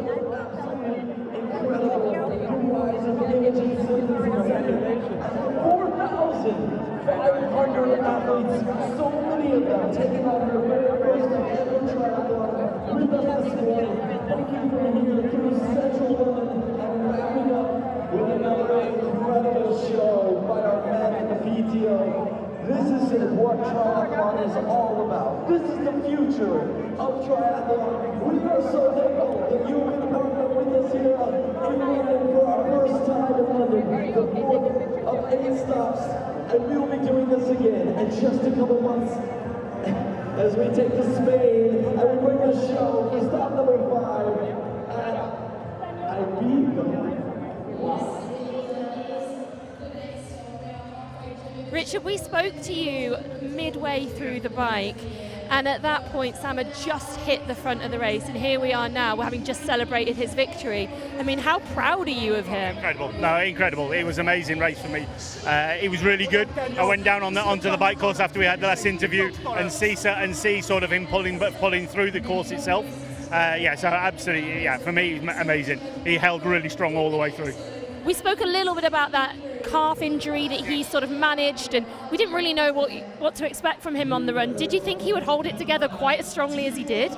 Well, looking at what happened in the Ironman the other week, he actually held really well. So I knew he was running strong. It's just he hadn't been running. He'd ran about 2 or 3 times until this race. So I was a bit dubious. I knew he's running well, but I didn't know if his calf and everything else would hold up because he hasn't had the opportunity to run. He spoke a little bit about how he really doubted himself coming into this race, and he thought, honestly, a top 10 would have been good. Is this now a foundation for the rest of the season? I mean, I imagine there's a pretty big title defence he's looking at later this year, as well as hopefully more of our T100 series. Yeah, it's always difficult. I mean, the season now is really, really long for them. And to go into it, we've had a good training block, and I think everything was going really well in the last big training block. Then he went into the Ironman, and he didn't perform the numbers that he wanted to perform, plus getting disqualified, and obviously that took a knock on the morale. So I think anything today would have been there, but the training's been brilliant. Yeah, so there's no way that he was just putting all the numbers together. And I say now he'll have a bit more confidence in the next training block going into Ibiza, and then also going onto the Big Island. So it's all come together perfectly. So at this point we can say your tactical decisions throughout the race were perfect. So you can take a deep breath. Sam's not going to be angry at you. It all went as perfectly as it could do. No, I mean, yeah, it's good. We'll take it apart, the race, and obviously there'll be areas that didn't go as well as what we'd hoped. But again, that's always easier when it's a win at the front end of it. Yeah, so it's very difficult to get a perfect race. So again, we've got to analyse everything and say, was that the right thing? Was that the wrong thing? And then go forward from there. We've got to say, now we've got to keep on building into the next T100, and say then onto Ibiza, onto Kona. Well, I have to say, what a day for Team Laidlow. So a huge congratulations to you, of course, as coach and dad. You play a big role yourself, and I hope you get to enjoy some of that champagne with Sam. Yeah, thank you very much.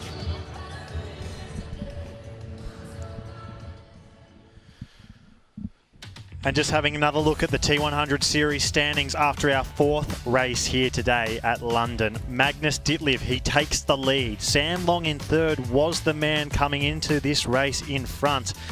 He started the down 70 points. He exits the down 70 points. Kyle Smith, a mover. He's up to 2nd place. 2 seconds in a row at San Francisco and then here today in London. Yuri Kuhlin, our Singapore champion, in 4th. Peter Heinrich. Well, I mean, he's in 5th. How many people would have seen that coming at the start of the year? Rico Bogan, the young German, in 6th. Sam Laidlow, today's champion, in 7th. Matthias Margier, he did not join us today.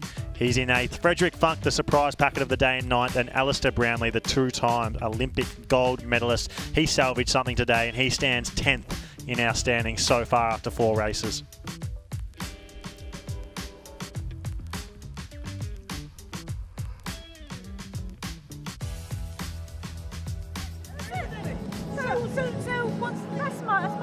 Well, there it is, Jan.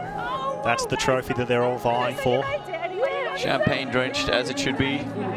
Great news. And then a very British gift of some tea, it looks like.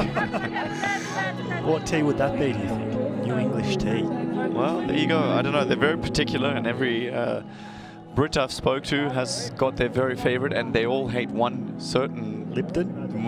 I wasn't going to say it, but I haven't met anyone from here yet who loves their tea.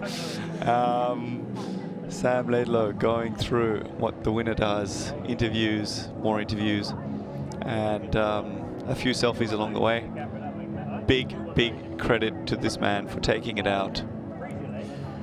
And Vicky joins us once again with Kyle Smith's partner, Kira. Kira, here we are down at the finish line, having watched Kyle have another amazing result, 2 second places in a row. Is he absolutely buzzing off this, or do you think he's a little bit disappointed? I mean, 2 second places, obviously he'll be absolutely stoked with that. He'll probably also move up in like the world rankings, which he'll be over the moon with.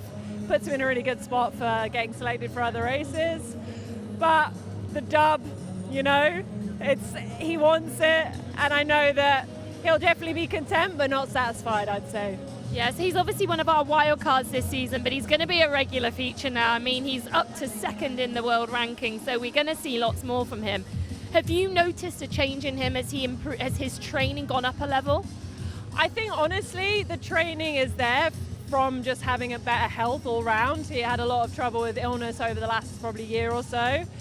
But I think the main thing that I've really seen change in him, particularly since San Francisco, is that belief that, hey, I'm at the front and I deserve to be at the front. Because although he had an amazing race in San Francisco, I think there was part of him that felt like, oh, well, I'm kind of surprised I'm here almost. So Kyle Smith has arrived and we're all here for it. Well, that's absolutely right. 2 second place finishes now. No one can doubt that he belongs on that podium, and surely it's just a matter of time before that 1st place. What are you going to be doing to help him get that 1st place? Come on. I mean, we just got to keep the dub alive, believe it, manifest it into reality, and yeah, I mean, we all know he's got it in him, so like you say, matter of time.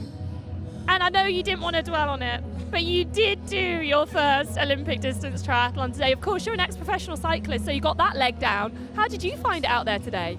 I actually really enjoyed it. It's my first time doing an Olympic distance, but also experiencing like T100. And I suppose, you know, it's quite good having an inspiration in Kyle, but damn, they make it look so much easier than it actually is. So yeah, I had a lot of fun out there, but yeah, I was definitely most excited about watching Kyle today. Well, it's definitely good to have a little bit of perspective on how good the top level actually is. Yeah, definitely. I mean, when I got on the run, I was like, wow, they make it look so easy and I'm in so much pain. Well, I hope we've managed to at least entice you back for more, and I'll let you go and you can go and celebrate with Kyle. I know, and put some more training, I think, too. Still many more races to go. And what a day it was for Kyle Smith here at T100 London. I mean, like Kira said, probably equal parts happiness and disappointment. He wants more, but how can you be disappointed with coming to 2nd place twice in a row at a series as crazily competitive as what the T100 is this year? A lot of fanfare here at T100 London. That's probably been what's defined this race behind the scenes, is just how many fans have been here There's been thousands of people on both days, Saturday and Sunday, for the women's and men's race. It's actually been quite amazing as a triathlon fan to sit back and watch just how many people were here to watch that race. And if you want to join next year in 2025 and be a part of this race, then you can do that. All you have to do is get out your phone, get out your camera and scan the QR code. It takes you to where you have to register for the race in 2025 here at T100 London. The course is amazing. Where the age groupers go is actually a slightly nicer course than the professionals. It takes you into London City itself and you get to see all the iconic landmarks. It's a beautiful race. It's a beautiful city and it's just such a great atmosphere here. As you could see in the images all weekend, there was literally thousands of people at these races, and you know, it's not uncommon that you get almost no one at triathlons, so to have thousands of people here watching T100 London was special. So come in and join next year. It's one of those races I don't think you'd regret signing up for, and you'd have a great weekend here watching the pros afterwards.